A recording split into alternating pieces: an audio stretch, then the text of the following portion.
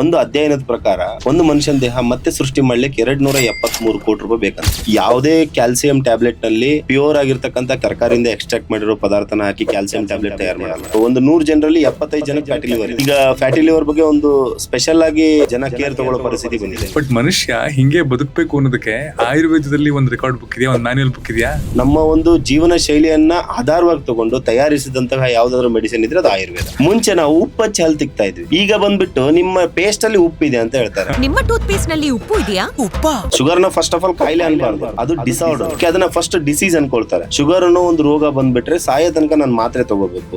ಚಪಾತಿ ತಿಂದ್ರೆ ಶುಗರ್ ಬರಲ್ಲ, ರೈಸ್ ತಿಂದ್ರೆ ಶುಗರ್ ಬರುತ್ತೆ ಅಂತ ಅನ್ಕೊಂಡ್ಬಿಡ್ತಾರೆ. ಇದೆಲ್ಲ ಮಿಸ್ಕನ್ಸೆಪ್ಷನ್. ಬ್ರಿಟಿಷ್ ನಮಗೆ ಕೊಟ್ಟಿರ್ತಕ್ಕಂತ ವರ್ಸ್ಟೆಸ್ಟ್ ಪದಾರ್ಥ ಏನಾದ್ರು ಇದ್ರೆ ಗೋಧಿ, ಮೈದಾ, ಸಕ್ಕರೆ ತಿನ್ನೋದ್ರಿಂದನೇ ಶುಗರ್ ಬರುತ್ತೆ. ಆ ಪ್ರಾಡಕ್ಟ್ ಮೇಲೆ ಇದು ಆಯುರ್ವೇದದಿಂದ ತಯಾರಾಗಿರುವಂತಹ ಪ್ರಾಡಕ್ಟ್ ಅಂತ ಹಾಕೊಂಡ್ಬಿಡ್ತಾರೆ. ಅಲ್ಲಿ ಅದು ಜೆನ್ಯೂನ್ ಆಗಿರುವಂತಹ ಆಯುರ್ವೇದ ಪ್ರಾಡಕ್ಟ್ ಅಲ್ವಾ ಅಂತ ಹೆಂಗ್ ಗೊತ್ತಾಗುತ್ತೆ ನಮ್ಗೆ? ಬೆಳಗ್ಗೆ ರಾಜನ್ ತರ, ಮಧ್ಯಾಹ್ನ ರಾಣಿ ತರ, ರಾತ್ರಿ ಭಿಕ್ಷಕನ್ ತರ ತಿನ್ಬೇಕು ಅಂತ ಹೇಳ್ತಾರೆ. ಆ ಪದ್ಧತಿನೇ ಇಲ್ಲ. ರಾತ್ರಿ ಮೃಷ್ಟಾನ್ನ ಭೋಜನ ಮಾಡ್ತಾರೆ. ಆಯುರ್ವೇದ ಹೇಳೋದೇನಂದ್ರೆ ಹೊಟ್ಟೆ ಹಸಿವಾದಾಗ ಊಟ ಮಾಡು. ಅಂದ್ರೆ ಜಪಾನ್ ನಲ್ಲಿ ಜಾಸ್ತಿ ದಿನ ಬದುಕ್ತಾರೆ. ಯಾಕೆ ಅಂತಂದ್ರೆ ಅಲ್ಲಿ 80% ಊಟ ಮಾಡ್ತಾರೆ, 20% ಖಾಲಿ ಬಿಡ್ತಾರೆ. ಓಕೆ, ಇಲ್ಲಿ 100% ಊಟ ಮಾಡ್ತಾರೆ, 20% ಐಸ್ ಕ್ರೀಮ್ ತಿಂತಾರೆ. ಆಯುರ್ವೇದ ಎಷ್ಟು ಫಾಸ್ಟ್ ಇದೆ ಅಂತಂದ್ರೆ ಶುಗರ್ ಅನ್ನ 3 to 6 ಮಂತ್ ಅಲ್ಲಿ ರಿವರ್ಸ್ ಮಾಡ್ಕೋಬಹುದು. ಇಂಗ್ಲಿಷ್ ಮೆಡಿಸಿನ್ ಅಲ್ಲಿ ಸಾಯ ತನಕ ತಗೋಬಹುದು. ಯಾವ್ದು ಫಾಸ್ಟ್? ಶುಗರ್ ಆಗ್ಲಿ, BP ಆಗ್ಲಿ, ಥೈರಾಯ್ಡ್ ಆಗ್ಲಿ, ಅಸ್ತಮಾ ಆಗ್ಲಿ, ಈ ತರದೆಲ್ಲ ಇದ್ದಾಗ ಆ ಸಮಸ್ಯೆ ಬಗ್ಗೆ ಅರ್ಥ ಮಾಡ್ಕೊಂಡಾಗ 50% ಆರಾಮಾಗ್ಬಿಡ್ತೀವಿ. ಟ್ರಿಪಲ್ ಸ್ಟೆಮ್ ಸೆಲ್ ಥೆರಪಿ ಅಂತ ಇದ್ರ ಬಗ್ಗೆ ನರೇಂದ್ರ ಮೋದಿಜಿ ಅವರು ಮಾತಾಡಿದ್ದಾರೆ. और बेंगलोर के हमारे साइंस इंस्टीट्यूट के साथ आज उस दिशा में हमारा काम हो रहा है कि स्टेम सेल्स के द्वारा हमारे युवा साइंटिस्ट कुछ खोज करें.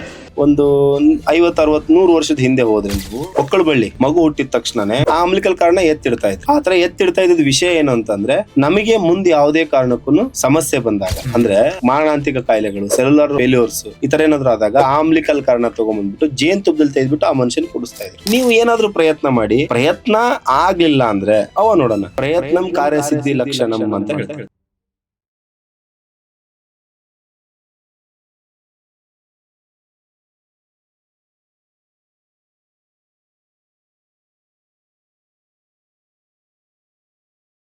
ಎಲ್ರಿಗೂ ನಮಸ್ಕಾರ, ಖಡಕ್ ಟಾಕ್ಸ್ಗೆ ಸುಸ್ವಾಗತ.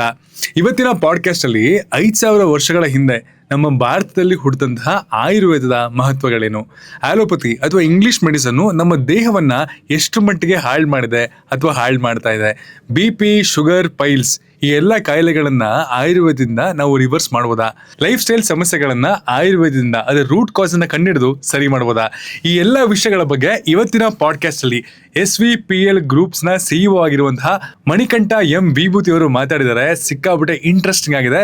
ಫುಲ್ ಪಾಡ್ಕಾಸ್ಟ್ ನೋಡಿ, ಇಷ್ಟ ಆದ್ರೆ ಮಾತ್ರ ಚಾನಲ್ ಅನ್ನ ಸಬ್ಸ್ಕ್ರೈಬ್ ಮಾಡ್ಕೊಳ್ಳಿ. ಬಿಕಾಸ್ ಇದು ಖಡಕ್ ಟಾಕ್ಸ್ ಬರೀ ಕತೆ ಅಲ್ಲ, ಹೊಸ ಅಧ್ಯಾಯ. SVPL ಗ್ರೂಪ್ ನ CEO ಆದಂತಹ ಮಣಿಕಂಠ ಅವರೇ, ಸುಸ್ವಾಗತ ಖಡಕ್ ಟಾಕ್ಸ್ಗೆ. ನಮಸ್ಕಾರ sir, thank you so much. ಹೇಗಿದ್ದೀರಾ? ತುಂಬಾ ಚೆನ್ನಾಗಿದ್ದೀನಿ, ನೀವ್ ಹೇಗಿದ್ದೀರಾ? ನಾನು ಸೂಪರ್ ಆಗಿದ್ದೀನಿ. ಅಂಡ್ ಆಯುರ್ವೇದದ ಮೂಲಕ ಸುಮಾರಷ್ಟು ಜನಗೆ ಒಂದು ಚೇತನ ಕೊಡ್ತಾ ಇದ್ದೀರಾ, ಒಂದಷ್ಟು ನಗುನ ತಲುಪಿಸ್ತಾ ಇದ್ದೀರಾ. ಹೇಗೆ ನಡೀತದೆ? ಮುಂಚೆ ಇದ್ದದಕ್ಕೂ ಇವತ್ತಿಗೂ ಆಯುರ್ವೇದ ಅಂತಂದ್ರೆ ನಮ್ಗೊಂದು ಕನ್ಸೆಪ್ಷನ್ ಇದೆಯಲ್ಲ, ಅದರಲ್ಲಿ ಆಯುರ್ವೇದಕ್ಕೆ ಹೋದ್ರೆ ಈ ತರ ಟ್ರೀಟ್ಮೆಂಟ್ ಸಿಗುತ್ತಂತೆ, ಆ ತರ ಸಿಗುತ್ತಂತೆ ಅಂತ. ಜನರಲ್ಲಿ ಅದು totally day to day change ಆಗ್ತಾ ಬಂದಿದೆ ಅಂತ ಅನ್ಸುತ್ತೆ ನಿಮ್ಗೆ? ಸರ್, ಈಗ ನಮ್ದೇ ಎಕ್ಸಾಂಪಲ್ ಆಗಿ ತಗೊಂಡ್ರೆ ನಾವು ಸೀಮಿತವಾಗಿದ್ವಿ ಮುಂಚೆ. ಒಂದು ರಾಣೆಬೆನ್ನೂರು ನಮ್ಮ ಒಂದು ಜಿಲ್ಲೆಗೆ ಸೀಮಿತವಾಗಿದ್ವಿ. ಕೆಲವೊಂದು ಹಳ್ಳಿಗಳಲ್ಲಿ ಪರಿಚಯನೂ ಇರ್ಲಿಲ್ಲ. ಇವತ್ತು ದೇಶಾದ್ಯಂತ ಪರಿಚಯ ಆಗಿದ್ವಿ. ಬೇರೆ ಕಂಟ್ರಿಯಿಂದ ಬಂದು ನಮ್ಮನ್ನ ಮಾತಾಡ್ಸ್ತಾ ಇದ್ದಾರೆ. ಆಫ್ಟರ್ ಕೋವಿಡ್ ತುಂಬಾ ಚೇಂಜಸ್ ಆಗಿದೆ ಆಯುರ್ವೇದ ಕ್ಷೇತ್ರದಲ್ಲಿ. ಮುಂಚೆ ಜನರ ತಲೆಯಲ್ಲಿ ಇರ್ಲಿಲ್ಲ ಆಯುರ್ವೇದ ಅಂದ್ರೆ ಅಷ್ಟೊಂದು ಸೀರಿಯಸ್ ಆಗಿ ತಗೋಬೇಕು, ಆಮೇಲೆ ಈ ಒಂದು ಔಷಧಿ ಒಂದು ಪದ್ಧತಿ ಇದೆ ನಮ್ಮ ದೇಶದಲ್ಲಿ ತುಂಬಾ ಚೆನ್ನಾಗಿದೆ ಅಂತ ಯಂಗ್ಸ್ಟರ್ಸ್ಗೂ ಗೊತ್ತಿರ್ಲಿಲ್ಲ. ಈಗ ಯಾರಿಗೆ ಏನೇ ಸಮಸ್ಯೆ ಆದ್ರೂ ಫಸ್ಟ್ ಹೋಗಿ ಅವ್ರು ಗೂಗಲ್ ಅಲ್ಲಿ ಮಾಡೋದೇನಂದ್ರೆ ಆಯುರ್ವೇದದಲ್ಲಿ ಏನಿದೆ ಇದಕ್ಕೆ ಅಂತ. ಓಕೆ, ಈಗ ಒಂದೇನೋ ನೋವು ಬಂದ್ರು ಅಷ್ಟೇ ಆಯುರ್ವೇದದ ಎಣ್ಣೆಗಳನ್ನ ಬಳಕೆ ಮಾಡಕ್ ಸ್ಟಾರ್ಟ್ ಮಾಡಿದ್ದಾರೆ. ತಲೆ ಕೂದಲು ಉದ್ರೋದ್ರಿಂದ ಹಿಡಿದು ಎಲ್ಲದಕ್ಕೂ ಕೂಡ ಆಯುರ್ವೇದನೇ ಒಂದು ಫಸ್ಟ್ ಪ್ರಿಫರೆನ್ಸ್ ಆಗಿ ತಗೊಂಡಿದ್ದಾರೆ. ಸೊ ಆತರ ನಾನು ಸುಮಾರು ಜನ ಕೇಳಿದಾಗ ಆಯುರ್ವೇದದ ಬಗ್ಗೆ ನನಗೆ ಬರುವಂತಹ ಫಸ್ಟ್ ಆನ್ಸರ್ ಏನ್ ಗೊತ್ತಾ? ಸೈಡ್ ಎಫೆಕ್ಟ್ಸ್ ಇಲ್ಲಪ್ಪ, ಹೌದು, ಅದಕ್ಕೋಸ್ಕರ ಅದನ್ನ ಯೂಸ್ ಮಾಡ್ತಾ ಇದ್ದೀನಿ ಅನ್ನೋದು ಸುಮಾರು ಜನ ಹೇಳ್ತಾರೆ. ಆಲೋಪತಿ ಮತ್ತೆ ಆಯುರ್ವೇದ ಅಂತ ಬಂದ ತಕ್ಷಣ ಅಲ್ಲಿ ಸೈಡ್ ಎಫೆಕ್ಟ್ಸ್ ಜಾಸ್ತಿ ಇದೆಯಾ? ಏನಕ್ಕೆ ಇತ್ತೀಚಿನ ದಿನ ತುಂಬಾ ಜನ ಮೊರೆ ಹೋಗ್ತಾ ಇದಾರೆ? ಎಸ್ಪೆಷಲಿ ಸುಮಾರು ಜನ ಹೇರು, ಸ್ಕಿನ್ ಇವೆಲ್ಲ ವಿಷಯಕ್ಕೆ ಬಂದಾಗ, ಅಥವಾ ಊಟಕ್ಕೆ ಬಳಸುವಂತಹ ಆಯಿಲ್ ತುಂಬಾ ಆರ್ಗ್ಯಾನಿಕ್ ಆಗಿ ಹೋಗ್ತಿದೀವಿ ನಾವು, ಸೈಡ್ ಎಫೆಕ್ಟ್ಸ್ ಇಲ್ಲ, ಆಯುರ್ವೇದದ ಅಂಶಗಳಿದೆ ಅಂತೆಲ್ಲ ಹೇಳ್ತಾರೆ. ಆಲೋಪತಿನಲ್ಲಿ ಸೈಡ್ ಎಫೆಕ್ಟ್ಸ್ ಇದೆಯಾ, ಇರ್ಲಿಲ್ವಾ? ಸರ್, ಸಿಂಪಲ್ ಆಗಿ ಹೇಳ್ಬೇಕು ಅಂದ್ರೆ ಯಾವ್ದು ಕೆಮಿಕಲ್ ರಿಯಾಕ್ಷನ್ಸ್ ಇಂದ ತಯಾರಾಗಿರುತ್ತೋ ಅದರಿಂದ ಯಾವತ್ತು ಸೈಡ್ ಎಫೆಕ್ಟ್ ಇದ್ದೇ ಇರುತ್ತೆ. ಅಲೋಪತಿಕ್ ಮೆಡಿಸಿನ್ಸ್ ತಯಾರಾಗೋದು ಹೆಂಗಂತ ನಿಮಗೆ ಗೊತ್ತಿದೆ. ಓಕೆ, ಕೆಮಿಕಲ್ ರಿಯಾಕ್ಷನ್ ತಯಾರಾಗೋದು. ಯಾವುದೇ ಕ್ಯಾಲ್ಸಿಯಂ ಟ್ಯಾಬ್ಲೆಟ್ ನಲ್ಲಿ ಪ್ಯೂರ್ ಆಗಿರ್ತಕ್ಕಂಥ ಕ್ಯಾಲ್ಸಿಯಂನ ಪದಾರ್ಥನ ಹಾಕಿ, ತರಕಾರಿಯಿಂದ ಎಕ್ಸ್ಟ್ರಾಕ್ಟ್ ಮಾಡಿರೋ ಪದಾರ್ಥನ ಹಾಕಿ ಕ್ಯಾಲ್ಸಿಯಂ ಟ್ಯಾಬ್ಲೆಟ್ ತಯಾರು ಮಾಡಲ್ಲ. ಅದನ್ನ ಒಂದು ಕೆಮಿಕಲ್ ರಿಯಾಕ್ಷನ್ ಇಂದಾನೆ ತಯಾರು ಮಾಡ್ತಾರೆ. ಆಮೇಲೆ ಒಂದಿಷ್ಟು ಸೈಜಿನ ಟ್ಯಾಬ್ಲೆಟ್ ನ ನೀವು ನೋಡಿದಾಗ ಅದರಲ್ಲಿ ಇಷ್ಟು ಔಷಧಿ ಇರುತ್ತೆ, ಇನ್ನು ಉಳುಕಿದ್ದೆಲ್ಲ ಅದರಲ್ಲಿ ಕಸ ಇರುತ್ತೆ. ಓಕೆ, ಭಗವಂತ ನಮಗೆ ದೇಹದಲ್ಲಿ ಲಿವರ್ ಅಂತ ಒಂದು ಕೊಟ್ಟಿದ್ದಾನೆ. ಅದಕ್ಕೆ ನಾವು ಕಾರ್ಖಾನೆಯ ಒಂದು ತ್ಯಾಜ್ಯ ನಿರ್ವಹಣೆ ಅಂತ ಹೇಳ್ತೀವಿ. ಓಕೆ, ನಮ್ಮ ದೇಹದ ಒಂದು ಕಾರ್ಖಾನೆ ಆದ್ರೆ ಅದ್ರ ತ್ಯಾಜ್ಯ ನಿರ್ವಹಣೆ ಮಾಡ್ಲಿಕ್ಕಾಗಿನೇ ನಮಗೆ ಲಿವರ್ ಕೊಟ್ಟಿರೋದು. ಓಕೆ, ಆ ಲಿವರ್ಗೆ ನಮ್ಮ ದೇಹದಲ್ಲಿ ಉತ್ಪತ್ತಿ ಆಗಿರ್ತಕ್ಕಂಥ ಕಸಾನ ಅಂದ್ರೆ ಟಾಕ್ಸಿಸಿಟಿನ ಕ್ಲೀನ್ ಮಾಡೋದೇ ಒಂದು ದೊಡ್ಡ ಕೆಲಸ. ಓಕೆ, ಅಂತದ್ರಲ್ಲಿ ನಾವು ಆಚೆ ಕಡೆಯಿಂದ ಟ್ಯಾಬ್ಲೆಟ್ಸ್ ನ ಅಥವಾ ಡ್ರಗ್ಸ್ ನ ಅಥವಾ ಡ್ರಿಂಕ್ಸ್ ನ ಅಥವಾ ಸ್ಮೋಕಿಂಗ್ ಮಾಡುವಂಥದ್ದು ಅಥವಾ ಟೊಬ್ಯಾಕೊ ಯೂಸ್ ಮಾಡುವಂಥದ್ದು ಈ ತರದ್ದೆಲ್ಲ ಮಾಡಿದಾಗ ನಮ್ಮ ದೇಹದಲ್ಲಿ ಒಂದು ವಿಪರೀತವಾಗಿ ಟಾಕ್ಸಿಕ್ ಕ್ರಿಯೇಟ್ ಆಗುತ್ತೆ. ಅವಾಗ ಲಿವರ್, ಫ್ಯಾಟಿ ಲಿವರ್, ಈಗ ನೋಡ್ರಿ ಒಂದು 100 ಜನರಲ್ಲಿ 75 ಜನಕ್ಕೆ ಫ್ಯಾಟಿ ಲಿವರ್ ಇದೆ. ಸುಮಾರು ಜನಕ್ಕೆ ಆಗ್ತದೆ ಇತ್ತೀಚೆಗೆ. ಈಗ ಫ್ಯಾಟಿ ಲಿವರ್ ಬಗ್ಗೆ ಒಂದು ಸ್ಪೆಷಲ್ ಆಗಿ ಜನ ಕೇರ್ ತಗೊಳ್ಳೋ ಪರಿಸ್ಥಿತಿ ಬಂದಿದೆ. ಮುಂಚೆ ಆತರ ಇರ್ಲಿಲ್ಲ. ಈಗ 40ರಿಂದ 45 ವರ್ಷದವರೆಗೆ ಹಾರ್ಟ್ ಅಟ್ಯಾಕ್ ಆಗ್ತಾ ಇದೆ. ಅದು ಎಲ್ಲದಕ್ಕೂ ಮೂಲ ಕಾರಣ ಅಂದ್ರೆ ಒಂದು ಇಂಗ್ಲಿಷ್ ಪದ್ಧತಿ. ಓಕೆ, ಅದೇ ಆಯುರ್ವೇದ ಅಂತ ಬಂದಾಗ ಈಗ ನೀವು ರೊಟ್ಟಿ ತಿಂತೀರಾ, ಮುದ್ದೆ ತಿಂತೀರಾ, ಅಥವಾ ರೈಸ್ ತಿಂತೀರಾ, ಅಥವಾ ಇನ್ನೊಂದು ತರಕಾರಿ ತಿಂತೀರಾ, ಇದೆಲ್ಲ ಏನಂದ್ರೆ ಆಯುರ್ವೇದದೇ ಒಂದು ಭಾಗ. ಓಕೆ, ನೀವು ಯಾವುದೇ ಆಯುರ್ವೇದ ಅಂತ ಬಂದಾಗ ನಮ್ಮ ಸುತ್ತಮುತ್ತ ಇರ್ತಕ್ಕಂಥ ಪರಿಸರನ ಒಂದು ಪ್ರೇರಣೆ ಆಗಿ ತಗೊಂಡು ನಮ್ಮ ಒಂದು ಜೀವನ ಶೈಲಿಯನ್ನ ಆಧಾರವಾಗಿ ತಗೊಂಡು ತಯಾರಿಸಿದಂತಹ ಯಾವ್ದಾದ್ರು ಮೆಡಿಸಿನ್ ಇದ್ರೆ ಅದು ಆಯುರ್ವೇದ. ಈಗ ನಮ್ಮ ಸುತ್ತಮುತ್ತ ಇರ್ತಕ್ಕಂಥ ನೇಚರ್ ಅದು. ಓಕೆ, ನೇಚರ್ ಯಾವತ್ತು ನಮಗೆ ಕೆಟ್ಟದ್ ಮಾಡಲ್ಲ. ನಾವು ನೇಚರಿಗೆ ಕೆಟ್ಟದ್ ಮಾಡಿದಾಗ ನೇಚರ್ ನಮಗೆ ಕೆಟ್ಟದ್ ಮಾಡ್ಬೋದು. ನಾವೇ ಏನಾದ್ರು ಕರೆಕ್ಟ್ ದಾರಿಲಿ ಹೋದ್ವಿ ಅಂತಂದ್ರೆ, ಈಗ ನೀವು ಈ ದಾರಿಲಿ ಹೋದ್ರೆ ಸೀದಾ ನೀವು ಹುಬ್ಳಿ ತಲುಪಬಹುದು ಅಥವಾ ನಮ್ಮೂರ್ ತಲುಪಬಹುದು. ಈ ರೋಡಲ್ಲಿ ಎಷ್ಟೇ 1000 ಕಿಲೋಮೀಟರ್ ದೂರ ಹೋದ್ರು, ದಿಕ್ಕು ತಪ್ಪಿಸಿ ದೂರ ಹೋದ್ರು ನಾವು ಆ ಊರು ತಲುಪಕ್ಕಾಗಲ್ಲ. ಹುಬ್ಳಿ ಯಾವತ್ತೂ ಸಿಗಲ್ಲ. ಅದೇ ರೀತಿ ನಮ್ಮ ಡೆಸ್ಟಿನಿ ಏನು ಅಂದ್ರೆ ನಾವು ಆರೋಗ್ಯವಾಗಿರುವಂಥದ್ದು. ಓಕೆ, ನಮ್ಮ ಜೀವನದಲ್ಲಿ ಬೆಲೆ ಬಾಳುವಂತ ಯಾವ್ದಾದ್ರು ಒಂದು ವಸ್ತು ಇದ್ರೆ ನನ್ನ ಕೇಳಿದ್ರೆ ನನ್ನ ಪ್ರಕಾರ ನನ್ನ ದೇಹನೇ. ಓಕೆ, ನನ್ನ ಆಸ್ತಿ ಅಲ್ಲ, ನನ್ನ ಮನೆ ಅಲ್ಲ, ಇನ್ನೊಂದು ಮತ್ತೊಂದಲ್ಲ, ನನ್ನ ದೇಹ ನನಗೆ ತುಂಬಾ ಬೆಲೆ ಬಾಳುವಂತ ಒಂದು ವಸ್ತು. ಓಕೆ, ವಸ್ತು ಅನ್ನೋಕ್ಕಿಂತ ಅದು ಒಂದು ದೇವಸ್ಥಾನ ಇದ್ದಂಗೆ, ನನ್ನ ಆತ್ಮಕ್ಕೆ ರಕ್ಷಣೆ ಕೊಡ್ತಾ ಇರ್ತಕ್ಕಂಥ ಒಂದು ಜಾಗ. ಅದಕ್ಕೆ ನಾನು ಕೆಮಿಕಲ್ ತಂದು ಹಾಕ್ತೀನಿ, ಟಾಕ್ಸಿಕ್ ತಂದು ಹಾಕ್ತೀನಿ, ವಿಷ ತಂದು ಹಾಕ್ತೀನಿ, ಅಥವಾ ನಾವು ಹೋಗಿ ಇವತ್ತೊಂದು ಎಂಜಾಯ್ಮೆಂಟ್ ಹೆಸರಲ್ಲಿ ಹೋಗಿ ರಾತ್ರಿ ಎಲ್ಲ ನಾನು ಪಾರ್ಟಿ ಮಾಡ್ತೀನಿ, ಬೆಳಗ್ಗೆ 3 o'clock ಬಿರಿಯಾನಿ ತಿಂತೀನಿ. ಲೈಫ್ ಸ್ಟೈಲ್ ಚೇಂಜಸ್ ಹೆಂಗಾಗ್ಬಿಟ್ಟಿದೆ ಅಲ್ವಾ? ಅದೆಲ್ಲ ಟ್ರೆಂಡಿಂಗ್ ಅಲ್ಲಿ ಇದೆಯಲ್ಲ. ಬೆಳಗಿನ ಜಾವ 3 ಗಂಟೆಗೆ ಹೋಗಿ ಬಿರಿಯಾನಿ ತಿನ್ನೋ, ಇಲ್ಲ ಅಂತಂದ್ರೆ ಅಲ್ಲೆಲ್ಲೋ ಫಾರಿನ್ ನಲ್ಲಿ ಕೊರಿಯನ್ ಬರ್ಗರ್ ಅಂತ ಮಾಡ್ತಾರೆ ಅಂತಂದ್ರೆ ಅದನ್ನ ಇಲ್ಲಿ ಮಾಡ್ಕೊಂಡು ತಿನ್ನೋ, ಆ ಫ್ರೋಸನ್ ಅಥವಾ ಪ್ರೊಸೆಸ್ಡ್ ಆಗಿರುವಂತಹ ಫುಡ್ಗಳನ್ನ ತಿನ್ನೋ. ಇದು ನಮ್ಮ ಲೈಫ್ ಸ್ಟೈಲ್ನ ಅಥವಾ ನಮ್ಮ ಆರೋಗ್ಯನ ಎಷ್ಟು ಮಟ್ಟಿಗೆ ಕಮ್ಮಿ ಮಾಡ್ತಾ ಬಂದಿದೆ. ಅದಾದ್ಮೇಲೆ ನಾವೇನೇ ಆರೋಗ್ಯ ಸರಿ ಇಲ್ಲ ಅಂತ ಮತ್ತೆ ಮೆಡಿಸಿನ್ ತಿಂತೀವಿ. ಹೌದು. ಈಗ ನೋಡಿ ಎಲ್ಲಿಂದ ಸ್ಟಾರ್ಟ್ ಆಗಿದೆ. ಈಗ ನೀವು ಒಂದು ಚಿಕ್ಕವರಿದ್ದಾಗ ಒಂದು ಎಕ್ಸಾಂಪಲ್ ಪ್ರಕಾರ ಹೇಳೋದಾದ್ರೆ, ನೀವು ಒಂದು ಸ್ಕೂಲ್ ಟೈಮ್ ಅಲ್ಲಿ ನಿಮಗೇನಾದ್ರೂ ಸಮಸ್ಯೆ ಆದ್ರೆ ನೀವು ಬಂದು ನಿಮ್ಮ ಮನೇಲಿ ಹೇಳ್ತಿದ್ರಲ್ವಾ?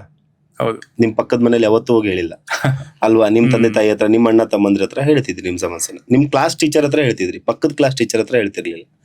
ನೀವು ಇದೇ ಪ್ರಕಾರ ಬರೋದಾದ್ರೆ ಆಯುರ್ವೇದ ನಿಮ್ ಮನೇನ, ಅಲೋಪತಿ ನಿಮ್ ಮನೇನ?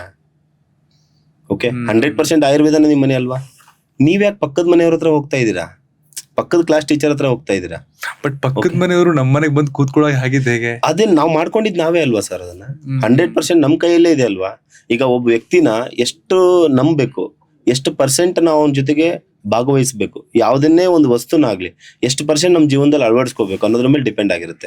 ಈಗ ಬೆಳಗ್ಗೆ ಎದ್ದು ನೀವು ಹೊರಗಡೆ ಹೋಗ್ತಾ ಇರ್ತೀರಾ, ನಿಮ್ ಎದುರುಗಡೆ 2 ಆಪ್ಷನ್ಸ್ ಇರುತ್ತೆ. ಒಂದು ಕಾಟನ್ ಶರ್ಟ್, ಇನ್ನೊಂದು ಇನ್ನು ಯಾವ್ದೋ ಒಂದು ಲೈನನ್ ಶರ್ಟ್ ಅಂತ ಅನ್ಕೊಳ್ಳಿ. ಓಕೆ, ಪ್ಲಾಸ್ಟಿಕ್ ಮಿಶ್ರಿತ ಒಂದು ಬಟ್ಟೆ, ಕ್ಲಾತ್. ಎರಡರಲ್ಲಿ ಚಾಯ್ಸ್ ಯಾರ ಕೈಯಲ್ಲಿದೆ? ನಮ್ ಕೈಲಿ ಅಲ್ವಾ ಸರ್? ನೀವ್ ಯಾಕೆ ಪ್ಲಾಸ್ಟಿಕ್ ಉಪಯೋಗ ಆಗಿರ್ತಕ್ಕಂಥ ಬಟ್ಟೆನ ಧರಿಸಿ ಆಚೆ ಕಡೆ ಹೋಗ್ತೀರಾ? 100% ನಿಮಗೆ ಶೆಕೆ ಆಗೇ ಆಗುತ್ತೆ. ಅದಕ್ಕೆ ನೀವು ತಡ್ಕೊಳ್ಳೇಬೇಕಲ್ವಾ? ಓಕೆ, ಈಗ ನಾನು ಅನಿವಾರ್ಯತೆ ಇದ್ದಾಗ ನಾ ಏನು ಮಾಡ್ಲಿಕ್ಕಾಗಲ್ಲ, ನೀವು ಮಾಡ್ಲಿಕ್ಕಾಗಲ್ಲ, ನಾನು ಮಾಡ್ಲಿಕ್ಕಾಗಲ್ಲ. ಅನಿವಾರ್ಯತೆ ಪರಿಸ್ಥಿತಿಯಲ್ಲಿ ಈಗ ನಾನೊಂದು ಹೋಟೆಲ್ ಉಳ್ಕೊಂಡಿದ್ದೆ, ನಿಮ್ ಜೊತೆ ಮಾತಾಡ್ಲಿಕ್ಕೋಸ್ಕರ ಬಂದು ಒಂದು ಹೋಟೆಲ್ ಅಲ್ಲಿ ಉಳ್ಕೊಂಡಿದ್ದೆ. ಆ ಹೋಟೆಲ್ ಅಲ್ಲಿ ವೆಸ್ಟರ್ನ್ ಟಾಯ್ಲೆಟ್ ಮಾತ್ರ ಇರೋದು, ತಡೆದಿಟ್ಕೊಳಕಂತೂ ಆಗಲ್ಲ. ಅಂತ ಪರಿಸ್ಥಿತಿಯಲ್ಲಿ ಹೋಗೋಣ, ಒಂದು ಹೋಟೆಲ್ ಅಲ್ಲಿ ಇನ್ನೂ ಒಂದು ಪ್ರಸಂಗ ತಗೊಳ್ಳೋಣ. ಇನ್ನೂ ಒಂದು ಹೋಟೆಲ್ ಇಂದ ನಾನು ಹುಡ್ಕೊಂಡೆ, ಅಲ್ಲಿ ಇಂಡಿಯನ್ ಟಾಯ್ಲೆಟ್ ಇದೆ, ವೆಸ್ಟರ್ನ್ ಟಾಯ್ಲೆಟ್ ಇದೆ. ಅಲ್ಲಿ ನಾನು ಹೋಗಿ ಮತ್ತು ವೆಸ್ಟರ್ನ್ ಟಾಯ್ಲೆಟ್ ನೇ ಚೂಸ್ ಮಾಡ್ತೀನಿ ಅಂದ್ರೆ ಅದು ನಮ್ ದಡ್ತನ ಅಲ್ವಾ? ಬಟ್ ಈ ವೆಸ್ಟರ್ನ್ ಇನ್ಫ್ಲೂಯೆನ್ಸ್ ಎಲ್ಲ ನಮ್ ಕಂಫರ್ಟ್ ಆಗಿರದ ಜನಗಳಾದ್ರೂ ಮೊರೆ ಹೋಗ್ಬಿಡ್ತಾರಲ್ಲ, ಯಾಕೆ ಮತ್ತೆ? ಇಲ್ಲ ಸರ್, ಹೆಂಗಾಗಿದೆ ಅಂತಂದ್ರೆ ಬ್ರಿಟಿಷರು ನಮ್ಮನ್ನ ಆಳ್ತಾ ಇದ್ರು, ನಿಮಗೆಲ್ಲ ಗೊತ್ತಿರೋ ಸತ್ಯ ಇದು. ಆ ಬ್ರಿಟಿಷರು ನಮ್ಮನ್ನ ಬಿಟ್ಟು ಹೋಗೋ ಟೈಮ್ ನಲ್ಲಿ ಅವರು ಸುಮ್ನೆ ಬಿಟ್ಟು ಹೋಗ್ಲಿಲ್ಲ, ಕೆಲವೊಂದನ್ನ ಬಿಟ್ಟು ಹೋದ್ರು. ಓಕೆ, ಆ ಬಿಟ್ಟು ಹೋಗಿರ್ತಕ್ಕಂಥದ್ದೇ ನಮ್ ಇವತ್ತು ನಮ್ಮ ದೇಶನ ಹಾಳು ಮಾಡ್ತಾ ಇರೋದು, ನಮ್ಮನ್ನ ಹಾಳು ಮಾಡ್ತಾ ಇರೋದು. ಕೆಲವೊಂದು ಚೇಂಜಸ್ ಆಗಿದಾವೆ. ನಾನು ಎಲ್ಲದೂ ಅವ್ರು ಬಿಟ್ಟು ಹೋಗಿರೋದು ತಪ್ಪು ಅಂತ ನಾನು ಹೇಳಲ್ಲ, ಬಟ್ ಬಿಟ್ಟು ಹೋಗಿರ್ತಕ್ಕಂಥ 95% ಐಟಮ್ಸ್ ಗಳೆಲ್ಲ ತಪ್ಪೇ ಇದಾವೆ. ಒಂದು ವೆಸ್ಟರ್ನ್ ಟಾಯ್ಲೆಟ್ ಆಗಿರ್ಬೋದು, ವೆಸ್ಟರ್ನ್ ಫುಡ್ ಆಗಿರ್ಬೋದು, ವೆಸ್ಟರ್ನ್ ಲೈಫ್ ಸ್ಟೈಲ್ ಆಗಿರ್ಬೋದು. ನೀವೀಗ ಬೆಳಗ್ಗೆ ಎದ್ದಾಗ ನಾವು ಮುಂಚೆ ಏನ್ ಮಾಡ್ತಿದ್ವಿ, ಯಾವುದೋ ಒಂದು ಕಡ್ಡಿ, ಯಾವುದು ಬೇವಿನ ಕಡ್ಡಿಯಿಂದ ಹಲ್ಲು ಉಜ್ತಾ ಇದ್ವಿ, ಬ್ರಷ್ ಕೊಟ್ರು. ಈಗ ಆ ಬ್ರಷ್ ಅಲ್ಲಿ ಬೇವಿನ ಅಂಶ ಇದೆ ಅಂತ ಹೇಳ್ತಾ ಇದ್ದಾರೆ. ಓಕೆ, ಮುಂಚೆ ನಾವು ಉಪ್ಪು ಹಚ್ಚಿ ಹಲ್ ತಿಕ್ತಾ ಇದ್ವಿ, ಈಗ ಬಂದ್ಬಿಟ್ಟು ನಿಮ್ಮ ಪೇಸ್ಟ್ ಅಲ್ಲಿ ಉಪ್ಪಿದೆ ಅಂತ ಹೇಳ್ತಾರೆ. ಓಕೆ, ಯಾವ್ದು ನಮಗೆ ಫ್ರೀ ಆಗಿ ಸಿಗ್ತಾ ಇತ್ತು ಅದನ್ನ ದುಡ್ಡು ಕೊಟ್ಟು ಖರೀದಿ ಮಾಡುವಂಗ್ ಮಾಡಿದ್ಯಾರು? ಓಕೆ, ಮುಂಚೆ ನಮಗೆ ನೀವು ಚಿಕ್ಕವರಿದ್ದಾಗ ನಿಮ್ಮ ತಾತ ಅಥವಾ ಯಾರಾದ್ರೂ ಮನೇಲಿ ಇದ್ದಾಗ ಅವ್ರನ್ನೊಂದ್ಸತಿ ಹೋಗಿ ಕೇಳಿ, ನೀವು ರೈಸ್, ಬಿಳಿ ರೈಸ್ ಎಲ್ಲ ಹೆಂಗ್ ತಿಂತಿದ್ರಿ, ಏನ್ ಮಾಡ್ಕೊಂತ, ಚಿತ್ರಾನ್ನ ಎಲ್ಲ ನಾವು ಮಾಡಿದ ತರನೇ ಮಾಡ್ಕೊಂಡ್ ತಿಂತಿದ್ರ ಅಂತ ಕೇಳಿದ್ರೆ ಬಿಳಿ ರೈಸ್ ಗೊತ್ತೇ ಇಲ್ಲಪ್ಪ ನಮಗೆ. ಯಾವ್ದೋ ಹಬ್ಬ, ಯಾವ್ದೋ ಹರಿದಿನಗಳಲ್ಲಿ ನಾವೇನ್ ಮಾಡ್ತಿದ್ವಿ, ಒಂದ್ ಸ್ವಲ್ಪ ಪ್ರಸಾದ ತರ ವೈಟ್ ರೈಸ್ ತಿಂತಾ ಇದ್ವಿ. ಈಗ ಬೆಳಗ್ಗೆ ಪಲಾವ್, ಮಧ್ಯಾಹ್ನ ಚಿತ್ರಾನ್ನ, ರಾತ್ರಿ ಬಿರಿಯಾನಿ, ಮತ್ತೆ 3 AM ಬಿರಿಯಾನಿ. ನಾನ್ ನಿನ್ನೆ ಕೇಳಿದ್ದದು, ತುಂಬಾ ಬೇಜಾರಾಗಿದ್ದು ನನಗೇನಂದ್ರೆ, ನಿನ್ನೆ ಬೆಳಗ್ಗೆ ನಾನೊಂದ್ ಸ್ವಲ್ಪ ಲೇಟ್ ಆಗಿ ಬರೋದಾಯ್ತು ಇಲ್ಲಿಗೆ, ಏನೋ ಒಂದು ಕಾರ್ಯದ ಮೇಲೆ ಹೋಗಿದ್ದೆ ನಾನು. ಬಂದಾಗ ಬರೋ ದಾರಿಲಿ ಫುಲ್ ರಶ್, ಒಂದು 4 o'clock ಐ ಥಿಂಕ್, ಆ ಟೈಮಲ್ಲಿ ಬೆಳಗಿನ ಜಾವ ಇದೇ ರೋಡಲ್ಲಿ ಏನಿದೆ ಇಷ್ಟೊಂದು ರಶ್ ಅಂತ ನೋಡಿದಾಗ ಅಲ್ಲಿ ಜನ ಮುಕ್ಕರ್ಕೊಂಡಿರೋದು ಬಿರಿಯಾನಿ ತಿನ್ನಕ್ಕೆ, ಓಕೆ, ಸೊ ಐಸ್ ಕ್ರೀಮ್ ತಿನ್ನಕ್ಕೆ. ಯಾವ ಪದಾರ್ಥನ ಎಷ್ಟೊತ್ತಿ ತಿನ್ಬೇಕು ಅನ್ನೋದು ಆ ಸಣ್ಣ ಪರಿಜ್ಞಾನ ನಮಗಿಲ್ಲ ಅಂದ್ರೆ ನಾವು ಹೆಂಗೆ ಆರೋಗ್ಯವಾಗಿರಕ್ಕಾಗತ್ತೆ? ನಾನ್ ಕೇಳೋದು, ನಮ್ಮ ಆರೋಗ್ಯ ನಮ್ ಕೈಯಲ್ಲಿದೆ ಅಲ್ವಾ? ಒಂದು ಸ್ವಾಮೀಜಿನ ಪರೀಕ್ಷೆ ಮಾಡ್ಲಿಕ್ಕೆ ಅಂತ ಹೇಳಿ ಇಬ್ರು ಹುಡುಗರು, ನಾನು ನೀವು ಅಂತ ಅನ್ಕೊಳ್ಳಿ, ಓಕೆ, ಹೋಗಿದ್ವಿ. ಹೋಗ್ಬಿಟ್ಟು ಆ ಸ್ವಾಮೀಜಿ ಹತ್ರ ಕೇಳೋದು, ನೀವು ನಿಜವಾಗ್ಲೂ ಸ್ವಾಮೀಜಿನ? ಹೌದು, ನಾನು ನಿಜವಾಗ್ಲೂ ಸ್ವಾಮೀಜಿನ. ಸರಿ, ಹಾಗಿದ್ರೆ ನಿಮ್ನ ಪರೀಕ್ಷೆ ಮಾಡ್ತೀನಿ. ಓಕೆ, ಮಾಡೋಣ. 2 ಗುಬ್ಬಿ ತಗೊಂಬಂದಿದ್ದೀನಿ ನಾನು. ಓಕೆ, 2 ಕೈಯಲ್ಲೂ ಒಂದೊಂದು ಗುಬ್ಬಿ ಇದೆ. ಗುಬ್ಬಿ ಅಂದ್ರೆ ನಿಮಗೆ ಈಗಂದ್ರೂ ನೋಡಕ್ ಕಾಣಲ್ಲ, ಯಾಕಂದ್ರೆ ರೇಡಿಯೇಷನ್ ಎಫೆಕ್ಟ್ ನಿಂದ ನಮ್ಮ ದೇಶದಲ್ಲಿ ತುಂಬಾ ಸುಮಾರು ಜನಕ್ಕೆ ಗೊತ್ತಾಗ್ತಾನೆ ಇರಲ್ಲ ಗುಬ್ಬಿ ಅಂದ್ರೆ ಏನು ಅಂತ. ಗುಬ್ಬಿ ಅಂದ್ರೆ ಒಂದು ಪಕ್ಷಿ, ತುಂಬಾ ನಾವು ಚಿಕ್ಕವರಿದ್ದಾಗ ಅದ್ರ ಜೊತೆಗೆ ಬೆಳೆದಿರೋದು. ಓಕೆ, ಆ ಗುಬ್ಬಿನ ಕೈಯಲ್ಲಿ ಹಿಡ್ಕೊಂಡು ಹೋಗಿ ಸ್ವಾಮೀಜಿ ಎದುರುಗಡೆ ತೋರಿಸ್ತಾರಂತೆ.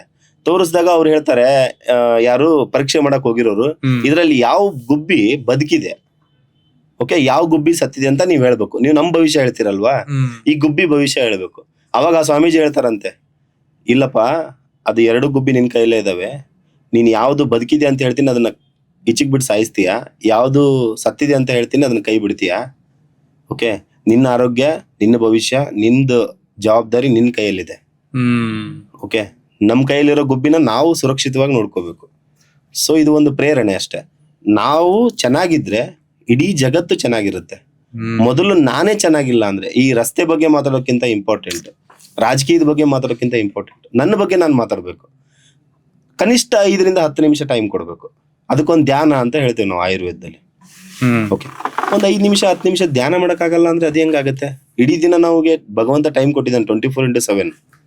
ಓಕೆ, ಅದ್ರಲ್ಲಿ ಒಂದ್ ಸ್ವಲ್ಪ ಹೊತ್ತು ಮಲಗ್ತೀರಾ, ಮಲಗ್ರಿ. ಕೆಲಸ ಮಾಡ್ತೀರಾ, ಮಾಡ್ರಿ. 10-15 ಮಿನಿಟ್ಸ್ ಧ್ಯಾನ ಮಾಡ್ರಿ. ಓಕೆ, ಆ ಧ್ಯಾನದಲ್ಲಿ ನಿಮ್ಮ ಆರೋಗ್ಯದ ಬಗ್ಗೆ ಯೋಚನೆ ಮಾಡಿ. ಓಕೆ, ನಿಮ್ಮ ಉಸಿರಾಟದ ಕಡೆ ಗಮನ ಕೊಡಿ, ಭಗವಂತನ ಕಡೆ ಗಮನ ಕೊಡಿ, ಸೃಷ್ಟಿಕರ್ತನ ಕಡೆಗೆ ಅಂತ ಹೇಳ್ತೀನಿ ಸರ್ ನಾನು ಅಷ್ಟೇ. ನೀವು ಗುಬ್ಬಿ ಕತೆ ಹೇಳಿದಾಗ ನಾನು ಮುಂಚೆ ಕೇಳಿದ ಒಂದು ಕತೆ ನೆನಪು ಆಯ್ತು ನನ್ಗೆ. ಒಬ್ಬ ಮನುಷ್ಯನಿಗೆ ಒಂದು ಲಕ್ಸುರಿ ಕಾರ್ ಕೊಟ್ಬಿಟ್ಟು, ಈ ಕಾರು ನಿನ್ನ ಹತ್ರ 80 ವರ್ಷ ಇರುತ್ತೆ, ಇದನ್ನ ತುಂಬಾ ಚೆನ್ನಾಗಿ ನೋಡ್ಕೋಬೇಕು ಅಂತ ಹೇಳ್ತಾರಂತೆ ದೇವ್ರು. ಸೊ ಆಗ ಅವನೇನ್ ಮಾಡ್ತಾರಂತೆ, ಇದೊಂದೇ ಕಾರ್ ನನ್ನ ಹತ್ರ ಇರೋದು, ನಾನು ಬದುಕಿರೋರ್ಗು ಈ ಕಾರ್ಲೇ ಓಡಾಡಬೇಕು ಅಂತ ಅನ್ಬಿಟ್ಟು ಆ ಕಾರ್ನ ದಿನ ವಾಶ್ ಮಾಡ್ತಾರಂತೆ. ದಿನ ಅದಕ್ಕೆ ಚೆನ್ನಾಗಿ ಇಂಜಿನ್ ಆಯಿಲ್ ಎಲ್ಲ ಹಾಕಿ ಕ್ಲೀನ್ ಮಾಡಿ, ಪೆಟ್ರೋಲ್ ಕೂಡ ಒಳ್ಳೆ ಕಡೆನೇ ಹಾಕ್ಸ್ಬೇಕಪ್ಪ, ಇಂಜಿನ್ ಹಾಳಾಗೋಗುತ್ತೆ ಅಂತ ಯೋಚನೆ ಮಾಡ್ತಾರಂತೆ. ಅದೇ ಅವ್ನ 80 ವರ್ಷ ವರ್ಗು ಬದುಕ್ಬೇಕಲ್ವಾ, 60 ವರ್ಷಕ್ಕೆ ಅವ್ನು ಪ್ರಾಣ ಹೊರಟೋಗ್ಬಿಡುತ್ತಂತೆ.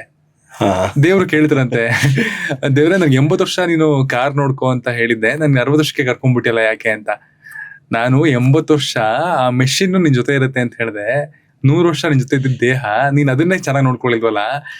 ಆ ಒಂದು ಮೆಷಿನ್ ನೀನು ನಿಂದು ಅಂತ ಅನ್ಕೊಂಡೆ, ಬಟ್ ನಿನ್ ಬಾಡಿನ ನಿಂದು ಅಂತ ಅನ್ಕೊಳ್ಳೇ ಇಲ್ವಲ್ಲ. ಫಸ್ಟ್ ಯೋಚನೆ ಮಾಡ್ಬೇಕಾಗಿರೋದು ನಮ್ಮ ಬಾಡಿ ಬಗ್ಗೆ, ನಾವು ಅದನ್ನ ಹೆಂಗ್ ನೋಡ್ಕೋಬೇಕು ಅಂತ. ಅದನ್ನ ನೀನ್ ಚೆನ್ನಾಗಿ ನೋಡ್ಕೊಳ್ಳದೆ ಮೆಷಿನ್ಗಳ ಬಗ್ಗೆ ತುಂಬಾ ತಲೆ ಕೆಡ್ಸ್ಕೊತಿದ್ಯಾ ಅಂತ.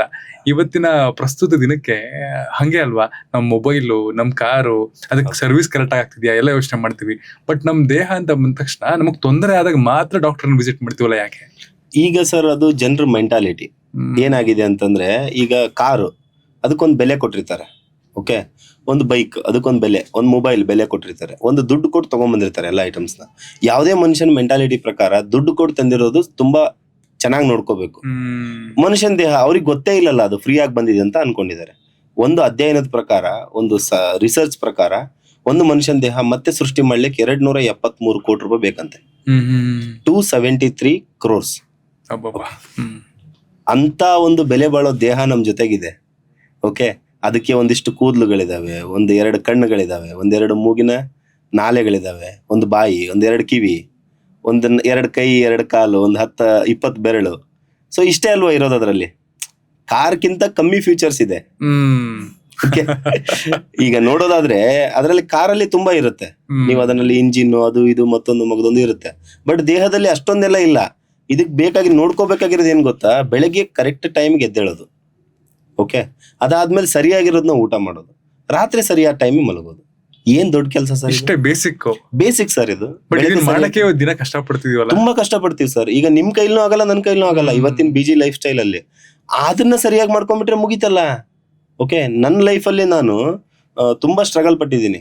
ಬಟ್ ಈಗ ಸಮ್ ಡೇಸ್ ನಿಂದ 1.5 ವರ್ಷ ಆಯ್ತು ಅನ್ಸುತ್ತೆ, ಸರಿಯಾದ ಟೈಮ್ ಮಲಗ್ತಾ ಇದ್ದೀನಿ. ಮೊಬೈಲ್ ರಾತ್ರಿ 10 ಗಂಟೆಗೆ ಸ್ವಿಚ್ ಆಫ್ ಮಾಡ್ತೀನಿ. ಓಕೆ, ಬೆಳಗ್ಗೆ ನಾನು ಸ್ನಾನ ಆದ್ಮೇಲೆ ಪೂಜೆ ಆದ್ಮೇಲೆ ಮೊಬೈಲ್ ಆನ್ ಮಾಡೋದು. ಓಕೆ, ಅದಾದ್ಮೇಲೆ ಬೇಕಾಗಿರೋ ಸರಿಯಾಗಿರೋದನ್ನ ಊಟ ಮಾಡ್ತಾ ಇದೀವಿ. ನಾವು ಬೆಂಗಳೂರಲ್ಲಿ ಇದ್ರು ಕೂಡ ಇಲ್ಲೇ ಕನಾವಳಿ ಹುಡುಕ್ತಿವಿ, ರೊಟ್ಟಿ ಕನಾವಳಿನ. ನಾವೀಗ ವೆಸ್ಟರ್ನ್ ಕಲ್ಚರ್ ಅಲ್ಲಿ ಫಾಲೋ ಮಾಡ್ತಾ ಇಲ್ಲ. ಸೊ ನಮ್ ಲೈಫ್ ಎಷ್ಟು ಚೆನ್ನಾಗಿದೆ ಅಂದ್ರೆ, ಗ್ಯಾಸ್ಟ್ರಿಕ್ ಅಂದ್ರೆ ಗೊತ್ತಿಲ್ಲ. ಈ ಎಲ್ಲರೂ ಬೇರೆ ಬೇರೆ ಹೇಳುವಂತ ಸಮಸ್ಯೆಗಳು, ಗ್ಯಾಸ್ಟ್ರಿಕ್ ಅಂತೆ, ಇನ್ನೊಂದು ಶುಗರ್, BP, ಅಲರ್ಜಿ, ಅಸ್ತಮ, ಈ ತರದೆಲ್ಲ ಕಾಯಿಲೆಗಳಿದಾವೆ. ಅವೆಲ್ಲ ನಮ್ ಲೈಫಲ್ಲಿ ಬರಲ್ಲ, ನಾನು ಗ್ಯಾರಂಟಿ ಹೇಳ್ಬೋದು. ಓಕೆ, ಇದನ್ನ ಫಾಲೋ ಮಾಡಿದ್ರೆ ನಿಮ್ ಲೈಫಲ್ಲೂ ಬರಲ್ಲ. ಯಾವುದೋ ಒಂದು ಹೆರಿಡಿಟಿಯಿಂದ ಬರ್ಬೋದು. ಓಕೆ, ಹೆರಿಡಿಟಿಯಲ್ಲಿ ಈಗ ಉದಾಹರಣೆಗೆ ಶುಗರ್. ಓಕೆ, ಹೆರಿಡಿಟಿಯಿಂದ ಬರ್ಬೋದು. ಅದು ಯಾರಿಗೆ? 100ರಲ್ಲಿ 5 ಜನರಿಗೆ. ಜನರ ತಲೆಯಲ್ಲಿ ಏನ್ ಗೊತ್ತಾ ಸರ್, ನಮ್ಮ ಹತ್ರ ಬರ್ತಾರಲ್ಲ, ಅವ್ರು ಬಂದಾಗ ಹೇಳೋದೇನಂದ್ರೆ, ಇಲ್ಲ ಸರ್ ನನ್ನ ತಂದೆಗಿತ್ತು, ಇಲ್ಲ ಸರ್ ನನ್ನ ತಾಯಿಗಿತ್ತು, ಅಥವಾ ನನ್ನ ತಾಯಿ ಕಡೆಯವ್ರಿಗಿತ್ತು, ನನಗೂ ಬಂದಿರಬಹುದು ಅಂತ. ಬಟ್ ನನ್ನ ತಪ್ಪು ಲೈಫ್ ಸ್ಟೈಲ್ ಇಂದ ಬಂದಿದೆ ಅಂತ ಯಾರು ಒಪ್ಕೊಳ್ಳಲ್ಲ ಸರ್. ಯಾರನ್ನೋ ದೂಷಣೆ ಮಾಡ್ತಾರೆ. ನನ್ನನ್ನ ನಾ ದೂಷಣೆ ಮಾಡೋದ್ ಕಲ್ತಾಗ್ಲೇ, ಅದನ್ನ ನಾವು ಅಳವಡಿಸ್ಕೊಂಡಾಗ್ಲೇ ನನ್ನ ಲೈಫ್ ಚೆನ್ನಾಗಾಗತ್ತೆ. ಓಕೆ, ಇನ್ನೊಬ್ರನ್ನ ನಾವ್ ಯಾಕೆ ದೂಷಣೆ ಮಾಡ್ಬೇಕು? ನಾನ್ ಸರಿಯಾಗಿಲ್ಲ ಅಲ್ವಾ, ನಾನ್ ಸರಿಯಾಗಿರ್ಬೇಕು ಅಷ್ಟೇ. ಇಂಪಾರ್ಟೆಂಟ್ ಇರೋದೇನಂದ್ರೆ, ಬೆಳಗ್ಗೆ ಸರಿಯಾಗಿ ಊಟ ಮಾಡ್ತಾ ಇದ್ದೀನಿ, ನಾನು ಟಿಫನ್ ಮಾಡ್ತಾ ಇದ್ದೀನಿ. ಟಿಫನ್ ಅನ್ನೋ ಕಲ್ಚರ್ ಎಲ್ಲಿಂದ ಬಂತು? ಎಲ್ಲ ನೋಡ್ತಾ ಹೋದ್ರೆ ವೆಸ್ಟರ್ನ್ ಕಲ್ಚರ್ ಅದು ಟಿಫನ್ ಅನ್ನೋದು. ನಮ್ದೇನು, ಬೆಳಗ್ಗೆ ಹೊಟ್ಟೆ ತುಂಬಾ ಊಟ ಮಾಡಿ ಹೊಲಕ್ ಕೆಲ್ಸಕ್ಕೆ ಹೋಗ್ಬೇಕು. ಬೆಳಗ್ಗೆ ರಾಜನ್ ತರ, ಮಧ್ಯಾಹ್ನ ರಾಣಿ ತರ, ರಾತ್ರಿ ಭಿಕ್ಷಕನ್ ತರ ತಿನ್ಬೇಕು ಅಂತ ಹೇಳ್ತೀವಿ. ಆ ಪದ್ಧತಿನೇ ಇಲ್ಲ. ರಾತ್ರಿ ಮೃಷ್ಟಾನ್ನ ಭೋಜನ ಮಾಡ್ತಾರೆ, ಅದ್ರ ಜೊತೆಗೆ ಒಂದ್ ಸ್ವಲ್ಪ ಪಾರ್ಟಿ ಬೇರೆ. ಓಕೆ, ಸೊ ಇದ್ರಲ್ಲಿ ಏನಾಗ್ತಾ ಇದೆ ಅಂತಂದ್ರೆ, ರಾತ್ರಿ ನಿದ್ದೆ ಬರಲ್ಲ. ಯಾಕಂದ್ರೆ ಹೊಟ್ಟೆಲಿ ಈಗ ನೋಡ್ರಿ, ನಮ್ ದೇಹದಲ್ಲಿ ಮೆದುಳು ರಾತ್ರಿ ರೆಸ್ಟ್ ಮಾಡುತ್ತೆ. ಓಕೆ, ಹೊಟ್ಟೆ ಯಾಕೆ ಕೆಲಸ ಮಾಡ್ಬೇಕು ಅಲ್ವಾ? 7 ಗಂಟೆ ಒಳಗಡೆ ಊಟ ಮಾಡ್ರಿ ಅಂದ್ರೆ, ಇಲ್ಲ ಅದಾಗಲ್ಲ. ನಾನು 10 ಗಂಟೆಗೆ 11 ಗಂಟೆಗೆ ಊಟ ಮಾಡೋದು. ದುಡ್ಡು ಕೊಡ್ತೀನಿ, ಔಷಧಿ ಕೊಡ್ತೀರಾ ಇಲ್ವಾ? ಕೊಡಲ್ಲ, ಔಷಧಿನ ಎದ್ದೋಗ್ರಿ ಅಂತ ಹೇಳ್ತೀನಿ ನಾನು. ಓಕೆ, ಆತರ ಕೇಳಿದವ್ರಿಗೆ ಕೇಳಿದಾರೆ ನನ್ನ ಹತ್ರ ತುಂಬಾ ಜನ, ಔಷಧಿ ಕೊಡ್ತೀರಾ ಇಲ್ವಾ? ನಾನು ಈ ತರ ಮಾಡ್ತೀನಿ, ನನ್ನ ಲೈಫ್ ಸ್ಟೈಲ್ ಈ ತರ ಇದೆ, ಬದಲಾಯಿಸ್ಕೊಳ್ಳಲ್ಲ, ನನಗೆ ಔಷಧಿ ಕೊಡಿ. ಆಗಲ್ಲ, ಎದ್ದೋಗಿ. ನನ್ನ ಲೈಫಲ್ಲಿ ನಾನು ಯಾವತ್ತು ಕಾಂಪ್ರಮೈಸ್, ನನ್ನ ಔಷಧಿ ಜೊತೆ ಕಾಂಪ್ರಮೈಸ್ ಆಗಲ್ಲ. ಯಾಕಂದ್ರೆ ಒಬ್ಬ ಮನುಷ್ಯನಿಗೆ ನಾವು ರಿಸಲ್ಟ್ ಕೊಡ್ಲಿಲ್ಲ ಅಂದ್ರೆ, ಅವನು 10 ಜನರಿಗೆ ಹೇಳ್ತಾರೆ ರಿಸಲ್ಟ್ ಬಂದಿಲ್ಲ. ಅದಕ್ಕೆ ನಾವು ಇಲ್ಲಿವರೆಗೂ ಕೊಟ್ಟಿರೋದ್ರಲ್ಲಿ 75+% ರಿಸಲ್ಟ್ ಇದೆ. ಹೌದಾ? ಹೌದು. ನಾವೀಗ ಯಾವುದೇ ಒಂದು ಶುಗರ್ ಅಂತ ಬಂದಾಗ, ಶುಗರ್ ರಿವರ್ಸಲ್ ಬಗ್ಗೆ ಡಿಸ್ಕಷನ್ ಮಾಡ್ತಾ ಇದ್ವಿ. ಶುಗರ್ ರಿವರ್ಸಲ್ ಅಂತಂದ್ರೆ, 1000 ಜನ ಏನ್ ಥಿಂಕ್ ಮಾಡ್ತಾರೆ ಅಂತಂದ್ರೆ, 1000 ಜನ ಅಲ್ಲ, ಲಕ್ಷಾಂತರ ಜನ ಥಿಂಕ್ ಮಾಡೋದೇನು, ಕಾಯಿಲೆ ಶುಗರ್ ಬಂತು ಅಂದ್ರೆ, ಶುಗರ್ನ ಫಸ್ಟ್ ಆಫ್ ಆಲ್ ಕಾಯಿಲೆ ಅನ್ಬಾರ್ದು, ಅದು ಡಿಸಾರ್ಡರ್. ಅದನ್ನ ಫಸ್ಟ್ ಡಿಸೀಸ್ ಅನ್ಕೊಳ್ತಾರೆ. ಶುಗರ್ ಅನ್ನೋ ಒಂದು ರೋಗ ಬಂದ್ಬಿಟ್ರೆ ಸಾಯೋ ತನಕ ನಾನು ಮಾತ್ರೆ ತಗೋಬೇಕು. ಓಕೆ, ಈ ಒಂದು ಸಿಸ್ಟಮ್ ನಿಂದನೇ ಹೊರ ತಗೊಂಡ್ಬಂದಿದೀವಿ ನಾವು. ಒಂದು 12-13 ಸಾವಿರ ಜನರನ್ನ ಇಲ್ಲಿವರೆಗೂ ಲಕ್ಷಾಂತರ ಜನರಿಗೆ ಕೊಟ್ಟಿದೀವಿ. ಅದರಲ್ಲಿ 12-13 ಸಾವಿರ ಜನರಿಗೆ ಶುಗರ್ ನಿಂದ ಹೊರ ಕರ್ಕೊಂಡ್ ಬಂದಿದೀವಿ. ಇನ್ನೂ ಒಂದಿಷ್ಟು ಜನರನ್ನ ಕರ್ಕೊಂಬರಕ್ ಆಗಿಲ್ಲ ಸರ್, ನಿಜ ಹೇಳ್ತೀನಿ ನಾನು ನಿಮಗೆ. ಅಂದ್ರೆ ಅವ್ರ ಲೈಫ್ ಸ್ಟೈಲ್ ಸರಿ ಮಾಡ್ಕೊಂಡಿಲ್ಲ ಸರ್. ಯಾಕಂದ್ರೆ ಅದರಲ್ಲೂ ಈ ಬೆಂಗಳೂರಿಂದ ತುಂಬಾ ಜನ ಕಾಲ್ ಮಾಡ್ತಾರೆ, ಔಷಧಿ ತರ್ಸ್ಕೊಳ್ತಾರೆ. ಬೆಂಗಳೂರು, ಅದಾದ್ಮೇಲೆ ಚೆನ್ನೈಯಿಂದ ತರ್ಸ್ಕೊಳ್ತಾರೆ. ಈ 2 ಸಿಟಿಯಿಂದ ಯಾರಾದ್ರೂ ನಮಗೆ ಕಾಲ್ ಮಾಡಿದ್ರು ಅಂದ್ರೆ, ಫಸ್ಟ್ ನಾವು ಅವ್ರಿಗೆ ಹೇಳೋದೇನಂದ್ರೆ, ತಗೊಳಕ್ಕಿಂತ ಮುಂಚೆ ಒಂದು ನಿರ್ಧಾರ ಮಾಡಿ, ಒಂದು ಶಪಥ ಮಾಡಿ. ಓಕೆ, ನನ್ನ ಲೈಫಲ್ಲಿ ನಾ ಇನ್ಮೇಲಿಂದ ಈ ತರ ತಪ್ಪು ಕೆಲಸ ಮಾಡಲ್ಲ ಅಂತ ಹೇಳಿ. ಅದನ್ನ ಮಾಡಕ್ಕಾಗಲ್ಲ ಅಂದ್ರೆ ದಯವಿಟ್ಟು ತಗೋಬೇಡಿ, ಅದನ್ನ ಮಾಡಲ್ಲ ಯಾರು. ಬಟ್ ಸ್ಟಿಲ್ ಯಾಕೆ ಜನಗಳು ಡಯಾಬಿಟೀಸ್ ಅಂದ ತಕ್ಷಣ ಆಲೋಪತಿಗೆ ಮೊರೆ ಹೋಗ್ತಾರೆ? ಫಸ್ಟ್ ಒಂದು ಮಾತ್ರೆ ನುಂಗ್ತಾ ಇರ್ತಾರೆ, ಒಂದು ಸಮಯ ಆದ ತಕ್ಷಣ ಅವ್ರಿಗೆ ಒಂದು ಇನ್ಸುಲಿನ್ ಇಂಜೆಕ್ಷನ್ ಕೊಡ್ತಾರೆ, ಚುಚ್ಕೋತಾರೆ, ಅದರಲ್ಲೇ ಖುಷಿಯಾಗಿದ್ ಬಿಡ್ತಾರಲ್ಲ. ಯಾಕೆ ಈ ರಿವರ್ಸಲ್ ಮಾಡ್ಕೋಬೇಕು ಅನ್ನೋ ಪ್ರೊಸೆಸ್ಗೆ ಯಾಕೆ ಹೋಗಲ್ಲ? ಈ ತರದ್ದು ಆಯುರ್ವೇದದಲ್ಲಿದೆ, ಈ ತರ ರಿವರ್ಸಲ್ ಮಾಡ್ಕೋಬಹುದು, ಬಗೆಹರಿಸ್ಕೋಬಹುದು, ನಾನು ಎಲ್ಲರಂತೆ ಆರಾಮಾಗಿರ್ಬೋದು ಅನ್ನೋ ಒಂದು ತಿಳುವಳಿಕೆಗೆ ಹೋಗ್ಬೋದು. ಯಾಕೆ ಸರ್ ಅದು ಹೆಂಗೆ ಅಂತಂದ್ರೆ, ಜನರ ತಲೆಯಲ್ಲಿ ಇನ್ಸ್ಟೆಂಟ್ ಆಗ್ಬೇಕು. ಎಮರ್ಜೆನ್ಸಿ ಬೇಕು ನನಗೆ, ನಾಳೆ ಸರಿ ಹೋಗ್ಬಿಡ್ಬೇಕು, ನಾಳೆ ಸರಿ ಹೋಗ್ಬಿಡ್ಬೇಕು, ಇಲ್ಲ ಇವತ್ತೇ ಸರಿ ಹೋಗ್ಬೇಕು. ಇವತ್ತು ಇಂಜೆಕ್ಷನ್ ಮಾಡ್ಕೊಳ್ಳೋ ಪರಿಸ್ಥಿತಿ ಇವತ್ತೇ ಸರಿ ಹೋಗ್ಬೇಕು. ಇವತ್ತು ನನಗೆ 500 ಇದೆ ಶುಗರ್, ನಾನು ಇಂಜೆಕ್ಷನ್ ಮಾಡ್ಕೊಳ್ತೀನಿ, ನನಗೆ ಸಂಜೆ ಒಳಗಡೆ ಆಲ್ರೆಡಿ ಮೀಟರ್ ಹಾಕೊಂಡಿರ್ತಾರೆ. ಓಕೆ, ಆ ಮೀಟರ್ ಅಲ್ಲಿ ನೋಡ್ತಿರ್ತಾರೆ, ಓಕೆ ನಂದು 500 ಇದ್ದು 250 ಆಯ್ತು, 200 ಆಯ್ತು, 180 ಆಯ್ತು, ಓಕೆ ಗುಡ್. ಈ ಪದಾರ್ಥ ತಿಂದ್ರೆ ಜಾಸ್ತಿ ಆಗತ್ತಾ, ಮತ್ತೆ ಅದನ್ನ ನೋಡ್ತಾರೆ. ಡಿಜಿಟಲ್ ಇನ್ಸುಲಿನ್ ಮೀಟರ್ಸ್ ಅಂತ ಬಂದಿದಾವೆ. ಕರೆಕ್ಟ್. ಓಕೆ, ಸೊ ಇನ್ಸ್ಟೆಂಟ್ ಆಗಿ ಆಗ್ಬೇಕು ಜನರಿಗೆ. ಯಾವಾಗ ಯಾವ್ದಾದ್ರು ಒಬ್ರು ಬಂದು ಸ್ವಲ್ಪ ಕಷ್ಟದ ಕೆಲಸ ಹೇಳಿದ್ರೆ ಅದನ್ನ ಮಾಡಕ್ ಇಷ್ಟಪಡಲ್ಲ. ಈಗ ನಾವು ಹೇಳೋದು ಒಂದ್ ಸ್ವಲ್ಪ ಕಷ್ಟ, ಸ್ವಲ್ಪ ಕಷ್ಟ ಅಂದ್ರೆ ಅದು ನಮ್ ಲೈಫ್ ಸ್ಟೈಲ್, ಅದನ್ನ ಮಾಡ್ಲೇಬೇಕು ಅನಿವಾರ್ಯತೆ, ಬಟ್ ಅದು ಅವ್ರಿಗೆ ಕಷ್ಟ ಅನ್ಸುತ್ತೆ. ಓಕೆ, ನಾ ಹೇಳೋದೇನಂದ್ರೆ, ನಾ ಹೇಳಿದ್ನಲ್ಲ ಆಗ್ಲೇ ನಿಮಗೆ, ಸರಿಯಾಗಿ ಊಟ ಮಾಡ್ಬೇಕು, ಸರಿಯಾಗಿ ಎದ್ದೇಳ್ಬೇಕು, ಸರಿಯಾಗಿ ಮಲ್ಕೋಬೇಕು. ಅದು ಏನ್ ದೊಡ್ಡ ಕೆಲ್ಸನ ಅವ್ರಿಗೆ. ಓಕೆ, ಸರಿಯಾಗಿ ಊಟ ಮಾಡೋದ್ರಲ್ಲಿ ಏನು ಗೋಧಿ ಇರಬಾರ್ದು, ಮೈದಾ ಇರಬಾರ್ದು, ಸಕ್ಕರೆ ಇರಬಾರ್ದು. ಆಗ್ಲೇ ನಾವು ಬ್ರಿಟಿಷರ ಬಗ್ಗೆ ಡಿಸ್ಕಷನ್ ಮಾಡ್ತಾ ಇದ್ವಿ. ಬ್ರಿಟಿಷರು ನಮಗೆ ಕೊಟ್ಟಿರ್ತಕ್ಕಂತ ವರ್ಸ್ಟೆಸ್ಟ್ ಪದಾರ್ಥ ಏನಾದ್ರು ಇದ್ರೆ ಅದು ಗೋಧಿ, ಮೈದಾ. ಓಕೆ, ಇವೆಲ್ಲ ಏನಂತಂದ್ರೆ ನಮ್ಗೆ ಕಾಯಿಲೆಗಳು ಹರಡ್ಲಿ ಅಂತಾನೆ ಬಿಟ್ಟೋಗಿರೋಂತ ಪದಾರ್ಥಗಳು. ಗೋಧಿ ತಿನ್ಬೇಡ್ರಿ ಅಂತ ಹೇಳಂಗಿಲ್ಲ ನಾನು. ಗೋಧಿ ತಿನ್ನಕ್ಕಾಗಿನೇ ಒಂದು ಪ್ರದೇಶ ಅಂತ ಇದೆ, ಆಸ್ಟ್ರೇಲಿಯಾಕ್ ಹೋಗ್ರಿ, ಅಲ್ಲಿ ಬೇರೆ ಪದಾರ್ಥ ತಿನ್ಬೇಡ್ರಿ, ಗೋಧಿನೇ ತಿನ್ರಿ. ಓಕೆ, ಯಾಕಂದ್ರೆ ಆ ಕೋಲ್ಡ್ಗೆ ಆ ಗೋಧಿ ಹೀಟ್, ನೀವು 4 ದಿನ ಚಪಾತಿ ತಿನ್ಬರ್ರಿ, ನಿಮ್ ಕೈಲಿ ತಡ್ಕೊಳಕ್ ಆಗಲ್ಲ. ಓಕೆ, ಸೊ ನಾವ್ ಏನ್ ತಿನ್ಬೇಕು ಅನ್ನೋದು ಬಹಳ ಇಂಪಾರ್ಟೆಂಟ್. ತಿನ್ನೋದ್ರಲ್ಲೇ ನಮ್ಮ ಒಂದು ಆರೋಗ್ಯದ ಗುಟ್ಟು ರಹಸ್ಯ ಅಡಗಿದೆ ಅಂತ ಹೇಳ್ಬೋದು. ಅಂಡ್ ತುಂಬಾ ಜನಕ್ಕೆ ಪ್ರಾಬಬ್ಲಿ ನಾಲೆಡ್ಜ್ ಇರಲ್ಲ ಅಂತ ಅನ್ಸುತ್ತೆ. ಚಪಾತಿ ತಿಂದ್ರೆ ಶುಗರ್ ಬರಲ್ಲ, ರೈಸ್ ತಿಂದ್ರೆ ಶುಗರ್ ಬರುತ್ತೆ ಅಂತ ಅನ್ಕೊಂಡ್ಬಿಡ್ತಾರೆ. ಚಪಾತಿ ನಂಗೆ ಬರೀ ಚಪಾತಿ ಸಾಕಪ್ಪ, ನಂಗೆ ಬರೀ ಚಪಾತಿ ಸಾಕು, ರೈಸ್ ಬೇಡ ಅಂತಲ್ಲ ಅಂತ ಇರ್ತಾರೆ. ಆಮೇಲೆ ಚಪಾತಿ ತಿಂದ್ರೆ ನನ್ ದಪ್ಪ ಆಗಲ್ಲ, ರೈಸ್ ತಿಂದ್ರೆ ದಪ್ಪ ಆಗ್ಬಿಡ್ತೀನಿ ಅಂತಾರೆ. ಇದೆಲ್ಲ ಮಿಸ್ಕನ್ಸೆಪ್ಷನ್. ಸರ್, ನಾನು ಕ್ಲಿಯರ್ ಆಗಿ ಹೇಳ್ತೀನಿ, ಬೇಕಾದ್ರೆ ಇದನ್ನ ಸ್ಟೇಟ್ಮೆಂಟ್ ಅಂತ ಅನ್ಕೊಳ್ಳಿ. ಗೋಧಿ, ಮೈದಾ, ಸಕ್ಕರೆ ತಿನ್ನೋದ್ರಿಂದಾನೇ ಶುಗರ್ ಬರೋದು. ಓಕೆ, ಗೋಧಿ, ಮೈದಾ, ಸಕ್ಕರೆಯಲ್ಲಿ ನಮಗೆ ದೇಹಕ್ಕೆ ಬೇಡವಾಗಿರೋ ಪದಾರ್ಥಗಳು ಎಷ್ಟಿದಾವೋ ಅನ್ನೋದಕ್ಕಿಂತನೂ ಅದೇ ನಮಗ್ ಬೇಡ ಅನ್ನೋದು ಬಹಳ ಇಂಪಾರ್ಟೆಂಟ್. ಓಕೆ, ಅದು ನಮಗ್ ಬೇಡವೇ ಬೇಡ. ಏನಕ್ಕೆ ಅಂದ್ರೆ ನಮ್ಮ ಗ್ರಂಥಗಳನ್ನ ತಗೊಳ್ರಿ, ರಾಮಾಯಣ, ಮಹಾಭಾರತ, ಆಮೇಲೆ ಚರಕ ಸಂಹಿತೆ, ಅದಾದ್ಮೇಲೆ ಅಷ್ಟಾಂಗ ಹೃದಯ, ಇವೆಲ್ಲ ಗ್ರಂಥಗಳನ್ನ ತಗೊಂಡಾಗ ಆ ಯಾವ ಗ್ರಂಥದಲ್ಲೂ ಚಪಾತಿ ತಿನ್ನಿ ಅಂತ ಇಲ್ಲ. ಓಕೆ, ಫಸ್ಟ್ ಆಫ್ ಆಲ್ ಮೈದಾ ತಿನ್ನಿ ಅಂತ ಇಲ್ಲ, ಸಕ್ಕರೆ ತಿನ್ನಿ ಅಂತ ಇಲ್ಲ. ಕೆಲವೊಬ್ರು ಹೇಳ್ತಾರೆ ನನ್ನ ಹತ್ರ, ಸರ್ ಅವಾಗ ಸಕ್ಕರೆನೇ ಇರ್ಲಿಲ್ಲಲ್ಲ. ನಾನು ಇದನ್ನ ಹೇಳುವಾಗ ಎಕ್ಸಾಂಪಲ್ ನ ಕೆಲವೊಂದು ಪೇಷಂಟ್ ನನ್ ಕೇಳ್ತಾರೆ, ಸರ್ ಅವಾಗ ಸಕ್ಕರೆನೇ ಇರ್ಲಿಲ್ಲಲ್ಲ, ನೀವು ಸಕ್ಕರೆ ಆ ಗ್ರಂಥದಲ್ಲಿ ಇಲ್ಲ ಅಂತೀರಾ ಅಂತ ಹೇಳಿ. ಸರಿ, ಅವಾಗ ಇಲ್ದೇ ಇರೋದನ್ನ ಈಗ ಯಾಕೆ ಮಾಡ್ತೀರಾ? ಓಕೆ, ಯಾವ್ದು ಆಧುನಿಕವಾಗಿ ಬಂದಿದೇನೋ ಅದು ಯಾವತ್ತಿದ್ರು ನಮಗೆ ಕೆಟ್ಟದ್ದೇ. ನೀವು ಕೇಳೋದಾದ್ರೆ ಈ ಮೈಕ್ ಕೆಟ್ಟದ್ದೇ ಇದು 100%. ಇದರಿಂದ ರೇಡಿಯೇಷನ್ ಎಫೆಕ್ಟ್ ಆಗೇ ಆಗುತ್ತೆ ನಮಗೆ. ಯಾವುದೇ ಎಲೆಕ್ಟ್ರಾನಿಕ್ ಗ್ಯಾಜೆಟ್ಸ್ ಇಂದ ರೇಡಿಯೇಷನ್ ಎಫೆಕ್ಟ್ ಆಗೇ ಆಗುತ್ತೆ. ಸಾಧನ ಆಗಿ ಬಳಸಬೇಕೇ ವಿನಃ ಸಾಧನೆಯಾಗಿ ಬಳಸಬಾರದು. ಓಕೆ, ನ್ಯಾಚುರಲ್ ಫಾರ್ಮ್ ಇಂದ ಅದನ್ನ ಪ್ರೊಸೆಸಿಂಗ್ ಮಾಡಿದ್ರೇನೆ ಆಹಾರ ಕಲುಷಿತ ಆಗಿದೆ ಅಂತ. ಸರ್, ನಿಮ್ಗೆ ಸಿಂಪಲ್ ಆಗಿ ಹೇಳ್ಬೇಕು ಅಂದ್ರೆ, ಈಗ ನೀವು ಕಬ್ಬು ತಗೊಳ್ಳಿ, ಕಬ್ಬಿನ ರಸ ತೆಗೀರಿ, ಒಂದ್ರಲ್ಲಿ ಎಲ್ಲಾದ್ರೂ ಹಿಡೀರಿ, ಅದು ಯಾವ ಕಲರ್ ಇರುತ್ತೆ? ಬ್ರೌನಿಶ್ ಅಲ್ವಾ? ತುಂಬಾ ಗ್ರೀನ್ ಬೆಲ್ಲ ಇರುತ್ತೆ. ಅದೂ ಅಷ್ಟೇನೆ, ತುಂಬಾ ಒರಿಜಿನಲ್ ಬೆಲ್ಲ ಆದ್ರೆ ಸ್ವಲ್ಪ ಕಪ್ಪು ಇರುತ್ತೆ ಅಲ್ವಾ? ಅದ್ ಹೆಂಗ್ ಸರ್ ಸಕ್ಕರೆ ವೈಟ್ ಇರುತ್ತೆ? ಓಕೆ, ಸಿಂಪಲ್ ಆಗಿ ಥಿಂಕ್ ಮಾಡ್ಬೇಕಲ್ವಾ ನಾವು ಅದ್ರ ಬಗ್ಗೆ. ಸರಿ, ಬೆಲ್ಲ ತಿನ್ನೋ ತಪ್ಪ? ತಿನ್ರಿ ಬೆಲ್ಲನ, ಒರಿಜಿನಲ್ ಬೆಲ್ಲ ತಿನ್ರಿ. ಕಬ್ಬು ತಿನ್ನೋ ತಪ್ಪ? ತಿನ್ರಿ, ಹಲ್ಲು ಗಟ್ಟಿ ಆಗುತ್ತೆ. ಓಕೆ, ನಮ್ ದೇಹಕ್ಕೆ ಬೇಕಾಗಿರ್ತಕ್ಕಂಥ ಎಷ್ಟೋ ವಿಟಮಿನ್ ಮಿನರಲ್ಸ್ಗಳು ಕಬ್ಬಲ್ ಸಿಗುತ್ತೆ. ಹಂಗಂದ್ರೆ ಸಕ್ಕರೆ ತಿನ್ಬೇಡ್ರಿ.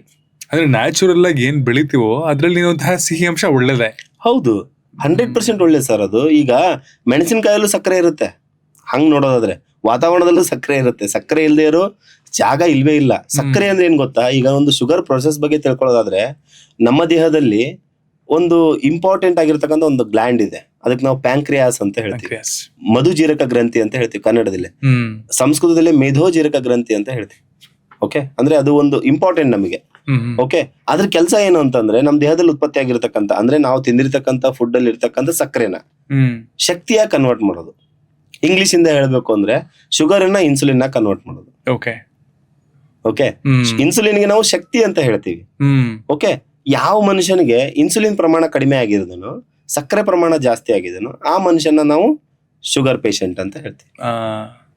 ಅವ್ರು ಏನ್ ಮಾಡ್ಬೇಕು ಹೇಳಿ ಸರ್ ನಿಮ್ ಪ್ರಕಾರ? ಕಡಿಮೆ ಮಾಡ್ಕೋಬೇಕು ಅಷ್ಟೇ. ಅಷ್ಟು ಮಾಡೋದಕ್ಕಿಂತ ಯಾಕೆ ಇಂಗ್ಲಿಷ್ ಮೆಡಿಸಿನ್ಗೆ ಹೋಗ್ಬೇಕು? ನಾನು ಹೇಳೋದು, ಒಂದು ಮಾತ್ರೆನ ಸಾಯೋ ತನಕ ತಗೋಬೇಕು ಅಂದ್ರೆ ಆ ಮಾತ್ರೆಯಿಂದ ಎಫೆಕ್ಟ್ ಎಷ್ಟಾಗತ್ತೆ ಒಂದ್ಸತಿ ಅವ್ರನ್ನೇ ಕೇಳಿ. ಓಕೆ, ಲಿವರ್ಗೆ ಎಷ್ಟು ಡ್ಯಾಮೇಜ್ ಆಗುತ್ತೆ, ಕಿಡ್ನಿಗೆ ಎಷ್ಟು ಡ್ಯಾಮೇಜ್ ಆಗುತ್ತೆ, ನಮ್ಮ ಫುಲ್ ಫಂಕ್ಷನ್, ಬಾಡಿ ಫಂಕ್ಷನ್ನೇ ವೀಕ್ ಆಗ್ಬಿಡುತ್ತೆ. ಯಾವ್ದ್ರಿಂದ?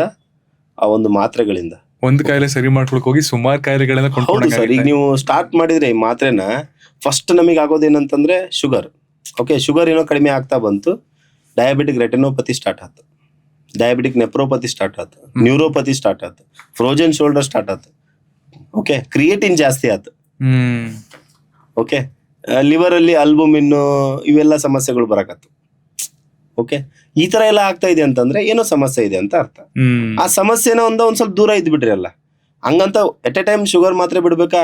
ನಾನು ಹೇಳ್ತಾ ಇಲ್ಲ. ಆ ತರ ಬರಕ್ಕಿಂತ ಮುಂಚೆ ಸರಿಯಾಗಿರ್ಬೇಕು, ಬಂದ ಮೇಲೆ ಹೋಗ್ಬಾರ್ದು. ಆಲ್ರೆಡಿ ಹೋಗಿದ್ರೆ ಸ್ಲೋ ಆಗಿ ಅದನ್ನ ಬಿಡ್ಬೇಕು. ಓಕೆ, ಸಡನ್ ಆಗಿ ಹೋಗ್ಬಿಡ್ರಿ ಅಂತ ನಾ ಹೇಳಲ್ಲ. ಹಸ್ದಾಗ ಊಟ ಮಾಡ್ಬೇಕು ಅಂತ ಅನ್ಕೊಳ್ಳೋನ್ಗೆ ರೋಗಗಳಂತೆ, ಅದೇನೆ ಊಟ ಮಾಡ್ಲೇಬೇಕಲ್ಲ ಅಂತ ಊಟ ಮಾಡೋನ್ಗೆ ರುಚಿ ಇಲ್ಲ ಅಂತಾರೆ. ಇದೊಂದು ಗಾದೆ ಮಾತು. ಇದನ್ನೇನು ಕೇಳಿದೆ ಅಂದ್ರೆ, ಮುಂಚೆ ಎಲ್ಲ 3 ಹೊತ್ತು ಊಟ ಮಾಡೋರು, ಅಂದ್ರೆ ಚೆನ್ನಾಗಿ ಕೆಲಸ ಕೂಡ ಮಾಡೋರು, ಒಂದು ಖುಷಿ ಆಗಿರ್ಬೋದು, ಇಲ್ಲಾಂದ್ರೆ ಬೇರೆ ಯಾವುದೇ ಕೆಲಸ ಆಗಿರ್ಬೋದು, ತುಂಬಾ ನಡೆಯೋರು, ಕೆಲಸ ಮಾಡೋರು, 3 ಹೊತ್ತು ಊಟ ಮಾಡೋರು. ಇವತ್ತಿನ ದಿನ ಕೂತೇ ಇರ್ತೀವಿ, ಬಟ್ ಊಟ ಮಾಡ್ಲೇಬೇಕಲ್ಲ ಅಂತ 3 ಹೊತ್ತು ಊಟ. ಮಧ್ಯಾಹ್ನ ಆಗೋಯ್ತಾ 1 ಗಂಟೆ ಊಟ ಮಾಡ್ಬೇಕು, ಸಂಜೆ ಆಯ್ತಾ 9 ಗಂಟೆ ಊಟ ಮಾಡ್ಬೇಕು. ಬಟ್ 3 ಹೊತ್ತಿನ ಊಟ ಅವಶ್ಯಕತೆ ಇದೆಯಾ ಇವತ್ತಿನ ದಿನ? ಅಂಡ್ ನಮ್ಮ ಆಹಾರ ಪದ್ಧತಿ ಅಂದ್ರೆ ಈ ತರದ ಏನು ಕ್ರಿಯೆಗಳಿಲ್ಲದೆ, ಅಂದ್ರೆ ಫಿಸಿಕಲ್ ಆಕ್ಟಿವಿಟಿನೆಲ್ಲ ಸುಮ್ಮನೆ ಮೇಲಿನ ಮೇಲೆ ಊಟ ಮಾಡ್ತಾ ಇರ್ತೀವಲ್ಲ, ಅದೆಷ್ಟು ಮಟ್ಟಿಗೆ ಸರಿ? ಸರ್, ಆಯುರ್ವೇದ ಹೇಳೋದೇನಂದ್ರೆ ಹೊಟ್ಟೆ ಹಸಿವಾದಾಗ ಊಟ ಮಾಡು. ಓಕೆ, ಈಗ ನಾನು ಇದಕ್ಕೊಂದು ಉದಾಹರಣೆ ಹೇಳ್ಬೇಕಂದ್ರೆ, ಜಪಾನ್ ನಲ್ಲಿ ಜಾಸ್ತಿ ದಿನ ಬದುಕ್ತಾರೆ. ನೀವು ಬೇಕಾದ್ರೆ ಗೂಗಲ್ ಮಾಡಿದ್ರೆ ಗೊತ್ತಾಗುತ್ತೆ. ಜಪಾನಿನ ಒಂದು ಆಯಸ್ಸು, ಮನುಷ್ಯನ ಆಯಸ್ಸು ಜಾಸ್ತಿ. ಅಲ್ಲಿ 100 ವರ್ಷದವ್ರು ಸಿಗ್ತಾರೆ, ನಿಮಗೆ 110 ವರ್ಷದವ್ರು ಸಿಗ್ತಾರೆ. ಯಾರೋ ಒಬ್ರು ಮೊನ್ನೆ ಅವಾರ್ಡ್ ಬಂತವ್ರಿಗೆ, ಬುಕ್ ಆಫ್ ದಿ ರೆಕಾರ್ಡ್ ಒಳಗಡೆ 114-15 ವರ್ಷ ಬದುಕಿದ್ರಂತೆ ಅವ್ರು. ಈಗಲೂ ಇದಾರೆ ಆಯಮ್ಮ. ಅಂದ್ರೆ ಯಾಕೆ ಅಲ್ಲಿ ಜನ ಜಾಸ್ತಿ ಬದುಕ್ತಾ ಇದಾರೆ, ನಮ್ ಜನ ಯಾಕೆ ಕಡಿಮೆ ಬದುಕ್ತಾ ಇದಾರೆ? 40 ವರ್ಷಕ್ಕೆ 50 ವರ್ಷಕ್ಕೆ ಹಾರ್ಟ್ ಅಟ್ಯಾಕ್ ಆಗ್ಬಿಡುತ್ತೆ. ಓಕೆ, ಯಾಕೆ ಅಂತಂದ್ರೆ ಅಲ್ಲಿ 80% ಊಟ ಮಾಡ್ತಾರೆ, 20% ಖಾಲಿ ಬಿಡ್ತಾರೆ. ಓಕೆ, ಇಲ್ಲಿ 100% ಊಟ ಮಾಡ್ತಾರೆ, 20% ಐಸ್ ಕ್ರೀಮ್ ತಿಂತಾರೆ. 120% ಆಗ್ಬಿಡುತ್ತೆ. ಓಕೆ, ಅದಾದ್ಮೇಲೆ ಅಲ್ಲಿ 80% ಊಟ ಆದ್ಮೇಲೆ ಏನು ಮಾಡಲ್ಲ. ಓಕೆ, 20 ನಿಮಿಷ ರೆಸ್ಟ್ ಮಾಡ್ತಾರೆ. ರೆಸ್ಟ್ ಅಂದ್ರೆ ಮಲ್ಕೊಳ್ಳೋದಲ್ಲ, ಆರಾಮಾಗಿ ಕೂತ್ಕೊಂಡಿರ್ಬೇಕು, ಒಂದು ರಿಲ್ಯಾಕ್ಸೇಷನ್ ಇರ್ಬೇಕು. ಓಕೆ, ಬರೀ ಮಲಗೋದೇ ರಿಲ್ಯಾಕ್ಸ್ ಅಂತ ಅನ್ಕೋಬಾರ್ದು ನಾವು. ಆರಾಮಾಗಿ ಒಂದು ಜಾಗದಲ್ಲಿ ಆರಾಮಾಗಿ ಒಂದ್ ಸ್ವಲ್ಪ ಹೊತ್ತು ಕೂತ್ಕೊಂಡ್ವಿ ಅಂತಂದ್ರೆ ಅದಕ್ಕೆ ರಿಲ್ಯಾಕ್ಸ್ ಆಗುತ್ತೆ ಬಾಡಿ. ಅದಾದ್ಮೇಲೆ ವಾಕ್ ಮಾಡ್ಬೇಕು. ಇಲ್ಲಿ ಏನ್ ಮಾಡ್ತಾರೆ ಅಂತಂದ್ರೆ, ಊಟ ಮಾಡಿದ ತಕ್ಷಣ ವಾಕ್ ಮಾಡ್ತಾರೆ. ಓಕೆ, ಮೊದ್ಲು ನಡಿಬೇಕು ಅಥವಾ ಐಸ್ ಕ್ರೀಮ್ ತಿನ್ಬೇಕು. ಅದಾದ್ಮೇಲೆ ಊಟ ಆದ್ಮೇಲೆ ಜ್ಯೂಸ್ ಕುಡಿಬೇಕು. ಈಗ ಕೋಕೋ ಕೋಲಾ ಕುಡಿಬೇಕು, ಇನ್ನೊಂದು ಪೆಪ್ಸಿ ಕುಡಿಬೇಕು, ಇನ್ನೊಂದು ಮತ್ತೊಂದು ಅಂತೇಳಿ ಜನರ ತಲೆಯಲ್ಲಿ ಒಂದು ವಿಭಿನ್ನವಾಗಿರ್ತಕ್ಕಂಥ ವಿಚಾರಗಳಿದಾವೆ. ಓಕೆ, ಅದರಿಂದ ಏನಾಗ್ತಾ ಇದೆ ಅಂದ್ರೆ ಆಯಸ್ಸು ಕಡಿಮೆ ಆಗ್ತಾ ಇದೆ. ಅದು ಡೈರೆಕ್ಟ್ ಎಫೆಕ್ಟ್ ಆಗ್ತಾ ಇಲ್ಲ, ಇಂಡೈರೆಕ್ಟ್ ಎಫೆಕ್ಟ್ ಆಗ್ತಾ ಇದೆ. ಈಗ ಹಾರ್ಟ್ ಅಟ್ಯಾಕ್ ಆಗ್ತಾ ಇರೋದಕ್ಕೆ ಕಾರಣ ಏನು ಅಂತ ಕೇಳಿದ್ರೆ ಯಾರ ಹತ್ರನೇ ಇಲ್ಲ. ಲೈಫ್ ಸ್ಟೈಲ್ ಅಂತಂದ್ರೆ ನಂಬಲ್ಲ. ಓಕೆ, ಈಗ ನಂಬ್ತಾ ಇದಾರೆ, ಅದರಿಂದ ಯೂಸ್ ಏನೈತಿ? ಈಗ 30 ವರ್ಷ ಆಲ್ರೆಡಿ ಕಂಪ್ಲೀಟ್ ಮಾಡಿರುವಂತ ಮನುಷ್ಯ 31ನೇ ವರ್ಷದಿಂದ ಸರಿ ಆಗ್ತೀನಿ ಅಂತಂದ್ರೆ 50-60 IS ಆಗೋದಿದ್ರೆ ಒಂದು 70 ತನಕ ಹೋಗ್ಬೋದು. ಓಕೆ, ತುಂಬಾ ಕಷ್ಟಪಟ್ಟು ಆಸ್ತಿ ಮಾಡ್ತಾರೆ, ತುಂಬಾ ಕಷ್ಟಪಟ್ಟು ಒಂದು ದುಡ್ಡು ಸಂಪಾದನೆ ಮಾಡ್ತಾರೆ, ಅದನ್ನ ಅನುಭವಿಸಕ್ ಆಗಲ್ಲ, ಶುಗರ್ ಬಂದ್ಬಿಡ್ತು. ಓಕೆ, ಯಾರು ಶ್ರೀಮಂತ ಅಂತಂದ್ರೆ ನನ್ನ ಪ್ರಕಾರ ಯಾರು ಕಂಡಿದ್ದನ್ನ ಆರಾಮಾಗಿ ತಿನ್ನುವಂತ ಒಂದು ಶಕ್ತಿ, ಎಬಿಲಿಟಿನ ಬಾಡಿಯಲ್ಲಿ ಇಟ್ಕೊಂಡಿರ್ತಾನ, ಆ ಮನುಷ್ಯ ತುಂಬಾ ಚೆನ್ನಾಗಿರೋ ಶ್ರೀಮಂತ. ಓಕೆ, ಅದನ್ ಕಂಡ್ರೆ ಇಲ್ಲ ಅದು ನನಗೆ ದೇಹಕ್ಕೆ ಆಗ್ ಬರಲ್ಲ, ಗ್ಯಾಸ್ ಆಗುತ್ತೆ. ಇದನ್ ಕಂಡ್ರೆ ಇಲ್ಲ ಶುಗರ್ ಇದೆ, ಇದನ್ ಕಂಡ್ರೆ ಮತ್ತೊಂದಾಗತ್ತೆ, ಮಗದೊಂದಾಗತ್ತೆ. ಓಕೆ, ಅದು ಅನ್ಕೊಳ್ಳೋದು ತಪ್ಪು ಅಂತ ಹೇಳ್ತಾ ಇಲ್ಲ, ಆದ್ರೆ ಅದು ನಮಗೆ ಮುಜುಗರಕ್ಕೆ ಈಡು ಮಾಡಬಾರ್ದು. ಆಮೇಲೆ ನಮ್ಗೆ ಒಂದು ಶ್ರೀಮಂತಿಕೆನೆ ಕಡಿಮೆ ಆಗ್ಬಿಡುತ್ತೆ ಆ ತರ ಮಾಡೋದ್ರಿಂದ. ಸೊ ಅದಕ್ಕೋಸ್ಕರ ಎಲ್ಲದರಲ್ಲೂ ಕೂಡ, ಊಟದಲ್ಲೂ, ಪಾಠದಲ್ಲೂ, ಎಲ್ಲದರಲ್ಲೂ ಮನುಷ್ಯ ಚೆನ್ನಾಗಿರ್ಬೇಕು, ಆಟದಲ್ಲೂ ಚೆನ್ನಾಗಿರ್ಬೇಕು. ಹಿಂದಿನ ಕಾಲದಲ್ಲಿ ನೋಡ್ರಿ, ಮುದ್ದೆ ತಿಂದು ಹೊಲದಲ್ಲಿ ಹೋಗಿ ಬೆವರು ಸುರಿಸ್ತಾ ಇದ್ರು. ಓಕೆ, ಅವಾಗ ಏನಾಗ್ತಿತ್ತು, ಈಗ್ಲೂ ಇದಾರೆ ಹಳ್ಳಿ ಸೈಡ್ ಎಲ್ಲ ಹೋದ್ರೆ ರೈತರು. ನಾವು ರೈತರನ್ನ ಬರೀ ದೇಶದ ಬೆನ್ನೆಲುಬು ಅಂತ ಹೇಳಲ್ಲ, ಒಬ್ಬ ಮಾರ್ಗದರ್ಶಕ ಅಂತ ಹೇಳ್ತೀವಿ. ಯಾವ್ದಕ್ಕೆ? ಆರೋಗ್ಯವಾಗಿರ್ಲಿಕ್ಕೆ. ನೀವು ಹೋಗಿ ರೈತರ ಹತ್ರ ಹೋಗಿ ಪಿಜ್ಜಾ ತಗೊಂಡೋಗಿ ಕೊಡ್ರಿ, ತಿನ್ನಲ್ಲ ಅವರು, ವಿಚಾರ ಮಾಡ್ತಾರೆ. ಓಕೆ, ಇದು ವೆಸ್ಟರ್ನ್ ಕಲ್ಚರ್, ಅವರು ಏನ್ ಅನ್ಕೊಳ್ತಾರೋ ಗೊತ್ತಿಲ್ಲ, ಬಟ್ ಅವರು ಮಾಡೋ ರೀತಿ ಚೆನ್ನಾಗಿದೆ, ನಾನು ಅದನ್ನ ಒಪ್ತೀನಿ. ಓಕೆ, ಒಂದು ಶ್ರಮ ಪಟ್ಟು ಕೆಲಸ ಮಾಡು, ಶ್ರಮ ಮಾಡಿದ್ದಕ್ಕೆ ಎಷ್ಟು ಮಾಡಿದ್ಯಾ ಅದಕ್ಕೆ 80% ಊಟ ಮಾಡು. ಓಕೆ, ಈಗ ನಾವು ಕ್ಯಾಲೋರಿ, ಈಗ ಜಿಮ್ ಎಲ್ಲ ಮಾಡ್ತಾರಲ್ಲ, ಅವ್ರ ಹತ್ರ ಹೋಗಿ ಕೇಳ್ರಿ, ಅವ್ರ ಕ್ಯಾಲೋರಿ ಬಗ್ಗೆ, ಪ್ರೋಟೀನ್ ಬಗ್ಗೆ ಒಂದು ಪುಸ್ತಕ ಬರೆಯೋ ತರ ಹೇಳ್ತಾರೆ. ಓಕೆ, ಈಗ ನಾರ್ಮಲ್ ಅದು ತಿಳ್ಕೊಂಡಿರ್ಬೇಕು, ತುಂಬಾ ಒಳ್ಳೇದು. ಬಟ್ ಹಂಗಂತ ಹೇಳಿ ತಿನ್ನೋವಾಗ ಇದು ಕ್ಯಾಲೋರಿ ತೂಕ ಮಾಡಿ ತಿನ್ನೋದಿಲ್ಲ, ನಾ ಯಾರಿಗೂ ಹೇಳಲ್ಲ. ಈ 1/4 kg ಇದನ್ ಮಾಡ್ರಿ, 200 ಗ್ರಾಮ್ ಇದನ್ ತಿನ್ರಿ, 100 ಗ್ರಾಮ್ ಇದನ್ ತಿನ್ರಿ ಅಂತ ಹೇಳಲ್ಲ. ನೀವ್ ಏನ್ ತಿಂತೀರಾ ಅದ್ರಲ್ಲಿ ಏನಿದೆ ಅನ್ನೋದನ್ನ ಸ್ವಲ್ಪ ತಿಳ್ಕೊಂಡಿರಿ. ಓಕೆ, ಯಾವ್ದೋ ಒಂದು ರಾಗಿ ಬಿಸ್ಕೆಟ್ ಕೊಟ್ರಿ ನೀವೀಗ, ನಾನು ಆಚೆ ಕಡೆ ತಿನ್ನುವಾಗ ನಾನು ನೋಡಿದೆ ಅದ್ರಲ್ಲಿ ಫಸ್ಟ್ ಹಿಂದ್ಗಡೆ ತೆಗೆದು ನೋಡಿದೆ ಇದ್ರಲ್ಲಿ ಸಕ್ಕರೆ ಇದೆನಾ, ಎಷ್ಟು % ಇದೆ. ಓಕೆ, ಸಕ್ಕರೆ ಇದ್ರೆ ಬೇಡ, ಆರ್ಟಿಫಿಷಿಯಲ್ ಕಲರ್ಗಳಿದ್ರೆ ಬೇಡ, ರಾಗಿ ಇದ್ರೆ ಓಕೆ ತಿನ್ನೋಣ. ಓಕೆ, ಆ ಥರ. ಈಗ ನೀವು 1 ಗಂಟೆ ಚೆನ್ನಾಗಿ ರನ್ ಮಾಡಿದ್ರಿ ಅಂತ ಅನ್ಕೊಳ್ಳಿ, ಎಕ್ಸಸೈಸ್ ಮಾಡಿದ್ರಿ ಅಂತ ಅನ್ಕೊಳ್ಳಿ, ಕರ್ಗೋದು ಎಷ್ಟು ಕ್ಯಾಲೋರಿ? ಒಂದು 500, 520 ಅಥವಾ 480, 400 ಇಷ್ಟು ಕರಗ್ಬೋದು ಅಲ್ವಾ? ಅದೇ 1 ಪ್ಲೇಟ್ ಇಡ್ಲಿ ವಡ ತಿಂದ್ರೆ ಕನ್ಸ್ಯೂಮ್ ಆದ 1 ಪ್ಲೇಟ್ ಇಡ್ಲಿ ವಡ ಎಷ್ಟು ಬರುತ್ತೆ ಕ್ಯಾಲೋರಿ? 550 ಕ್ಯಾಲೋರಿ ಬರುತ್ತೆ. ಗೂಗಲ್ ಮಾಡ್ರಿ, 1 ಪ್ಲೇಟ್ ಇಡ್ಲಿ ವಡ 550 ಕ್ಯಾಲೋರಿ ಮನುಷ್ಯನಿಗೆ ಕೊಡುತ್ತೆ. ಬೆಳಗ್ಗೆ ಚೆನ್ನಾಗಿ ಓಡಿರ್ತಾರೆ, ಎಕ್ಸಸೈಸ್ ಮಾಡಿರ್ತಾರೆ, ಮನೆಗೆ ಬರುವಾಗ 1-2 ವಡ ತಿಂದೆ, 1 ಸಿಂಗಲ್ ಇಡ್ಲಿ ವಡ ತಿಂದೆ, ಮತ್ ಟಿಫನ್ ಬೇರೆ, ಅದನ್ನ ಮತ್ ಮನೆಯಲ್ಲಿ ಮಾಡಿರೋದನ್ನ ಬಿಡಂಗಿಲ್ಲ. ಅದು ಸುಸ್ತಾಗಿರುತ್ತಲ್ಲ, ಅದಕ್ಕೆ ಸುಸ್ತಾಗಿರುತ್ತೆ, ತಿನ್ಬೇಕು, ಈ ತರ ಎಲ್ಲ ಇರುತ್ತೆ. ಅದಕ್ಕೋಸ್ಕರ ತಿನ್ನೋವಾಗ್ಲೇ ಒಂದ್ ಸ್ವಲ್ಪ ವಿಚಾರ ಮಾಡ್ರಿ. ಹಂಗಂತ ಹೇಳಿ ಎಲ್ಲದಕ್ಕೂ ಓವರ್ ಥಿಂಕಿಂಗು ಮಾಡೋದು ಬೇಡ. ಓಕೆ, ಪದೇ ಬ್ಲಡ್ ಟೆಸ್ಟ್ ಮಾಡಿಸೋದು ನೆಸೆಸಿಟಿ ಇಲ್ಲ. ನಾನೀಗ ನನ್ನ ಹತ್ರ ಬಂದು ಯಾರಾದ್ರೂ ಕೇಳಿದ್ರೆ ಶುಗರ್ ಟೆಸ್ಟ್ ಮಾಡಿಸ್ಬೇಕು, ಯಾಕೆ ನೀವು ಚಿಕ್ಕವರಿದ್ದ ಶುಗರ್ ಜಾಸ್ತಿ ಆಗೇ ಅಲ್ವಾ? ತಲೆ ಸುತ್ತ ಬಿದ್ದೇ ಇಲ್ವಾ? ನೀವೇ ಪ್ರೇಯರ್ ಮಾಡೋವಾಗ ಎಷ್ಟು ಜನ ಬೀಳ್ತಿದ್ರು ಸರ್? ಕಡಿಮೆ ಆಗಿ ಅಲ್ವಾ? ಆ ಟೈಮಲ್ಲಿ ನಾವು ಹೋಗಿ ಟೆಸ್ಟ್ ಮಾಡಿಸಿದ್ರೆ ಅವ್ರನ್ನ ಸಾಯೋ ತನಕ ಮೆಡಿಸಿನ್ ನುಂಗಂಗ್ ಮಾಡ್ಬೇಕಾಗಿತ್ತು. ಅವಾಗ ನಮ್ ಕ್ಲಾಸ್ ಟೀಚರ್ಸ್ ಏನ್ ಮಾಡ್ತಿದ್ರು? ಕೂರಿಸಿದ್ರು, ನೀರ್ ಕುಡಿಸ್ತಿದ್ರು, ಸ್ವಲ್ಪ ಏನೋ ಊಟ ಮಾಡಿಸ್ತಾ ಇದ್ರು, ಸರಿ ಮಾಡ್ತಿದ್ರು, ಕಳಿಸ್ತಿದ್ರು. ಓಕೆ, ಅದೇ ಈಗ ಬಿದ್ರೆ ಅರೇ ಎಲ್ಲಾ ದೊಡ್ಡ ಹಾಸ್ಪಿಟ್ಲ್ಗಳೆಲ್ಲ ಮುಗಿದ್ ಬಿಡ್ಬೇಕು 1 ತಿಂಗಳಲ್ಲಿ. ಓಕೆ, ಅದು ಒಂದ್ ಹತ್ರ ಕಂಪ್ಲೀಟ್ ಆಗಲ್ಲ ಅವ್ರ ತಲೆಯಲ್ಲಿರೋದು. ಅದು ಒಂದು ಹಾಸ್ಪಿಟ್ಲಿಗೆ ಹೋಗ್ಬೇಕು, ಅಲ್ಲಿ ಏನಂತಾರ ನೋಡ್ಬೇಕು, ಇನ್ನೊಂದ್ ಕಡೆಗೆ ಇನ್ನೊಂದು ಒಪಿನಿಯನ್ ತಗೋಬೇಕು, ಮತ್ತೊಂದು ಒಪಿನಿಯನ್ ತಗೋಬೇಕು. ಆತರ ಇಲ್ಲ ನಮ್ ಜೀವನ ಹೆಂಗೆ ಅಂದ್ರೆ ನಮ್ ಹಿರಿಯರು ಹಾಕೊಟ್ಟಿರ್ತಕ್ಕಂಥ ಒಂದ್ ದಾರಿ ಅಷ್ಟೇ, ಅದನ್ನ ಜಸ್ಟ್ ಫಾಲೋ ಮಾಡ್ಬೇಕು. ಓಕೆ, ಈ ರೋಡಲ್ಲಿ ಪಟ್ಟಿಗಳಿರ್ತವೆ, ವೈಟ್ ಪಟ್ಟಿಗಳಂತ ಹೇಳ್ತೀವಿ. ಅದ್ರಲ್ಲಿ ಕಾರ್ ಓಡಿಸ್ತಾ ಇದೀವಿ ನಾವು ಅಂತಂದ್ರೆ ಅವ್ರು ಏನ್ ಗೌರ್ಮೆಂಟ್ ನವ್ರು ಪಟ್ಟಿ ಹಾಕಿರ್ತಾರೋ ಆ ಪಟ್ಟಿ ಪ್ರಕಾರ ಕಾರ್ ಓಡಿಸ್ಬೇಕು, ವಿನಃ ಕಾರ್ ಓಡಿಸ್ಬಾರ್ದು. ಓಕೆ, ಪಟ್ಟಿ ಚೇಂಜ್ ಮಾಡ್ತೀನಿ ಅನ್ನೋದು ತಪ್ಪು. ಓಕೆ, ಜನ ಏನ್ ಮಾಡ್ತಾ ಇದಾರೆ, ಪಟ್ಟಿನೇ ಚೇಂಜ್ ಮಾಡ್ತಾ ಇದಾರೆ ಈಗ.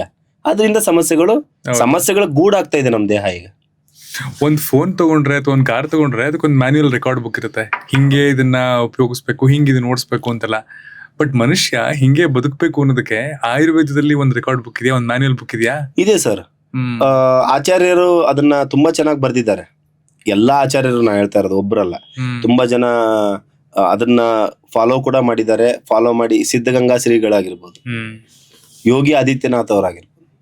ಓಕೆ, ಎಷ್ಟು ಜನ ಬೇಕು? ಸ್ವಾಮಿ ವಿವೇಕಾನಂದರು, ಸಂಗೊಳ್ಳಿ ರಾಯಣ್ಣ, ಇವರೆಲ್ಲ ಫಾಲೋ ಮಾಡಿಲ್ವಾ? ಓಕೆ, ಅಂದ್ರೆ ಅವ್ರು ಯಾಕೆ ಫಾಲೋ ಮಾಡಿದ್ರು ಅಂತ ಅವ್ರಿಗೆ ಗೊತ್ತಿದನೋ ಇಲ್ಲೋ ಗೊತ್ತಿಲ್ಲ, ಬಟ್ ಫಾಲೋ ಅಂತೂ ಮಾಡಿದ್ರಲ್ವಾ. ಅವಾಗೇ ಇಷ್ಟೊಂದು ಸೀರಿಯಸ್ನೆಸ್ ಇರ್ಲಿಲ್ಲ. ಈಗ ಆಚಾರ್ಯರು ಒಂದು ಮಾತಾಡ್ತಾರೆ, ತೇ ಸಮ ಧಾತು ಮಲಕ್ರಿಯಾ ಸಮಾಹ ಸ್ವಾಸ್ಥ್ಯ ಮುಚ್ಚತೆ ಅಂತೇಳಿ. ಓಕೆ, ನಮ್ಮ ದೇಹದಲ್ಲಿ ಧಾತು ಮಲಕ್ರಿಯೆಗಳು ಸರಿಯಾಗಿದ್ರೆ, ಓಕೆ, ನಮ್ಮ ದೇಹದಲ್ಲಿ ಧಾತು ಮಲಕ್ರಿಯೆಗಳು ಸರಿಯಾಗಿದ್ರೆ ಸ್ವಾಸ್ಥ್ಯ ಅಂದ್ರೆ ಏನು? ಆರೋಗ್ಯವಾಗಿರೋದು. ಓಕೆ, ಎಲ್ಲಾ ಮನುಷ್ಯನು ಆರೋಗ್ಯವಾಗಿರ್ತಾನೆ ಅಂತ ಅರ್ಥ. ಈಗ ನೀವು ಒಂದ್ ಸಿಂಪಲ್ ನಾನು ನಿಮಗೆ ಎಕ್ಸಾಂಪಲ್ ಹೇಳ್ತೀನಿ. ಈಗ ನೀವು ನಾಳೆಯಿಂದ ಮಾಡಕ್ ಸ್ಟಾರ್ಟ್ ಮಾಡ್ರಿ ಅದನ್ನ. ಯಾವಾಗ ನೀವು ಯೂರಿನ್ ಮಾಡ್ತಿರೋ ಆ ಯೂರಿನ್ ಕಲರ್ ಯಾವ ಕಲರ್ ಅಲ್ಲೂ ಇರಬಾರ್ದು. ಓಕೆ, ಅಂದ್ರೆ ಕೆಲವೊಬ್ರದ್ದು ಹಳದಿ ಆಗಿರುತ್ತೆ, ಇನ್ನೊಂದಾಗಿರುತ್ತೆ. ನೀವು ಮಲ ವಿಸರ್ಜನೆ ಮಾಡ್ತಿರಲ್ಲ, ಆ ವಿಸರ್ಜನೆ ಮಾಡಿರೋ ಮಲ ಅದಕ್ಕೆ ಹತ್ಕೋಬಾರ್ದು. ಅರ್ಥ ಆಯ್ತಾ ಸರ್ ನಾನು ಹೇಳಿದ್ದು? ಈಗ ನೀರ್ ಹಾಕಿದ ತಕ್ಷಣ ಹೋಗ್ಬಿಡುತ್ತಲ್ಲ, ಹತ್ಕೋಬಾರ್ದು ಅದಕ್ಕೆ. ಆ ಒಂದು ಏನಿರುತ್ತೆ ಅದಕ್ಕೆ ಹತ್ಕೊಂಡ್ರೆ ಅಂತಂದ್ರೆ ಅವ್ರದ್ರಲ್ಲಿ ಏನೋ ಸಮಸ್ಯೆ ಇದೆ ಅಂತ ಅರ್ಥ. ಓಕೆ, ಸೊ ಇಷ್ಟನ್ನ ನಾವು ಫಾಲೋ ಮಾಡ್ತಾ ಹೋಗೋದು ಏನ್ ದೊಡ್ಡ ವಿಷಯ ಇದೆ. ಈಗ ನಮ್ಮ ಫೇಸ್, ನಮ್ಮ ಮುಖ, ಓಕೆ, ಏನೇನೆಲ್ಲ ಇಂಡಿಕೇಟ್ ಮಾಡುತ್ತೆ ನಮ್ಮ ದೇಹದಲ್ಲಿ ಇರೋದನ್ನ. Face is index of the our body ಅಂತ ಹೇಳ್ತೀವಿ ಅಲ್ವಾ. ನಮ್ ದೇಹದಲ್ಲಿ ತುಂಬಾ ಆರ್ಗನ್ಗಳಿದಾವೆ, ಕಣ್ಣಿಗೆ ಕಾಣದೇ ಇರೋ ಆರ್ಗನ್ಗಳು. ನಮ್ಮ ಲಿವರ್ನ ನಾವು ಸತ್ ಮೇಲೆ ಮಾತ್ರ ಬೇರೆಯವ್ರ ಕೈಲಿ ನೋಡ್ಲಿಕ್ಕೆ ಸಾಧ್ಯ ಅಲ್ವಾ. ನಮ್ ಲಿವರ್ ನಮ್ ಕೈಲಿ ನೋಡಕ್ಕಾಗಲ್ಲ, ಬೇರೆಯವ್ರ ಕೈಲಿ ನೋಡಕ್ಕಾಗಲ್ಲ. ಏನೋ ಇದ್ರ ಮುಖಾಂತರ ನೋಡ್ಬೋದು ಅಷ್ಟೇ, ಅಲ್ಟ್ರಾಸೌಂಡ್ ಅದು ಇದ್ರ ಮುಖಾಂತರ ನೋಡ್ಬೋದು. ಬಿಟ್ರೆ ನಮ್ ಲಿವರ್ನ ನಾವು ಯಾರು ನೋಡಕ್ಕಾಗಲ್ಲ ಅಂತ ಒಂದ್ ಲಿವರ್ ಇದೆ. ಬಟ್ ನಾನ್ ಹೇಳ್ತೀನಿ ನಮ್ ಲಿವರ್ನ ನಾವು ನೋಡ್ಬೋದು. ನಿಮ್ ಲಿವರ್ನ ನೋಡ್ತಾ ಇದ್ದೀನಿ ಈಗ. ಓಕೆ, ನಮ್ ಕಣ್ಣುಗಳ ಮುಖಾಂತರ, ಹೌದು, ನಮ್ ಕಣ್ಣುಗಳ ಮುಖಾಂತರನೇ ಗೊತ್ತಾಗುತ್ತೆ. ಓಕೆ, ನಮ್ ಲಿವರ್ ಅಲ್ಲಿ ಏನ್ ದೋಷಗಳಿದಾವೆ, ನೀವು ಬೇಕಾದ್ರೆ ಯಾರನ್ನಾದ್ರೂ ಕಾಮಾಲೆ ಇದ್ದವ್ರಿಗೆ ಕಾಣೋದೆಲ್ಲ ಹಳದಿ ಅಂತ ಹೇಳ್ತಾರೆ ಅಲ್ವಾ. ನೋಡ್ರಿ, ಆ ಗಾದೆಯಲ್ಲಿ ನಮ್ ಕಣ್ಣು ಲಿವರ್ಗೂ ಕನೆಕ್ಷನ್ ಇದೆ ಅಂತ ಗೊತ್ತಾಯ್ತಾ ನಿಮಗೆ? ಓಕೆ, ಅದೇ ತರ ಇನ್ನುಳಿಕಿದ ಬಾಡಿಯಲ್ಲಿ ಇರ್ತಕ್ಕಂಥ ಆರ್ಗನ್ಸ್ ಗಳು ಕೂಡ ನಮ್ ಮುಖದಲ್ಲಿ ಗೊತ್ತಾಗತ್ತೆ. ಓಕೆ, ಈಗ ನಿಮ್ದು ದೇಹದಲ್ಲಿ ಮೂಗಿನ ತರ ಇರುವಂತ ಆರ್ಗನ್ ಯಾವುದು? ಲಂಗ್ಸ್ ಅಲ್ವಾ. ಸೇಮ್ ನೋಡ್ರಿ, ಬೇಕಾದ್ರೆ ಲಂಗ್ಸ್ ಅದೇ ರೀತಿ ಇರುತ್ತೆ. ಓಕೆ, 2 ಸೊಳ್ಳೆಗಳಿದಾವೆ, ಲಂಗ್ಸ್ ಕೂಡ 2 ಇದಾವೆ ಅಲ್ವಾ. ಲಂಗ್ಸ್ ಅಲ್ಲಿ ಏನಾದ್ರೂ ಸಮಸ್ಯೆ ಆದ್ರೆ ಮೂಗಲ್ ಗೊತ್ತಾಗುತ್ತೆ. ಓಕೆ, ಓಕೆ, ಉಸಿರಾಟದ ಸಮಸ್ಯೆ ಆಗಿದೆ ಅಂದ್ರೆ ಅದು ಡೈರೆಕ್ಟ್ ಲಂಗ್ಸ್. ಬಾಯಿನ ಒಂದ್ಸತಿ ಜೋರ ತೆಗೆದ್ರಿ ಅಂದ್ರೆ ಜಠರದ ತರ ಕಾಣಿಸುತ್ತೆ. ಓಕೆ, ಹೊಟ್ಟೆಲಿ ಏನಾಗುತ್ತೆ ಸಮಸ್ಯೆ, ಅದು ಬಾಯಲ್ಲಿ ಗೊತ್ತಾಗುತ್ತೆ. ಬೇಕಾದ್ರೆ ನೋಡ್ರಿ ನೀವು ಗ್ಯಾಸ್ಟ್ರಿಕ್ ಆದಾಗ ಬಾಯಿಂದಾನೆ ಡೇಗ್ ಬರೋದು, ಸ್ಮೆಲ್ ಬರೋದು ಬಾಯಿಂದಾನೆ, ಮತ್ತೊಂದು ಮಗದೊಂದು ಬಾಯಿಂದ ಗೊತ್ತಾಗ್ಬಿಡುತ್ತೆ. ಓಕೆ, ನಮ್ ಕಿವಿ ನೋಡಿದ್ರೆ ನಿಮಗೆ ಏನ್ ಕಾಣಿಸುತ್ತೆ? ಕಿಡ್ನಿಗಳ ಕಾಣಿಸುತ್ತೆ ಅಲ್ವಾ? ಕಿಡ್ನಿಯಲ್ಲಿ ಏನಾದ್ರು ಸಮಸ್ಯೆ ಆದ್ರೆ ಕಿವಿಯಲ್ಲಿ ಗೊತ್ತಾಗತ್ತೆ, ಒಂದ್ ಸಣ್ಣದಾಗಿ ಸೌಂಡ್ ಬರುತ್ತೆ. ಆತರ ಸೌಂಡ್ಗಳೆಲ್ಲ ಬಂದಾಗ ನಮ್ ಕಿಡ್ನಿ ಸಮಸ್ಯೆ ಅಂತ ತಿಳ್ಕೊಬೇಕು. ನಮ್ಮ ರಕ್ತ ಯಾವ ಕಲರ್ ಅಲ್ಲಿ ಇದೆ? ಕೆಂಪು. ನಾಲ್ಗೆ ಕೆಂಪು ಅಲ್ವಾ? ನಾಲ್ಗೆಯಲ್ಲಿ ಏನಾದ್ರು ಕಲರ್ ಚೇಂಜ್ ಆದ್ರೆ ನಮ್ ರಕ್ತದ ಬಗ್ಗೆ ಗೊತ್ತಾಗತ್ತೆ. ಓ, ಎಷ್ಟು ಈಸಿ ಇಂಡಿಕೇಶನ್ ಇದೆ ಅಲ್ವಾ? ಈಸಿ ಇದೆ ನೋಡಿ ಸರ್. ಈಗ ನಾವ್ ಇದಕ್ಕೆಲ್ಲ ಸುಮ್ನೆ ಯಾಕೆ ಲಕ್ಷಾಂತರ ರೂಪಾಯಿ ಖರ್ಚು ಮಾಡ್ಬೇಕು, ಸಾವಿರಾರು ರೂಪಾಯಿ ಖರ್ಚು ಮಾಡ್ಬೇಕು? ಬಟ್ ಯಾಕೆ ಹೆದರ್ಸ್ತಾರಲ್ಲ ಸೊಸೈಟಿನಲ್ಲಿ, ಅಂದ್ರೆ ಏನಾದ್ರು ತೊಂದರೆ ಆಗಿದೆಯಾ ಫಸ್ಟ್ ಹೋಗಿ ಹಾಸ್ಪಿಟಲ್ ತೋರಿಸ್ಕೋ, ಫಸ್ಟ್ ಈ ಟೆಸ್ಟ್ ಎಲ್ಲ ಮಾಡಿಸು, ಅಂಡ್ ಪೂರ್ತಿ ಬಾಡಿದು ಒಂದು ಟೆಸ್ಟ್ ಇರಲೇಬೇಕು ವರ್ಷಕ್ಕೊಂದ್ಸಲಿ ಅಂತ ಇದನ್ನ ಹೆದರ್ಸಿಟ್ಟಿರದ ಇದನ್ನೆಲ್ಲ. ಸರ್ ನಾನೀಗ ಒಂದು 25-30 ವರ್ಷ ಆಯ್ತು, ಇಲ್ಲಿವರೆಗೂ ನಾನು ಒಂದ್ಸದನ್ನು ಟೆಸ್ಟ್ ಮಾಡಿಸಿಲ್ಲ. ಆರೋಗ್ಯವಾಗಿಲ್ವಾ? ಓಕೆ, ನೀವು ಯಾರದೇ ನೋಡ್ರಿ, ಒಂದು ತುಂಬಾ ಕಷ್ಟಪಟ್ಟು ಬದುಕ್ತಾ ಇರೋರು ಟೆಸ್ಟ್ ಮಾಡ್ಸಲ್ಲ. ಓಕೆ, ಆಮೇಲೆ ಹೇಳ್ತಾ ಇರೋರು ಕೂಡ ಮಾಡ್ಸಿರ್ತಾರೆ. ಈಗ ಒಂದ್ ಮನುಷ್ಯನ್ ಗುಣ ಏನ್ ಗೊತ್ತಾ? ನೀವು ಹೋಗಿ ಕ್ರಿಕೆಟ್ಗೆ ಅಡ್ಮಿಷನ್ ಮಾಡಿಸ್ ಬಂದ್ರಿ ಅಂದ್ರೆ ನಿಮ್ ಫ್ರೆಂಡ್ ನ ಏನಾದ್ರೂ ಮಾಡಿ ಅಡ್ಮಿಷನ್ ಮಾಡಿಸ್ಬೇಕು, ಯಾಕಂದ್ರೆ ಜೊತೆಗೆ ಒಬ್ರು ಇರ್ಬೇಕು. ಓಕೆ, ಅದೇ ತರ ನೀವು ಹೋಗಿ ಶುಗರ್ ಟೆಸ್ಟ್ ಮಾಡಿಸಿದ್ರಿ ಅಂದ್ರೆ ಒಂದ್ ಕ್ಯೂರಿಯಾಸಿಟಿ, ಇವಂದ್ ಏನಿದೆ ಅಂತ ತಿಳ್ಕೊಳಕ್ಕೆ ಮಾಡಿಸ್ಬಿಡೋದು. ಭೂತ ನಿಮ್ ತಲೆಯಲ್ಲಿ ಅಷ್ಟೇ ಇಲ್ಲ, ಈಗ ಟ್ರಾನ್ಸ್ಫರ್ ಮಾಡ್ಬಿಟ್ರಿ ನೀವು. ಓಕೆ, ಈ ತರ ಇದ್ದಾಗ ಸಮಸ್ಯೆಗಳಾಗ್ತವೆ. ನಾವು ನಮ್ಮ ಆರೋಗ್ಯನ ನಾವು ಕಾಯ್ಕೋಬೇಕು. ಅಂದ್ರೆ ನಾ ಹೇಳಿದ್ನಲ್ಲ, ಈ ತರ ಇಂಡಿಕೇಟ್ ಮಾಡ್ತವೆ. ಅದಾದ್ಮೇಲೆ ನಮಗೆ ಜ್ವರ ಬಂತು ಅಂದ ತಕ್ಷಣನೇ ನಮ್ಮ ಒಬ್ರು ಫ್ರೆಂಡ್ ಹೇಳಿದ್ರು, ಜ್ವರ ಬಂದಾಗ ನಾನು ಏನ್ ಮಾಡ್ತೀನಿ ಅಂದ್ರೆ ಒಂದಿನ ಫುಲ್ ಏನು ತಿನ್ನಲ್ಲ, ಉಪವಾಸ ಇರ್ತೀನಿ, ಜ್ವರ ತಾನಾಗೆ ವಾಸಿ ಆಗತ್ತೆ ಅಂತ ಅಂದ್ರು. ಓ ಹೌದಲ್ವ, ಎಷ್ಟು ಚೆನ್ನಾಗಿದೆ ಇದು. ಓಕೆ, ಯಾರು ಮಾಡ್ತಾರೆ ಸರ್ ಇದನ್ನ? 4 ಗಂಟೆಗೆ ಒಂದು ಟ್ಯಾಬ್ಲೆಟ್ ಹಾಕ್ತಾರೆ ಪ್ಯಾರಾಸಿಟಮಲ್. ಓಕೆ, ಜ್ವರ ಬಂದ ತಕ್ಷಣ 4 ಗಂಟೆಗೆ ಒಂದು ಪ್ಯಾರಾಸಿಟಮಲ್ ಹಾಕಿದ್ರೆ ನಮ್ ದೇಹ ಕನ್ಸ್ಯೂಮಿಂಗ್ ಕೆಪಾಸಿಟಿ ಎಷ್ಟಿದೆ ಪ್ಯಾರಾಸಿಟಮಲ್ನ? 650 mg ಮ್ಯಾಕ್ಸಿಮಮ್. ನಾ ಹೇಳ್ತಾ ಇರೋದು 550 ಸಾಕು, 650 ತನಕ ಒಂದ್ ದಿನಕ್ಕೆ ಕನ್ಸ್ಯೂಮ್ ಮಾಡೋ ಕೆಪಾಸಿಟಿ ಇದೆ, ಕೆಪಬಿಲಿಟಿ ಇದೆ. ಓಕೆ, ನಾವು 4 ಗಂಟೆಗೆ ಒಂದು ಟ್ಯಾಬ್ಲೆಟ್ ಹಾಕಿದ್ರೆ ಒಂದ್ ದಿನಕ್ಕೆ 24 ತಾಸು. ಓಕೆ, 6 ಮಾತ್ರೆ 650 mg 6 ಮಾತ್ರೆ ಅಂದ್ರೆ 3600 3950 mg, ಹೆಚ್ಚು ಕಮ್ಮಿ 4000 mg ಅನ್ಕೊಳ್ಳಿ. ಬೇರೆ ಬೇರೆ ಮತ್ತೆ ಆಂಟಿಬಯೋಟಿಕ್ ಎಲ್ಲ ಕೊಟ್ಟಿರ್ತಾರಲ್ಲ. ಓಕೆ, 4000 mg ತಗೊಂಡ್ವಿ ಅಂತ ಅಂದ್ರೆ ಹೆಂಗ್ ತಡ್ಕೊಳಕ್ ಆಗತ್ತೆ? 600 mg ತಡ್ಕೊಳಕ್ ಆಗದೆ ಇರೋಂಥ ದೇಹನ 4000 mg ಹಾಕಿ ಅಡ್ಜಸ್ಟ್ ಮಾಡ್ತಾ ಇದೀವಿ ನಾವು. ಓಕೆ, ಮಿಸ್ಟೇಕ್ ಆಗ್ತಾ ಇದೆ ಸರ್. ನಾನು ಈಗ ತಲೆನೋವು ಬಂತ, ಹೋಗಿ ಮಾತ್ರೆ ತಗೋ, ಹೊಟ್ಟೆ ನೋವು ಬಂತ, ಮಾತ್ರೆ ತಗೋ, ಬೆನ್ನೋವು ಬಂತ, ಮಾತ್ರೆ ತಗೋ, ಪೇನ್ ಕಿಲ್ಲರ್ ತಗೋ ತಗೋ ತಗೋ ತಗೋ ತಗೋ ತಗೊಳ್ತಾನೆ ಇರ್ಬೇಕಾ? ಬೇರೆ ದಾರಿನೇ ಇಲ್ವಾ? ಓಕೆ, ಈಗ ಮಂಡಿ ನೋವು ಬಂದಿದೆ ಅಂತ ಅನ್ಕೊಳ್ಳಿ. ಮಂಡಿ ನೋವು ಬಂದ ತಕ್ಷಣನೇ ಮನುಷ್ಯ ಏನ್ ಮಾಡ್ಬೇಕು? ಫಸ್ಟ್ ಅದನ್ನ ಸ್ವಲ್ಪ ಎಕ್ಸರ್ಸೈಜ್ ಮಾಡಿ ಕಡಿಮೆ ಮಾಡ್ಕೋಬೇಕು. ಓಕೆ, ಬೇರೆ ಏನಾದ್ರು ದಾರಿಗಳಿದಾವೆ. ಅದಕ್ಕೆ ನಮ್ಮ ಆಯುರ್ವೇದದಲ್ಲಿ ತುಂಬಾ ಚೆನ್ನಾಗಿದೆ. ಗೂಗಲ್ ಅಲ್ಲಿ ಹಾಸ್ಪಿಟಲ್ ನ ಹುಡ್ಕೋ ಬದಲು ಮಂಡಿ ನೋವಿಗೆ ಪರಿಹಾರ ಅಂತ ಹುಡುಕ್ರಿ ಅಲ್ವಾ? ಹತ್ರ ಇರೋ ಹಾಸ್ಪಿಟಲ್ ಅಂತ ಹುಡ್ಕೋ ಬದಲು ಏನ್ ಪರಿಹಾರ ಅಂತ ಹುಡುಕ್ರಿ. ಗೂಗಲ್ ಬೇಡ, ನಿಮ್ ಮನೇಲಿ ಯಾರಾದ್ರೂ ವಯಸ್ಸಾದ್ರನ್ನ ಕೇಳ್ರಿ. ಓಕೆ, ಸೊ ಅದನ್ನ ಮಾಡಲ್ಲ. ಈಗ ಮಂಡಿ ನೋವು ಬಂದಾಗ ಹೋಗಿ ಪೇನ್ ಕಿಲ್ಲರ್ ತಗೊಳ್ತಾರೆ. ಪೇನ್ ಕಿಲ್ಲರ್ ತಗೊಂಡಾಗ ಮನುಷ್ಯನಲ್ಲಿ ಏನೇನೆಲ್ಲ ಬದಲಾವಣೆ ಆಗುತ್ತೆ ಅನ್ನೋದನ್ನ ನೋಡ್ತಾ ಹೋದ್ರೆ ಮೆದುಳಲ್ಲಿ ಒಂದು ಸಿಗ್ನಲ್ ಇರುತ್ತೆ ಸರ್. ಈಗ ಮಂಡಿ ನೋವು ಬಂದಿದೆ ಅಂದ್ರೆ ಅದು ನಮಗೆ ಹೆಂಗ್ ಗೊತ್ತಾಗುತ್ತೆ?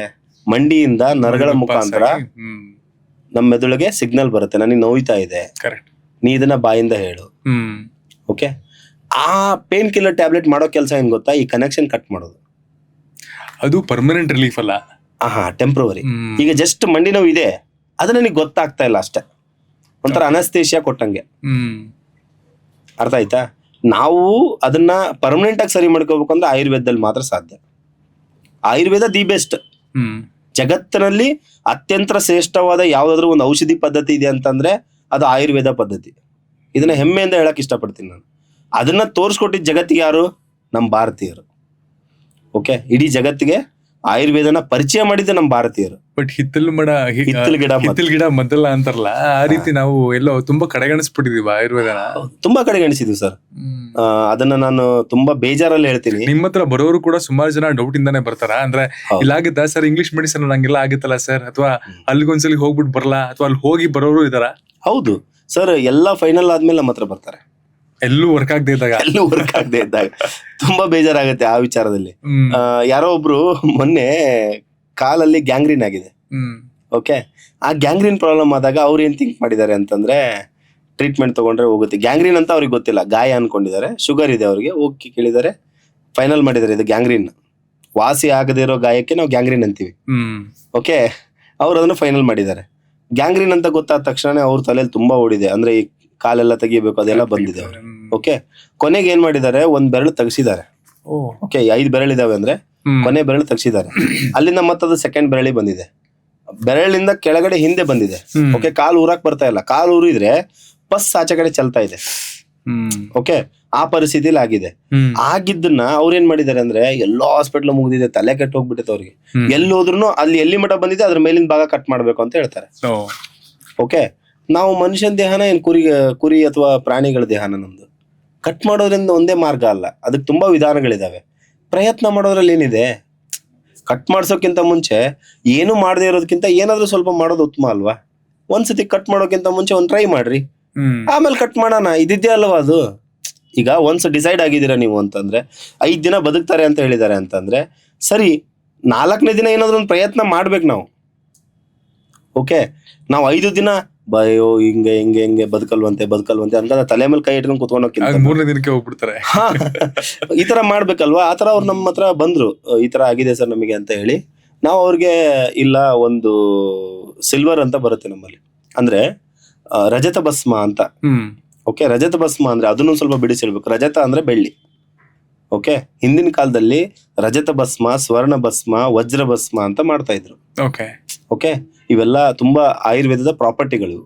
ಓಕೆ, ಈ ರಜತ ಭಸ್ಮನ ನಾವೇನ್ ಮಾಡಿದ್ವಿ, ಅವ್ರಿಗೆ ಕೊಟ್ವಿ, ಇದನ್ನ ಅಪ್ಲೈ ಮಾಡ್ತಾ ಹೋಗ್ರಿ. ಹೆಂಗಾದ್ರೂ ಈಗ ಚಾನ್ಸ್ ಇಲ್ಲ ಅಂತ ಹೇಳಿದಾರಲ್ಲ, ಒಂದ್ ಟ್ರೈ ಮಾಡ್ರಿ. ಬಂದ್ರದೇನಿದೆ, ಹೋಗೋದು ಏನಿಲ್ಲ, ಬರೋದು ಏನಿಲ್ಲ. ಬಂದ್ರೆ ತುಂಬಾ ದೊಡ್ಡದು ಬರುತ್ತೆ, ಕಾಲೇ ಉಳ್ಕೊಂಡ್ಬಿಡುತ್ತೆ ನಿಮ್ದು ಅಂತ ಹೇಳಿದ್ವಿ. ನೀವು ನಂಬಲ್ಲ ಸರ್, 20 ಡೇಸ್ಗೆ ಅವ್ರ ಗಾಯ ಎಲ್ಲ ಕೆಂಪಗಾಗಿ ಫುಲ್ ಡ್ರೈ ಆಗಕ್ ಸ್ಟಾರ್ಟ್ ಆಗಿತ್ತು. ಓಕೆ, ಈಗ 2-3 ಮಂತ್ಸ್ ಆಗಿರ್ಬೇಕು, ಮೊನ್ನೆ ಬಂದಾಗ ನೋಡಿದ್ವಿ ನಾವು, ಪೂರ್ತಿ ಗಾಯ ಒಣಗೋಗ್ಬಿಟ್ಟಿದೆ. ಓಕೆ, ಆ ಕಲೆಗಳಿದಾವೆ ಒಂದ್ ಸ್ವಲ್ಪ ಬಿಟ್ರೆ ಏನು ಸಮಸ್ಯೆ ಇಲ್ಲ. ಎಲ್ಲಿ ಆಗಲ್ಲ ಅಂತ ಹೇಳಿದ್ರು ಅದು ಬಂದ್ ನಮ್ಮ ಹತ್ರ ಇಲ್ಲಿ ಆಗಿದೆ. ಆತರ ಈ ಮಿರಾಕಲ್ಸ್ ಹ್ಯಾಪನ್ಸ್ ಅಂತ ಹೇಳ್ತೀವಿ ನಾವು. ಭಗವಂತ ಎಲ್ಲೋ ಒಂದು ಹುಲ್ಕಡ್ಡಿಲಿ ಇಟ್ಟಿರ್ತಾನೆ, ಆ ಹುಲ್ಕಡ್ಡಿನ ಹುಡ್ಕೋದು ನಮ್ ಇಂಪಾರ್ಟೆಂಟ್. ನಾವು ಆ ಬಾಲ್ಕನಿಯಲ್ಲಿ ನಿಂತ್ಕೊಂಡು ಹುಲ್ಕಡ್ಡಿಯಿಂದ ವಾಸಿ ಆಗತ್ತೆ ಇಲ್ಲ, ಕೆಳಗಡೆ ಗ್ರೌಂಡ್ ಫ್ಲೋರಿಗೆ ಬಂದು ಕೆಳಗಡೆ ನೆಲದಲ್ಲಿ ಹುಲ್ಲಿರೋ ಕಡೆಗೆ ಹೋಗಿ ಅದನ್ನ ಟಚ್ ಮಾಡ್ಬೇಕು, ಅವಾಗ ನಮಗೆ ಹುಲ್ಕಡ್ಡಿಯಿಂದ ಸಿಗುತ್ತೆ. ಬಟ್ ತುಂಬಾ ಜನ ಅವ್ರ ರೂಟ್ ಕಾಸ್ ನ ಹುಡ್ಕೋದಕ್ಕೆ ಹೋಗಲ್ಲ, ಮೂಲವಾಗಿ ಎಲ್ಲಿ ಸಮಸ್ಯೆ ಇದೆ ಅಂತ ಹುಡ್ಕಕ್ ಹೋಗಲ್ಲ. ಏನೋ ಒಂದ್ ಸಮಸ್ಯೆ ಬಂತ, ಹೋಗು ಒಂದ್ ಮಾತ್ರೆ ತಗೋ, ಸರಿ ಮಾಡ್ಕೊ, ಮತ್ ನನ್ ಕೆಲಸ ಮಾಡು. ಮತ್ತದು ಇನ್ಯಾವಾಗಾರು ಇನ್ನೊಂದ್ 5 ತಿಂಗಳಿಗೋ 6 ತಿಂಗಳಿಗೋ ಒಂದು ಮೇಜರ್ ಸಮಸ್ಯೆ ಆದಾಗ ಮಾತ್ರ ಎಲ್ಲಾ ರೂಟ್ಸ್ ಹುಡ್ಕೊಂಡು ಹೋಗಿ ಸ್ಟಾರ್ಟ್ ಮಾಡ್ತೀವಿ. ಓಕೆ, ಮೂಲವಾಗಿ ಎಲ್ಲಿ ಪ್ರಾಬ್ಲಮ್ ಆಗಿದೆ, ಏನ್ ಕತೆ ಏನು ಅಂತ. ಅಂಡ್ ಇನ್ನೊಂದ್ ವಿಷಯ ಅವಾಗ ಬಂದಾಗ ಅಲೋಪತಿ, ಆಯುರ್ವೇದ ಅನ್ನೋ ವಿಷಯಗಳು ಬಂದಾಗ, ಆಯುರ್ವೇದನ ತುಂಬಾ ಟೈಮ್ ತಗೊಳುತ್ತೆ, ಅಲ್ಲಿ ಪರ್ಮನೆಂಟ್ ಸೊಲ್ಯೂಷನ್ ಇಲ್ಲ, ಈ ತರದ ಚರ್ಚೆಗಳು ತುಂಬಾ ಆಗುತ್ತೆ. ಅದು ನಿಮ್ ಕಿವಿಗೆ ಬಿದ್ದಿದ್ಯಾ? ಹೌದು ಸರ್, ತುಂಬಾ ಜನ ಹೇಳ್ತಾರೆ ಆಯುರ್ವೇದ ಲೇಟು ಅಂತ. ಆಯುರ್ವೇದ ನೆಟ್ ವರ್ಕ್ ಆಗಲ್ಲ, ಬೇಗ ವರ್ಕ್ ಆಗಲ್ಲ, ಸೈಡ್ ಎಫೆಕ್ಟ್ ಆಗುತ್ತೆ. ಈಗ ಜನರ ತಲೆಯಲ್ಲಿ ಅದೆಲ್ಲ ಬಂದ್ಬಿಟ್ಟಿದೆ. ಓಕೆ, ನಮ್ಮನ್ನ ನಾವು ಅನುಮಾನ ಮಾಡಕ್ ಸ್ಟಾರ್ಟ್ ಮಾಡಿದ್ಮೇಲೆ ಜಗತ್ತಲ್ಲಿ ನಮಗೆ ಜಾಸ್ತಿ ಟೈಮ್ ಉಳಿಯಲ್ಲ. ಓಕೆ, ನಮ್ಮ ತನ ಅದು. ನಾನು ನಿಮಗೆ ಆಗ್ಲೇ ಉದಾಹರಣೆ ಸಮೇತ ಹೇಳಿದೆ, ನಮ್ದು ಏನಾದ್ರು ಇದ್ರೆ ಅದು ಆಯುರ್ವೇದ ಅಲ್ವಾ. ನಮ್ ತನನೇ ನಾವು ಡೌಟ್ ಪಡ್ತಾ ಇದೀವಿ ಅಂತಂದ್ರೆ, ಓಕೆ, ನಮ್ ತಂದೆ ತಾಯಿನ ಡೌಟ್ ಪಟ್ಟಂಗೆ ಅಲ್ವಾ. ಸೊ ಆ ತರ ಡೌಟ್ ಪಟ್ಟಾಗ ತುಂಬಾ ಕಷ್ಟ ಆಗುತ್ತೆ. ಈಗ ಆಯುರ್ವೇದ ಎಷ್ಟು ಫಾಸ್ಟ್ ಅಂದ್ರೆ, ನಿಮಗೆ ಉದಾಹರಣೆ ಹೇಳ್ತೀನಿ ನಾನು. ಈಗ ನಿಮ್ ಮನೇಲಿ ಕಷಾಯ ಅಂತ ಮಾಡ್ಕೊಡ್ತಿದ್ರು ಗೊತ್ತಾ? ಹೌದೌದು, ಈಗ್ಲೂ ಇದೆ. ಅಜ್ಜಿ ಅಜ್ಜ ಅಥವಾ ತಾಯಿ ಅಂದ್ರೆಲ್ಲ ಮಾಡ್ತಾರೆ. ಅಜ್ಜಿ ಅಂದ್ರೆ ಕಮ್ಮಿ ಆಗ್ಬಿಡಿದಾರಲ್ಲ, ಕಮ್ಮಿ ಆಗಿದೆ. ಹೌದೌದು, ಈಗ ತಂದೆ ತಾಯಿಯರು ಮಾಡ್ತಾರೆ ಕಷಾಯ ಅಂತೇಳಿ. ನಮ್ ತಾಯಿ ನನಗೆ ಯಾವಾಗ್ಲೂ ಏನೇ ಶೀತ ನೆಗಡಿ ಆದ್ರೂ ಕಷಾಯ ಮಾಡ್ಕೊಡ್ತಾರೆ. ಓಕೆ, ಈಗ ನಿಮಗೆ ಶೀತ ಆಗಿದೆ ಅಂತ ಅನ್ಕೊಳ್ಳಿ, 2 ವಿಧಾನ ನೋಡೋಣ. ಫಸ್ಟ್ ನೀವು ಇಂಗ್ಲಿಷ್, ಸೆಕೆಂಡ್ ಆಯುರ್ವೇದ. ಓಕೆ, ಒಂದು ವಿಧಾನದಲ್ಲಿ ನಿಮಗೆ ಶೀತ ಆಗಿದೆ ಅಂದ್ರೆ ನೀವೇನ್ ಮಾಡ್ತೀರಾ? ಹಾಸ್ಪಿಟ್ಲಿಗೆ ಹೋಗ್ತೀರಾ, 1-2 ಇಂಜೆಕ್ಷನ್, ಒಂದಿಷ್ಟು ಮಾತ್ರೆ. ಎಷ್ಟು ದಿನದ ಮಾತ್ರೆ ಕೊಡ್ತಾರೆ? ಒಂದು ಕೋರ್ಸ್ ಅಂದ್ಬಿಟ್ಟು 10 ದಿನದ ಕೊಡ್ತಾರೆ. ಏನಕ್ಕೆ? ಶೀತ ನೆಗಡಿ ಆದ್ರೆ ಅಲ್ವಾ. ನಾನು ಇನ್ನೊಂದು ವಿಧಾನದಲ್ಲಿ ಹೇಳ್ತೀನಿ, ಆಯುರ್ವೇದದಲ್ಲಿ. ನೀವು ನಮ್ ತಾಯಿ ಹತ್ರ ಬಂದ್ರಿ, ಓಕೆ, ಅಮ್ಮ ನನಗೆ ಶೀತ ನೆಗಡಿ ಆಗೈತಿ. ಅವಾಗ ಅವ್ರು ಏನ್ ಹೇಳ್ತಾರೆ ಗೊತ್ತಾ? ಒಂದು ಕಷಾಯ ಕುಡಿಯಪ್ಪ ಅಂತೇಳಿ ಕಷಾಯ ಮಾಡಿ ಕೊಡ್ತಾರೆ. ಅವ್ರ ಕೋರ್ಸ್ ಹೇಳ್ತಾರ ನಿಮಗೆ? ಇಲ್ಲ ಅಲ್ವಾ. ಎಷ್ಟ್ ದಿನ ತಗೋಬೇಕು ಅಂತ ಹೇಳ್ತಾರ? ಇಲ್ಲ ಅಲ್ವಾ. ಕಷಾಯ ಮಾಡ್ಕೊಡ್ತಾರೆ. ಕಷಾಯ ಮಾಡ್ಕೊಟ್ಟ ತಕ್ಷಣ ಅವ್ರ ನೆಕ್ಸ್ಟ್ ಪ್ರಶ್ನೆ ಏನ್ ಗೊತ್ತಾ? ಕಡಿಮೆ ಆಯ್ತಾ? ನೀವು ಅಬ್ಸರ್ವ್ ಮಾಡಿ, ಬೇಕಾದ್ರೆ ಕಡಿಮೆ ಆಯ್ತಾ ಅಂತ ಕೇಳ್ತಾರೆ. ಅಂದ್ರೆ ಎಷ್ಟು ಫಾಸ್ಟ್ ಇರ್ಬೋದು ಲೆಕ್ಕ ಹಾಕ್ರಿ. ಓಕೆ, ಆಯುರ್ವೇದ ಎಷ್ಟು ಫಾಸ್ಟ್ ಇದೆ ಅಂತಂದ್ರೆ, ಶುಗರ್ ಅನ್ನ 3 to 6 ಮಂತ್ ಅಲ್ಲಿ ರಿವರ್ಸ್ ಮಾಡ್ಕೋಬಹುದು. ಓಕೆ, ಇಂಗ್ಲಿಷ್ ಮೆಡಿಸಿನ್ ಅಲ್ಲಿ ಸಾಯ ತನಕ ತಗೋಬೇಕು. ಯಾವ್ದು fast? Okay, Ayurveda. Root cause ಅಲ್ಲಿ ಸರಿ ಆಗ್ತಾ ಇದೆ ಅಂತ ಅಂದ್ಮೇಲೆ ನಾವ್ ಯಾಕೆ ಈ ಒಂದು ಸಿಂಪ್ಟಮ್ಗೆ ಬೆನ್ನ ಹತ್ಕೊಂಡು ಹೋಗ್ತಾ ಇದೀವಿ? ಕರೆಕ್ಟ್. ಓಕೆ, ಸಿಂಪ್ಟಮ್ನ ಬೆನ್ನ ಹತ್ತಾ ಇದೀವಲ್ವಾ ನಾವು? ಈಗ ಇರೋ ಸಿಂಪ್ಟಮ್ ಏನಂತಂದ್ರೆ ನಿಮಗೆ ಶುಗರ್ ಬಂದಾಗ ಶುಗರ್ಗೆ ಅಂತ ನೀವು ಹೋಗಲ್ಲ, ಸಿಂಪ್ಟಮ್ಗೆ ಹೋಗ್ತೀರಾ. ತಲೆ ಕೂದಲು ಉದುರ್ತಾ ಇದೆ, ತಲೆ ಸುತ್ತಾ ಇದೆ, ಕಾಲು ಉರಿತಾ ಇದೆ, ನತ್ತಿ ಉರಿತಾ ಇದೆ, ಕೈ ಕಾಲು ಸುಸ್ತು, ಆಯಾಸ, ಲೇಜಿನೆಸ್, ಇದೆಲ್ಲ ಸಿಂಪ್ಟಮ್ಸ್. ಯಾರು ಪ್ಯಾಂಕ್ರಿಯಾಸ್ ಹೆಂಗಿದೆ ನೋಡ್ರಿ ಅಂತ ಡಾಕ್ಟರ್ ಹತ್ರ ಹೋಗಿ ಇವತ್ತಿನವರೆಗೂ ಕೇಳಿಲ್ಲ ಸರ್. ಓಕೆ, ಎಲ್ಲ ಹೋಗೋದೇನಂದ್ರೆ ಸಿಂಪ್ಟಮ್ಸ್ ಮೇಲೆ ಹೋಗ್ತಾರಲ್ವಾ. ನಾವ್ ಹೇಳೋದೇನಂದ್ರೆ ಯಾವುದೇ ಆಯುರ್ವೇದದಲ್ಲಿ ಹೋಗಿ ಕೇಳ್ರಿ, ನೀವ್ ಏನಕ್ಕೆ ಕೊಡ್ತೀರಾ ಅಂತಂದ್ರೆ ರೂಟ್ ಕಾಸಿಗೆ ಕೊಡ್ತೀವಿ ನಾವು ಅಂತ ಹೇಳ್ತಾರೆ. ಯಾವುದೇ ಇಂಗ್ಲಿಷ್ ಮೆಡಿಸಿನ್ ಅಲ್ಲಿ ಹೋಗಿ ಕೇಳ್ರಿ, ನೀವೇನಕ್ಕೆ ಕೊಡ್ತೀರಾ? ಸಿಂಪ್ಟಮಿಗೆ ಕೊಡ್ತೀನಿ ಅಂತಾರೆ. ಯಾವುದೇ ಆಯುರ್ವೇದ ಹತ್ರ ಹೋಗಿ ಕೇಳ್ರಿ, ನೀವು ಯಾರ್ದ ಹತ್ರನೇ ಆಗ್ಲಿ, ನಾನು ಹೇಳ್ತಾ ಇರೋದು ಲೋಕಲ್ ಡಾಕ್ಟರ್ಸ್ ನಿಂದ ಹಿಡಿದು ನೀವ್ ಯಾರ್ದ ಹತ್ರ ಹೋಗಿ ಕೇಳ್ರಿ, ನೀವು ಏನಕ್ಕೆ ಕೊಡ್ತೀರಾ ಅಂತ ಕೇಳಿದ್ರೆ ಅವ್ರು ಹೇಳ್ತಾರೆ, ಇಲ್ಲ ಪರ್ಮನೆಂಟ್ ಕ್ಯೂರ್ ಆಗ್ಲಿ ಅಂತ ಕೊಡ್ತೀನಿ ಅಂತ ಹೇಳಿ. ಯಾವುದೇ ಇಂಗ್ಲಿಷ್ ಮೆಡಿಸಿನ್ ಹತ್ರ ಹೋಗ್ರಿ, ನಾನು ಮೇಂಟೈನ್ ಮಾಡ್ಲಿ ಅಂತ ಕೊಡ್ತೀನಿ. ಓಕೆ, ಈಗ ಲಿವರ್ ಪ್ರಾಬ್ಲಮ್ ಆಗಿದ್ರೆ ಯಾವುದೇ ಆಯುರ್ವೇದ ಹತ್ರ ಹೋದ್ರೆ ನೀವು ಲಿವರ್ ಕ್ಲೀನ್ ಆಗ್ಲಿ, ಲಿವರ್ ಡಿಟಾಕ್ಸ್ ಆಗ್ಲಿ, ಲಿವರ್ ಸರಿ ಆಗ್ಲಿ ಅಂತ ಕೊಡ್ತೀನಿ ಅಂತ ಹೇಳ್ತಾರೆ. ಇಂಗ್ಲಿಷ್ ಮೆಡಿಸಿನ್ ಹತ್ರ ಹೋದ್ರೆ ನಿನ್ ಲಿವರ್ ತಾನಾಗೆ ಸರಿ ಆಗ್ಲಿ ಅಂತ ನಾನು ನಿಮಗೆ ಸಪೋರ್ಟಿವ್ ಮೆಡಿಸಿನ್ಸ್ ಕೊಡ್ತೀನಿ. ಇನ್ನೊಂದಿಷ್ಟು ಹಾಳು ಮಾಡುತ್ತೆ ಸರ್ ಅದು. ಲಿವರ್ ಹಾಳಾಗಿರೋದೇ ಈಗ ಟಾಕ್ಸಿಕ್ ನಿಂದ. ಎಲ್ಲ ತುಂಬಾ ಇದಾವೆ ಹೇಳ್ತಾ ಹೋದ್ರೆ, ಆ ಥರದಿಂದ ಹಾಳಾಗಿದೆ. ಅದಕ್ಕೆ ನಾವು ಹೋಗಿ ಮತ್ತು ಯಾರ ಹತ್ರ ಕೇಳ್ತಾ ಇದೀವಿ? ಹಾಳು ಮಾಡಿದವ್ರ ಹತ್ರ. ಅಂದ್ರೆ ಓಕೆ, ಈ ಒಂಥರ ಇದು ಹೆಂಗಾಗತ್ತೆ ಅಂದ್ರೆ ವೈನ್ ಶಾಪ್ನವ್ರ ಹತ್ರ ಹೋಗಿ ಕುಡಿಯೋದ್ ಬಿಡೋ ಔಷಧಿ ಕೊಡ್ರಿ ಅಂದಂಗೆ. ಓಕೆ, ಅದು ಇನ್ನೊಂದಷ್ಟು ಸಮಸ್ಯೆಗಳನ್ನ ಹುಟ್ಟಾಕತ್ತೆ. ಇನ್ನೊಂದ್ ಸ್ವಲ್ಪ ಹುಟ್ಟಾಕತ್ತೆ ಸರ್, 100%. ಅವ್ರು ಸ್ವಲ್ಪ ಥಿಂಕ್ ಮಾಡ್ತಾರೆ. ಓಕೆ, ನಾ ಹೇಳೋದೇನಂದ್ರೆ ನೀವು ಏನಾದ್ರೂ ಪ್ರಯತ್ನ ಮಾಡಿ, ಪ್ರಯತ್ನ ಆಗ್ಲಿಲ್ಲ ಅಂದ್ರೆ ನೋಡೋಣ, ಪ್ರಯತ್ನಂ ಕಾರ್ಯಸಿದ್ಧಿ ಲಕ್ಷಣಂ ಅಂತ ಹೇಳ್ತೀವಿ. ಓಕೆ, ಕಾರ್ಯಸಿದ್ಧಿ ಆಗ್ಬೇಕು ಅಂದ್ರೆ ನಾನು ಫಸ್ಟ್ ಟ್ರೈ ಮಾಡ್ಬೇಕು. ಟ್ರೈಯೇ ಮಾಡಿಲ್ಲ ಅಂತಂದ್ರೆ ಇಲ್ಲಿಂದ ಆಗತ್ತೆ. ಓಕೆ, ವರ್ಷ ಪೂರ್ತಿ ಆರಾಮ ಮಲ್ಕೊಂಡು ಆರಾಮಾಗಿ ಆಟ ಆಡಿ ಆರಾಮಾಗಿದ್ದು ಎಕ್ಸಾಮ್ ಹಿಂದಿನ ದಿನ ಹೋಗಿ ದೇವ್ರಿಗೆ ಕೈ ಮುಗಿದ್ರೆ ಓಕೆ, ಏನು ಮಾಡಕ್ಕಾಗಲ್ಲ. ನಾವು ಸ್ಟ್ರಗಲ್ ಮಾಡ್ಬೇಕು ನಮ್ ಲೈಫಲ್ಲಿ. ಹಂಗಂತ ಆಯುರ್ವೇದ ಸ್ಟ್ರಗಲಿಂಗ್ ಲೈಫಾ? ಇಲ್ಲ, 100% ಈಸಿ, ವೆರಿ ಈಸಿ. ತುಂಬಾ ಆರಾಮಾಗಿ ನೀವು ಇದನ್ನ ಫಾಲೋ ಮಾಡ್ಬೋದು. ನನ್ನ ಕೇಳಿದ್ರಿ ಅಂತಂದ್ರೆ 4 ದಿನ ಕಷ್ಟ ಯೋಗ ಮಾಡೋದು. 5th ಡೇ ನಿಮಗೆ ಯೋಗ ಮಾಡಿಲ್ಲ ಅಂದ್ರೆ ನಿದ್ದೆ ಬರಲ್ಲ. ಅಷ್ಟು ಅಡಿಕ್ಟ್ ಆಗ್ಬಿಡ್ತೀರಾ ನೀವು, ಅಷ್ಟು ಚೆನ್ನಾಗಿದೆ ಅದು. ಸ್ವರ್ಗ ಎಲ್ಲಾದ್ರೂ ಇದೆ ಅಂತಂದ್ರೆ, ಸ್ವರ್ಗ ನರಕ ಎಲ್ಲಿದೆ ಅಂತಂದ್ರೆ ಮೇಲ್ಗಡೆ ಇಲ್ಲ, ಕೆಳಗಡೆ ಇಲ್ಲ. ಓಕೆ, ಇಲ್ಲೇ ಇದಾವೆ. ಅದನ್ನ ನಾವು ಏನ್ ಮಾಡ್ಬೇಕು ಅಂದ್ರೆ ಸರ್ಚ್ ಮಾಡಿ ಫೈಂಡ್ ಔಟ್ ಮಾಡಿ ಅದನ್ನ ಹಿಡ್ಕೋಬೇಕಷ್ಟೇ. ಸರ್, ಆಯುರ್ವೇದದಲ್ಲಿ ಬಾಡಿ ಕ್ಲೀನಿಂಗ್ ಅಥವಾ ದೇಹ ಶುದ್ಧೀಕರಣ ಅಂತಾರಲ್ಲ, ಹೇಗದು? ಸರ್, ಈಗ ದೇಹ ಶುದ್ಧೀಕರಣ ಅಂತಂದ್ರೆ like car wash, bike wash, home cleaning, ಅದೇ ತರಾನೇ ಮನುಷ್ಯನ ದೇಹ ಕೂಡ ಒಂದ್ ಸರ್ವಿಸ್ ತರ.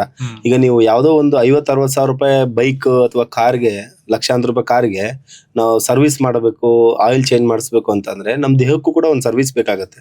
ಅದಕ್ಕೆ ನಾವು ಕ್ಲೀನಿಂಗ್ ಅಂತ, ಡಿಟಾಕ್ಸಿಫಿಕೇಶನ್ ಅಂತ ಹೇಳ್ತೀವಿ. ಓಕೆ, ಈಗ ಲಿವರ್ ಕ್ಲೀನ್ ಆಗೋದಕ್ಕೆ ಲಿವರ್ ಡಿಟಾಕ್ಸಿಫಿಕೇಶನ್ ಅಲ್ವಾ? ಮತ್ತೆ ಅದೇ ತರ ಹಾರ್ಟ್ ಕ್ಲೀನ್ ಆಗ್ಬೇಕು, ಲಂಗ್ಸ್ ಕ್ಲೀನ್ ಆಗ್ಬೇಕು, ಕೊಲನಲ್ ಕ್ಲೀನ್ ಆಗ್ಬೇಕು, ಬ್ಲಡ್ ಕ್ಲೀನ್ ಆಗ್ಬೇಕು. ಬ್ಲಡ್ ಕ್ಲೀನ್ ಆಗೋದಕ್ಕೆ ರಕ್ತಶೋಧಕ ಅಂತ ಹೇಳ್ತೀವಿ. ಓಕೆ, ಆತರ ಪದ್ಧತಿಗಳಿದಾವೆ. ಇದನ್ನ ನೀವು ಪಂಚಕರ್ಮ ಅಂತ ಹೋದಾಗ ಅಲ್ಲಿ ಮಾಡ್ಬೋದು, 5 ಕರ್ಮಗಳ ಮುಖಾಂತರ ಮಾಡ್ಬೋದು. ಅಥವಾ ನೀವು ಮನೇಲೆ ಕುತ್ಕೊಂಡ್ ಮಾಡ್ಕೊಂತೀನಿ ನಾನು ಅಂತಂದ್ರೆ, ಶುಗರ್ ಇರುವಂತವ್ರಿಗೆ ಕ್ಲೀನಿಂಗ್ ಬಹಳ ಇಂಪಾರ್ಟೆಂಟ್. ನಾನು ಅದನ್ನ ಹೇಳಲೇಬೇಕು. ಶುಗರ್ ಏನಾದ್ರು ಯಾರಿಗಾದ್ರೂ ಸಮಸ್ಯೆ ಇದೆ ಅಂತಂದ್ರೆ ನಾವು ಅವ್ರಿಗೆ ಫಸ್ಟ್ ಏನ್ ಹೇಳ್ತೀವಿ ಅಂದ್ರೆ, ಬರೀ ಶುಗರ್ ಕಂಟ್ರೋಲ್ ಜ್ಯೂಸ್ ತಗೊಳ್ಳಿ ಅಂತ ನಾವು ಹೇಳಲ್ಲ. ಅವ್ರಿಗೊಂದು ಡಿಟಾಕ್ಸಿಫಿಕೇಶನ್ ಆಗೋ ಅಂತ ಒಂದು ಮಾತ್ರೆನ ತಗೊಳ್ಳೇಬೇಕು ಅಂತ ಹೇಳ್ತೀವಿ. ಆತರ ಇಲ್ಲ ನನಗೇನು ಸಮಸ್ಯೆ ಇಲ್ಲ ಅಂತಂದ್ರು ಒಂದು ಇಲ್ಲಿ ಪ್ರಾಡಕ್ಟ್ ಇದೆ ನಮ್ಮ ಹತ್ರ ನೋಡಿ, ಡಿಟಾಕ್ಸಿ ಪ್ಲಸ್ ಅಂತ ಇದ್ರ ಹೆಸರು. ಓಕೆ, ಇದು ಹೆಂಗೆ ಅಂತಂದ್ರೆ ಇಡೀ ದೇಹದಲ್ಲಿ ಇರ್ತಕ್ಕಂಥ ಎಲ್ಲಾ ನರನಾಡಿಗಳಿಂದ ಹಿಡಿದು ಎಲ್ಲಾ ಆರ್ಗನ್ಸ್ ಗಳನ್ನ ಏಕೈಕ ಮಾತ್ರೆ ಕ್ಲೀನ್ ಮಾಡುತ್ತೆ. ಒಂದ್ ಮಾತ್ರೆ. ಓಕೆ, ಈಗ ನೀವು ಒಂದ್ ಮಾತಿದೆ, ಯಾವುದೇ ಸಿನಿಮಾ ಅಲ್ಲಿ ನೀವು ಸಿನಿಮಾ ಥಿಯೇಟರ್ ಅಲ್ಲಿ ನೋಡುವಾಗ ಫಸ್ಟ್ ಒಂದು ಆಡ್ ಬರುತ್ತೆ. ಆಡ್ ಅಥವಾ ಗೌರ್ಮೆಂಟ್ ಕೊಟ್ಟಿರೋದು, ನೀವು ಸ್ಮೋಕಿಂಗ್ ಮಾಡೋದನ್ನ ಕ್ವಿಟ್ ಮಾಡಿ 14 hours ಅಲ್ಲಿ ನಿಮ್ ಲಂಗ್ಸ್ ಕ್ಲೀನ್ ಆಗತ್ತಂತೆ. ಓಕೆ, ಅಂದ್ರೆ ಅವಾಯ್ಡ್ ಕ್ವಿಟ್ ಮಾಡಿ 14 hours ಅಲ್ಲಿ ನಿಮ್ ಲಂಗ್ಸ್ ಕ್ಲೀನ್ ಆಗತ್ತೆ. ಅಂದ್ರೆ ಅಷ್ಟು ಫಾಸ್ಟ್ ಆಗಿ ನಮ್ ಲಂಗ್ಸ್ ಅದನ್ನ ಕ್ಲೀನ್ ಮಾಡ್ಕೊಳ್ಳುತ್ತೆ.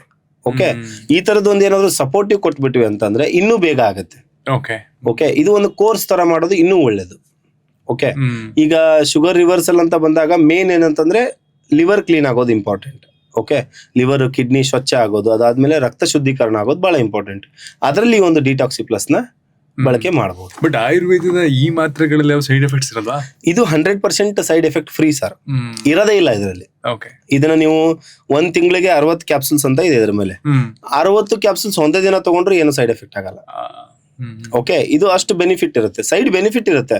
ಉದಾಹರಣೆಗೆ ನಿಮಗೆ ಟಾಕ್ಸಿಸಿಟಿ ಜಾಸ್ತಿ ಇದ್ದಾಗ್ಲೂ ಕೂಡ ಗ್ಯಾಸ್ಟ್ರಿಕ್ ಆಗೋ ಚಾನ್ಸಸ್ ಇರುತ್ತೆ. ಓಕೆ, ಈ ಮಾತ್ರೆ ತಗೊಂಡಾಗ ನೀವೇನಾದ್ರೂ ನಿಮ್ ದೇಹದಲ್ಲಿ ಟಾಕ್ಸಿಕ್ ಇದ್ರೆ, ಓಕೆ, ಅದರಿಂದ ಗ್ಯಾಸ್ಟ್ರಿಕ್ ಉತ್ಪತ್ತಿ ಆಗಿದ್ರೆ, ಓಕೆ, ನೀವು ಆ ಟಾಕ್ಸಿಕ್ ರಿಮೂವ್ ಆದಾಗ ಗ್ಯಾಸ್ಟ್ರಿಕ್ ಸರಿ ಆಗುವಂತ ಚಾನ್ಸಸ್ ಇರುತ್ತೆ.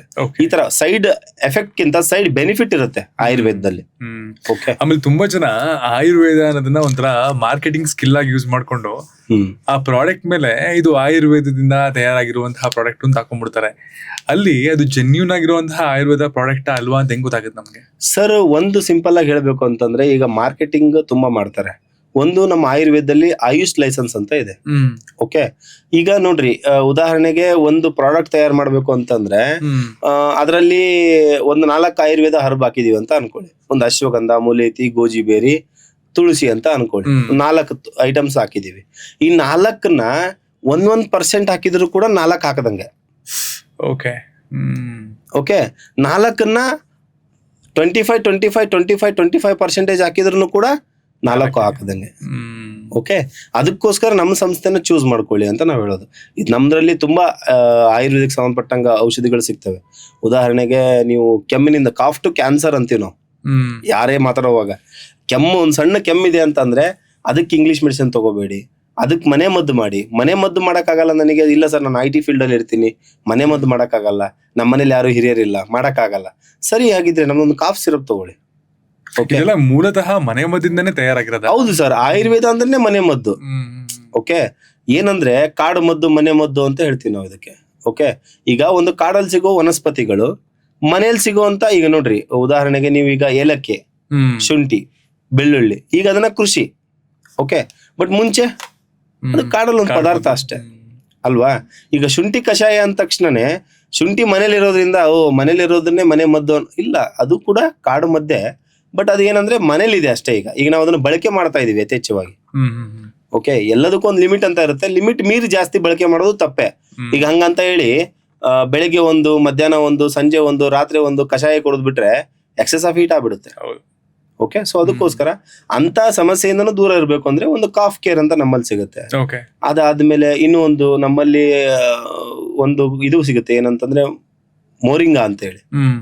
ಓಕೆ, ಮೋರಿಂಗಾ ಪ್ರತಿದಿನ ಕನ್ಸ್ಯೂಮ್ ಮಾಡೋದ್ರಿಂದ ನಮಗೆ ವಿಟಮಿನ್ ಮಿನರಲ್ಗಳ ಕೊರತೆ ಕೂಡ ಆಗಂಗಿಲ್ಲ. ಈಗ ನಮ್ ತಲೆಯಲ್ಲಿ ಇರುತ್ತಲ್ಲ, ನನಗೆ ವಿಟಮಿನ್ಸ್ ಮಿನರಲ್ಸ್ ಡಿಫಿಷಿಯನ್ಸಿ ಇರ್ಬೋದು, ಅಂದ್ರೆ ಕಡಿಮೆ ಇರ್ಬೋದು ನನ್ನ ದೇಹದಲ್ಲಿ ಅಂತ ಹೇಳಿ, ಆ ತರದ್ ಏನಾದ್ರು ಇದೆ ಅಂದ್ರೆ ಮೋರಿಂಗಾ ತಗೊಳ್ಳಿ. ಇಲ್ವಾ ನಿಮಗೆ ಮೋರಿಂಗಾ ನನ್ನ ಹತ್ರ ಬಂದು ತಗೊಳಕ್ ಆಗಲ್ವಾ, ಮನೆಯಲ್ಲಿ ನುಗ್ಗೆಕಾಯಿ ತಿನ್ರಿ, ನುಗ್ಗೆಕಾಯಿಗೆ ನಾವು ಮೋರಿಂಗಾ ಅಂತ ಹೇಳೋದು. ಆರ್ಗ್ಯಾನಿಕ್ ಆಗಿ ಯಾವ ಕನ್ಸ್ಯೂಮ್ ಮಾಡಕ್ ಆಗಲ್ವೋ ಆಗ ಈ ತರದ ಪ್ರಾಡಕ್ಟ್ಸ್ ಹೆಲ್ಪ್ ಆಗುತ್ತೆ. ಈಗ ನನ್ನ ಕೈಲೇ ಕ್ಯಾರೆಟ್, ಸೌತೆಕಾಯಿ, ಅಲೋವೆರಾ ಈ ತರದೆಲ್ಲ ತಿನ್ನಕ್ ಆಗಲ್ಲ, ಹೀಟ್ ಕಡಿಮೆ ಮಾಡ್ಬೇಕಾದ್ರೂ ನಾನು ಅಂತಂದ್ರೆ ಬನ್ನಿ, ನನ್ನ ಹತ್ರ ಅಲೋವೆರಾ ಜೆಲ್ ಅಂತ ಕೊಡ್ತೀನಿ. ಇದನ್ನ ದಿನ ಬೆಳಗ್ಗೆ 15 ml ತಗೊಳ್ಳಿ. ಇಲ್ಲ ನಿನ್ನ ಹತ್ರ ಎಲ್ಲ ಆಗತ್ತೆ ಅಂದ್ರೆ ಅದನ್ನೇ ಮಾಡಿ. ಓಕೆ, ಯಾರು ಬೇಡ ಅಂದಿದ್ದು? ಇವತ್ತಿನ ದಿನ ಮಾರ್ಕೆಟ್ ಅಲ್ಲಿ ನೀವು ಗಮನಿಸಿರ್ತೀರಾ, ಸುಮಾರು ಜನ ಯಾವ್ದ್ರಿಂದ ಬೀಳ್ತಿದ್ದಾರೆ ಅಂದ್ರೆ ಹೇರು ಮತ್ತೆ ಸ್ಕಿನ್ನು. ಹೇರು ಮತ್ತೆ ಸ್ಕಿನ್ನಿನ ಮಾರ್ಕೆಟಿಂಗ್ ಯಾವ ರೀತಿ ನಡೀತಾ ಇದೆ ಅಂತಂದ್ರೆ, ಓಕೆ ಇಲ್ಲಿಗೆ ಹೋದ್ರೆ ನನ್ ಕೂದಲು ಚೆನ್ನಾಗ್ ಆಗ್ಬಿಡುತ್ತೆ, ಇಲ್ಲಿಗೆ ಹೋದ್ರೆ ನನ್ ಸ್ಕಿನ್ ಚೆನ್ನಾಗ್ ಆಗ್ಬಿಡುತ್ತೆ ಅಂತಿದೆ. ಆಯುರ್ವೇದದಲ್ಲೂ ಇದಕ್ಕೆ ಪರ್ಮನೆಂಟ್ ಸೊಲ್ಯೂಷನ್ ಗಳಿದ್ಯಾ? ಸರ್, ಕೂದಲ ಎಲ್ಲದಕ್ಕೂ ಪರ್ಮನೆಂಟ್ ಅಂತ ಇರೋದು ಆಯುರ್ವೇದದಲ್ಲಿ ಮಾತ್ರ. ಅದ್ರಲ್ಲಿ ಇದೆ ಅಂತಲ್ಲ, ಇರೋದೆಲ್ಲ ಆಯುರ್ವೇದದಲ್ಲಿ ಮಾತ್ರ, ಬೇರೆ ಎಲ್ಲಿ ಪರ್ಮನೆಂಟ್ ಅಂತ ಇಲ್ಲ. ಓಕೆ, ಪರ್ಮನೆಂಟ್ ಅಂತ ನೀವೇನಾದ್ರೂ ಕೂದಲಿದ್ರ ಸಮಸ್ಯೆಯಿಂದ ಪರ್ಮನೆಂಟ್ ದೂರ ಇರಬೇಕು ಅಂತಂದ್ರೆ ಅದನ್ನ ಅರ್ಥ ಮಾಡ್ಕೋಬೇಕು. ಓಕೆ, ಈಗ ಶುಗರ್ ಆಗ್ಲಿ, BP ಆಗ್ಲಿ, ಥೈರಾಯ್ಡ್ ಆಗ್ಲಿ, ಅಸ್ತಮಾ ಆಗ್ಲಿ, ಕೂದಲಿದ್ರ ಸಮಸ್ಯೆ ಆಗ್ಲಿ, ಇನ್ನು ಕಣ್ಣು ಕಾಣದೇ ಇರೋ ಸಮಸ್ಯೆ ಆಗ್ಲಿ, ಕಣ್ಣು ಮಂಜು ಆಗುವಂತದ್ದು, ಇದೆಲ್ಲ ಸಮಸ್ಯೆಗಳಿದಾವಲ್ಲ, ನ್ಯೂಮೋನಿಯಾ ಆಗ್ಲಿ, ಈ ತರದೆಲ್ಲ ಇದ್ದಾಗ ಆ ಸಮಸ್ಯೆ ಬಗ್ಗೆ ಅರ್ಥ ಮಾಡ್ಕೊಂಡಾಗ 50% ಆರಾಮಾಗ್ಬಿಡ್ತೀರಿ. ಓಕೆ, ಇನ್ನು 50% ಆರಾಮಾಗೋದು ಯಾವಾಗ? ಓಕೆ, 25% ಹೋಗಿ ಔಷಧಿ ಖರೀದಿ ಮಾಡಿದಾಗ ಅಥವಾ ಔಷಧಿ ಮಾಡ್ಕೊಂಡಾಗ. ಓಕೆ, ಇನ್ನು 25% ಅದನ್ನ ಫಾಲೋ ಮಾಡಿದಾಗ. ಒಂದು ಡಯಟ್ ಅಂತ ಇರುತ್ತೆ, ಎಲ್ಲದಕ್ಕೂ ಒಂದು ಡಯಟ್ ಅಂತ ಇರುತ್ತೆ. ಆ ಡಯಟ್ ಅನ್ನ ನಾವೇನ್ ಮಾಡ್ಬೇಕು ಹೇಳ್ರಿ, ಕರೆಕ್ಟ್ ಆಗಿ ಫಾಲೋ ಮಾಡ್ಬೇಕು. ಓಕೆ, ಉದಾಹರಣೆಗೆ ಈಗ ನಾವು ಮೊನ್ನೆ ಒಂದು ಪೇಷಂಟ್ ಇಂದ ಹಂಗೆ ಹೇಳ್ಬೇಕು ಅಂದ್ರೆ, ಅವ್ರಿಗೆ ಒಂದು ಇದ್ರ ಪ್ರಾಬ್ಲಮ್ ಇದೆ, ಪೈಲ್ಸ್ ಪ್ರಾಬ್ಲಮ್ ಇದೆ. ಆ ಪೈಲ್ಸ್ ಪ್ರಾಬ್ಲಮ್ಗೆ ನಾವು ಅವ್ರಿಗೆ ಹೇಳಿದೀವಿ, ಗೋಧಿ, ಮೈದಾ, ಸಕ್ರಿ, ಹಸಿಮೆಣಸಿನಕಾಯಿ, ಮಾಂಸ ತಿನ್ಬಾರ್ದು ಅಂತ ಹೇಳಿದೀವಿ. ಓಕೆ, ನಾನ್ ವೆಜ್ ನ ತಿನ್ಬಾರ್ದು ಅಂತ ಹೇಳಿದೀವಿ. ಆ ಮನುಷ್ಯ ಔಷಧಿ ಖರೀದಿ ಮಾಡಿದಾನೆ, ತಗೊಂಡೋಗಿದ್ದಾನೆ, ಹೊರಗಡೆ ಅಲ್ಲಿ ಒಂದು ಕಾರ್ನರ್ ಅಲ್ಲಿ ಎಗ್ರೆಸ್ ಅಂತ ನಿಂತ್ಕೊಂಡಿದ್ದಾನೆ. ಓಕೆ, ನಾನೇ ಹೋಗುವಾಗ ನೋಡ್ತಾ ಹೋದೆ ಮನೆಗೆ. ಸೊ ಈ ತರದಾದಾಗ ಏನಾಗುತ್ತೆ ಅಂದ್ರೆ ಅದು ಮಾಡಿ ಅದನ್ನ ಯಾಕೆ ಮಾಡ್ಬೇಕು ಅಂತ ನಾನು ಹೇಳೋದು, ಆರಾಮಾಗಿ ಇದ್ಬಿಡ್ರಿ ಅಲ್ಲ. ಓಕೆ, ಮಾಡ್ತೀರಾ ಕರೆಕ್ಟ್ ಆಗಿ ಮಾಡ್ರಿ, ಮಾಡಲ್ಲ ಅಂತ ದಯವಿಟ್ಟು ಮಾಡಬೇಡಿ. ಓಕೆ, ಆ ತರ ಇರುತ್ತೆ. ಈಗ ಮೇಜರ್ ಆಗಿ ನಾವು ಶುಗರ್ ರಿವರ್ಸಲ್ ಅಂತ ನೋಡಿದಾಗ ಮೊದ್ಲು ನೋಡ್ಬೇಕಾಗಿರೋದೇನಂದ್ರೆ ಪ್ಯಾಂಕ್ರಿಯಾಸ್ ಸರಿ ಆಗೋದು. ಅಂದ್ರೆ ಪ್ಯಾಂಕ್ರಿಯಾಸ್ ಅಲ್ಲಿ ಇರ್ತಕ್ಕಂಥ ಸೆಲ್ಯುಲಾರ್ ಸಿಸ್ಟಮ್ ಅಂತ ಏನ್ ಹೇಳ್ತೀವಿ ನಾವು, ಅಂದ್ರೆ ಒಂದು ಜೀವಕೋಶಗಳ ಒಂದು ಸರಪಳಿ ಅಂತ ಏನ್ ಹೇಳ್ತೀವಲ್ಲ, ಆ ಜೀವಕೋಶಗಳು ಸರಿ ಆಗ್ಬೇಕು. ಅವಾಗ ನಮಗೆ ಪ್ಯಾಂಕ್ರಿಯಾಸ್ ಸರಿ ಆಗತ್ತೆ, ಅವಾಗ ನಮಗೆ ಇನ್ಸುಲಿನ್ ತಾನಾಗೆ ಬ್ಯಾಲೆನ್ಸ್ ಆಗುತ್ತೆ. ಓಕೆ, ಅದನ್ನ ಮೊದ್ಲು ನೋಡ್ಲಿಲ್ದಂಗೆ ನಾವು ಮೂಲಕ್ಕೆ ಅಂತ ಹೋಗ್ಲಿಲ್ದಂಗೆ ಮೇಲ್ಗಡೆಯಿಂದ ಶುಗರ್ ಬಂತ ತಗನ್ನ ಆರ್ಟಿಫಿಷಿಯಲ್ ಇನ್ಸುಲಿನ್ ತಗೋ, ನಿನ್ ದೇಹ ಇನ್ಸುಲಿನ್ ಉತ್ಪತ್ತಿ ಮಾಡೋದ್ ಬೇಡ, ಆರ್ಟಿಫಿಷಿಯಲ್ ತಗೊಂಡ್ಬಿಡು, ಅದು ಚೆನ್ನಾಗಲ್ಲ. ಅದಿನ್ನು ಮಂಕ್ ಮಾಡ್ತಾ ಹೋಗುತ್ತಲ್ಲ ಮನುಷ್ಯ. ಹೌದು ಹೌದು ಸರ್. ಈಗ ನಾವು ಏನೇ ಮಾಡ್ತೀವಿ ಅಂತಂದ್ರೆ ಅದು ನಮ್ಮ ಮೂಲನ ಮಂಕ್ ಮಾಡ್ಬಿಡುತ್ತೆ. ಓಕೆ, ಈಗ ನೀವು ವಾಷಿಂಗ್ ಮಷಿನ್ ಬರಕ್ಕಿಂತ ಮುಂಚೆ ಹೆಣ್ಮಕ್ಳು ಕೈಯಿಂದ ಬಟ್ಟೆ ವಾಶ್ ಮಾಡಿಲ್ವಾ? ಈಗ ಮಂಕ್ ಮಾಡ್ಬಿಡುತ್ತೆ, ಸ್ವಿಚ್ ಆನ್ ಮಾಡ್ಬೇಕು ಅಷ್ಟೇ. ಈಗ ಓಕೆ, ಈಗ ಅವ್ರ ಕೈಯಿಂದ ಈಗ ನೀವು ಹೋಗಿ ಬಟ್ಟೆ ವಾಶ್ ಮಾಡ್ರಿ ಅಂತ ಹೇಳಿದ್ರೆ ಏನ್ ಹೇಳ್ತಾರ ಅವ್ರು ಅಲ್ವಾ? ಯಾವ್ದು ನ್ಯಾಚುರಲ್ ಇದೆನೋ, ಯಾವ್ದು ನಮ್ ಕೈಯಿಂದ ಆಗುತ್ತೇನೋ ಅದನ್ನ ನಾವು ಮಷಿನ್ ಡಿಪೆಂಡ್ ಆಗ್ತೀವಿ ಅಂತಂದ್ರೆ ಅದು ನಮ್ಮ ವಿನಾಶಕಾಲ ಅಂತ. ಈ ಬ್ಲಡ್ ಪ್ರೆಷರ್ಗೂ ಮತ್ತೆ ಶುಗರ್ಗೂ ಸಂಬಂಧ ಇದೆಯಾ? ಅದು ಹೆಂಗೆ ಅಂದ್ರೆ ಸರ್, ಸಂಬಂಧ ಆತರ ಯಾವ ಕಾಯಿಲೆಯಿಂದ ಇನ್ನೊಂದು ಕಾಯಿಲೆಗೆ ಇರಲ್ಲ. ಫಸ್ಟ್ ಆಫ್ ಆಲ್ ನಾವು ತಿಳ್ಕೊಬೇಕು. ಈಗ ಉದಾಹರಣೆಗೆ ಬ್ಲಡ್ ಪ್ರೆಷರ್ ಬರೋದೆಲ್ಲಿಂದ ಹಾರ್ಟ್ ನಿಂದ. ಓಕೆ, ರಕ್ತದ ಒತ್ತಡ ಅಂತ ಹೇಳ್ತೀವಿ ನಾವು.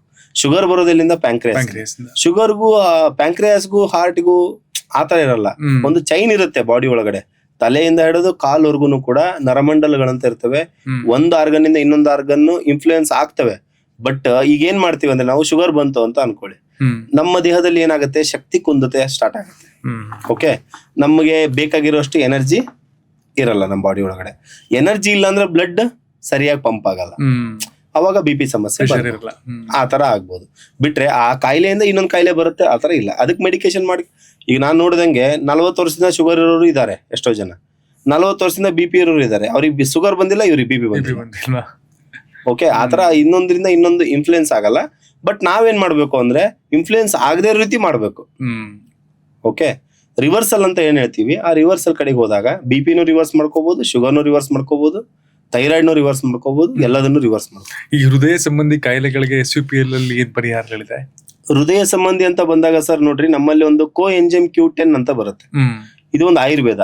ಓಕೆ, ನಮ್ಮ ಹಾರ್ಟ್ ಅಲ್ಲಿ ಕೋಎಂಜೈಮ್ Q10 ಅಂತ ಇರ್ತವೆ ಎಂಜೈಮ್ಸ್ಗಳು. ಈಗ ಯಾವ ರೀತಿ ಹೊಟ್ಟೆಯಲ್ಲಿ ಡೈಜೆಸ್ಟಿವ್ ಎಂಜೈಮ್ಸ್ ಇರ್ತಾವಲ್ಲ, ಅದೇ ರೀತಿ ಹಾರ್ಟ್ ಅಲ್ಲಿ ಕೂಡ ಕೋಎಂಜೈಮ್ಸ್ ಅಂತ ಇರ್ತವೆ. ಆ ಕೋಎಂಜೈಮ್ಸ್ ನ ನಾವು Q10 ಮಾದರಿಯಲ್ಲಿ ಹೊಟ್ಟೆಗೆ ತಗೊಂಡಾಗ ಹಾರ್ಟ್ ಫಂಕ್ಷನ್ ಚೆನ್ನಾಗಾಗತ್ತೆ. ಓಕೆ, ಅದಾದ್ಮೇಲೆ ಇನ್ನೊಂದು ಹಾರ್ಟ್ ಕೇರ್ ಜ್ಯೂಸ್ ಅಂತ ಬರುತ್ತೆ, ಇನ್ನೊಂದು ಟ್ರಿಪಲ್ ಸ್ಟೆಮ್ ಸೆಲ್ ಅಂತ ಬರುತ್ತೆ. ಇದು ಒಂದು ವಿಶೇಷತೆ ಇದೆ ಟ್ರಿಪಲ್ ಸ್ಟೆಮ್ ಸೆಲ್ ಬಗ್ಗೆ. ಇಲ್ಲಿ ನೋಡಿ, ಟ್ರಿಪಲ್ ಸ್ಟೆಮ್ ಸೆಲ್ ಥೆರಪಿ ಅಂತ, ಇದ್ರ ಬಗ್ಗೆ ನರೇಂದ್ರ ಮೋದಿಜಿಯವರು ಮಾತಾಡಿದ್ದಾರೆ. ನೀವು ಜಸ್ಟ್ ಯೂಟ್ಯೂಬ್ ಮಾಡಿದ್ರೆ ಬರುತ್ತೆ. ಒಂದು ಪ್ರಾಡಕ್ಟ್ ಬಗ್ಗೆ, ಒಂದು ಸಿಸ್ಟಮ್ ಬಗ್ಗೆ ಅಂತ ಪ್ರಧಾನಮಂತ್ರಿಗಳು ಮಾತಾಡ್ತಾರೆ ಅಂತಂದ್ರೆ ಅದರಲ್ಲಿ ಇನ್ನೊಂದು ವಿಶೇಷತೆ ಇದೆ, ಅದರಲ್ಲಿ ಇನ್ನೊಂದು ವಿಷಯ ಇದೆ ಅಂತ ತಿಳ್ಕೊಬೇಕು. ಸಿಂಪಲ್. ಈಗ ಏನಂತಂದ್ರೆ ನಮ್ಮ ದೇಹದಲ್ಲಿ ಈಗ ಹಿಂದಿನ ಕಾಲದಲ್ಲಿ ನೀವು ನೋಡ್ತಾ ಹೋದ್ರೆ ಒಂದು 50, 60, 100 ವರ್ಷದ ಹಿಂದೆ ಹೋದ್ರೆ ನೀವು ಒಕ್ಕಳು ಬಳ್ಳಿ ಮಗು ಹುಟ್ಟಿದ ತಕ್ಷಣನೇ ಅಂಬ್ಲಿಕಲ್ ಕಾರ್ಡ್ ಅಂತ ಹೇಳ್ತೀವಿ. ಆ ಅಂಬ್ಲಿಕಲ್ ಕಾರ್ಡ್ ನ ಎತ್ತಿಡ್ತಾ ಇದ್ರು. ಓಕೆ, ನೀವು ನೋಡಿರ್ಬೇಕು, ತುಂಬಾ ಜನರು, ನಂದು ನಮ್ಮ ಮನೇಲಿ ಇರಬಹುದು, ಆ ತರ ಎಲ್ಲ ಎತ್ತಿಡ್ತಾ ಇದ್ರು. ಆ ತರ ಎತ್ತಿಡ್ತಾ ಇದ್ದ ವಿಷಯ ಏನು ಅಂತಂದ್ರೆ, ನಮಗೆ ಮುಂದೆ ಯಾವುದೇ ಕಾರಣಕ್ಕೂ ಸಮಸ್ಯೆ ಬಂದಾಗ, ಅಂದ್ರೆ ಮಾರಣಾಂತಿಕ ಕಾಯಿಲೆಗಳು, ಸೆಲ್ಯುಲರ್ ಫೇಲ್ಯೂರ್ಸ್ ಈ ತರ ಏನಾದ್ರು ಆದಾಗ ಆಮ್ಲಿಕಲ್ ಕಾರಣ ತಗೊಂಡ್ಬಂದ್ಬಿಟ್ಟು ಜೇನ್ ತುಪ್ಪದಲ್ಲಿ ತೆಗೆದ್ಬಿಟ್ಟು ಆ ಮನುಷ್ಯನ್ ಕುಡಿಸ್ತಾ ಇದ್ರು. ಓಕೆ, ಅದೇ ಮದ್ದು ಅವನ ಅಂಬ್ಲಿಕಲ್ ಕಾರ್ಡ್ ಇಂದ ಅವನಿಗೆ ಔಷಧಿ ಮಾಡಿ ಕುಡಿಸ್ತಕ್ಕಂತ ಒಂದು ವಿಧಾನ. ಈಗ ಅದು ಸ್ಟೆಮ್ ಸೆಲ್ ಥೆರಪಿ ಆಗಿ ಕನ್ವರ್ಟ್ ಆಗಿದೆ. ಓಕೆ, ಈಗ ಪ್ರಿಸರ್ವ್ ಮಾಡ್ತಾ ಇದಾರೆ. ಯಾರು ಸಿರಿವಂತರು ಮಾತ್ರ. ಓಕೆ, ಯಾರೋ ಲಕ್ಷಾಂತರ ರೂಪಾಯಿ ಖರ್ಚು ಮಾಡೋ ಕೆಪಾಬಿಲಿಟಿ ಇದ್ದವ್ರು ಮಾತ್ರ ಸ್ಟೋರ್ ಮಾಡ್ತಾ ಇದಾರೆ. ಯಾಕೆ ನಾವು ಸ್ಟೋರ್ ಮಾಡಕ್ಕಾಗಲ್ವೋ? ಮಾಡ್ಬೋದು, ಬಟ್ ನಾವು ಮಾಡ್ತಾ ಇಲ್ಲ. ಓಕೆ, ತುಂಬಾ ಈಸಿ ಕೆಲಸ ಅದು.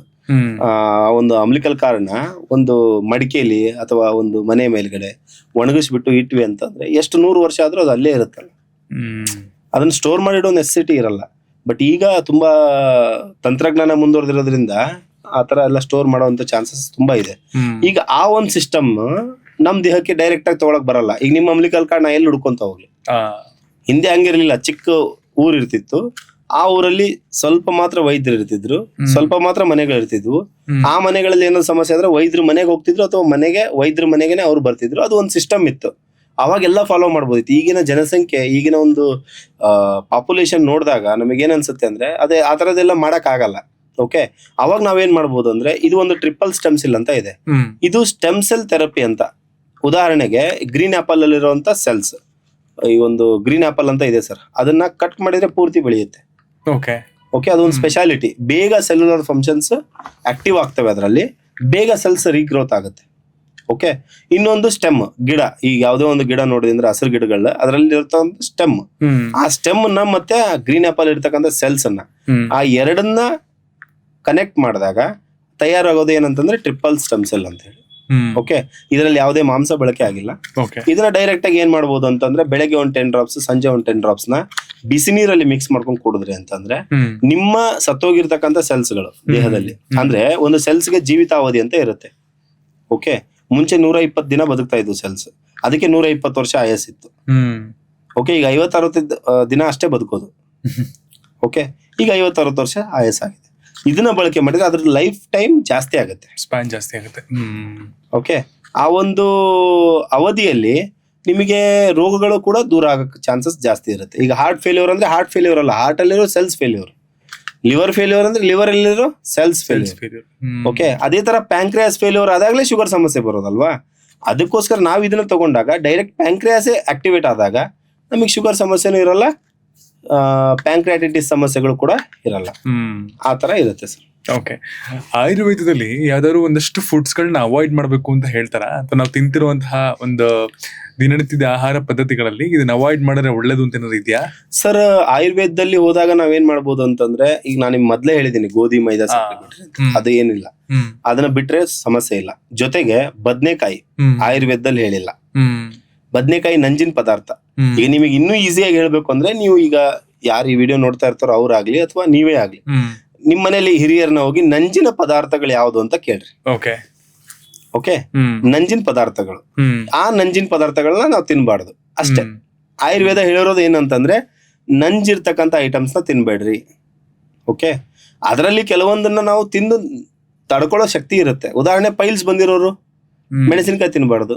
ಹಂಗಂತ ಮೆಣಸಿನಕಾಯಿ ಕೆಟ್ಟದ್ದಾ? ಇಲ್ಲ, ಆ ತರ ಇರುತ್ತೆ. ಒಂದೊಂದು ಕಾಯಿಲೆಗೆ ಡಿಪೆಂಡ್ಸ್ ಆಗುತ್ತೆ. ಇದು ಈ ತರ ತಿನ್ಬಹುದು, ಈ ತರ ತಿನ್ಬಾರ್ದು, ಈ ತರ ಎಲ್ಲ ಇರುತ್ತೆ.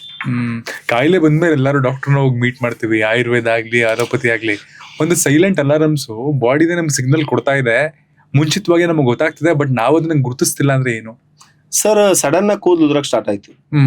ಓಕೆ, ಸಡನ್ ಆಗಿ ತುಂಬಾ ಬೆವರು ಬರ್ತಾ ಇದೆ, ತುಂಬಾ ಸ್ವೆಟ್ಟಿಂಗ್ ಆಗ್ತಾ ಇದೆ. ಓಕೆ, ಸಡನ್ ಆಗಿ ಯೂರಿನೇಷನ್ ಜಾಸ್ತಿ ಹೋಗ್ತಾ ಇದೆ, ಮೋಷನ್ ಕ್ವಾಲಿಟಿ ಇಲ್ಲ, ಮೋಷನ್ ಅಲ್ಲಿ ಏನೋ ಸಮಸ್ಯೆ ಇದೆ, ಸಡನ್ ಆಗಿ ಮೈಕೈ ಸುಸ್ತು, ಬೆವರು, ಈ ತರದೆಲ್ಲ ಸಮಸ್ಯೆಗಳು ಬರ್ತಾ ಇದಾವೆ ಅಂದ್ರೆ ಆ ಟೈಮಲ್ಲಿ ನೀವೇನ್ ಮಾಡ್ಬೇಕು, ಅವೆಲ್ಲ ಸಿಗ್ನಲ್ಗಳು. ಲೇಜಿನೆಸ್, ಜಾಸ್ತಿ ಮಲಗೋದು, ಕಮ್ಮಿ ಮಲಗೋದು. ಓಕೆ, ಅದಾದ್ಮೇಲೆ ಜಾಸ್ತಿ ತಿನ್ನೋದು, ಕಮ್ಮಿ ತಿನ್ನೋದು, ಈ ಎರಡು ಏನಾದ್ರೂ ಆಗ್ತಾ ಇದೆ ಅಂದಾಗ ಒಂದ್ಸತಿ ನೀವು ಹೋಗಿ ಮಾತಾಡೋದು ತುಂಬಾ ಒಳ್ಳೇದು.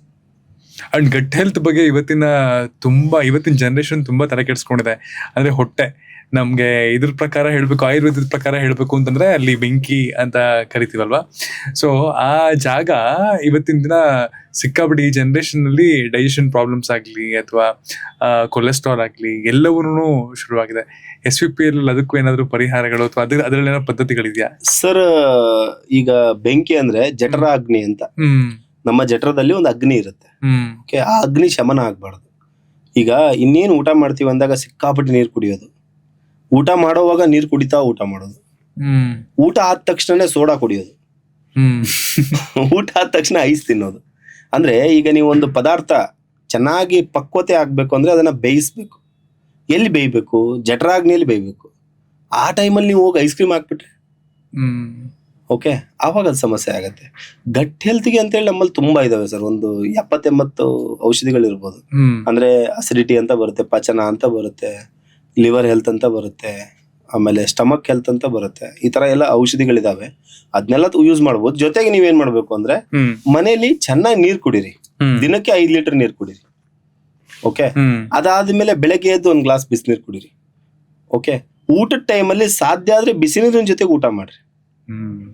ಓಕೆ, ಸಾಧ್ಯ ಆದ್ರೆ ಊಟದ ಮಧ್ಯದಲ್ಲಿ ನೀರ್ ಕುಡಿಬೇಡ್ರಿ. ಓಕೆ, ಓಕೆ, ಇನ್ನೂ ಸ್ವಲ್ಪ ಸಾಧ್ಯ ಆಗುತ್ತೆ ಅಂತಂದ್ರೆ ಊಟ ಆಗಿ ಅರ್ಧ ಗಂಟೆ ಮಟ್ಟ ನೀರು ಕುಡಿಬೇಡ್ರಿ. ಓಕೆ, ಇಷ್ಟು ಮಾಡೋದ್ರಿಂದ ಚೆನ್ನಾಗಿರುತ್ತೆ. ಡೇ ಟು ಡೇ ಲೈಫಲ್ಲಿ ಆಯುರ್ವೇದನ ಬಳಸ್ಕೊಂಡು ಒಬ್ಬ ಮನುಷ್ಯ ಬೆಟರ್ ಆಗ್ಬೋದು ನಾಳೆಯಿಂದಾನೆ ಅಂತಂದ್ರೆ ಒಂದ್ ಸಿಂಪಲ್ 3 ಟಿಪ್ಸ್ ಕೊಡ್ಬೋದಾ?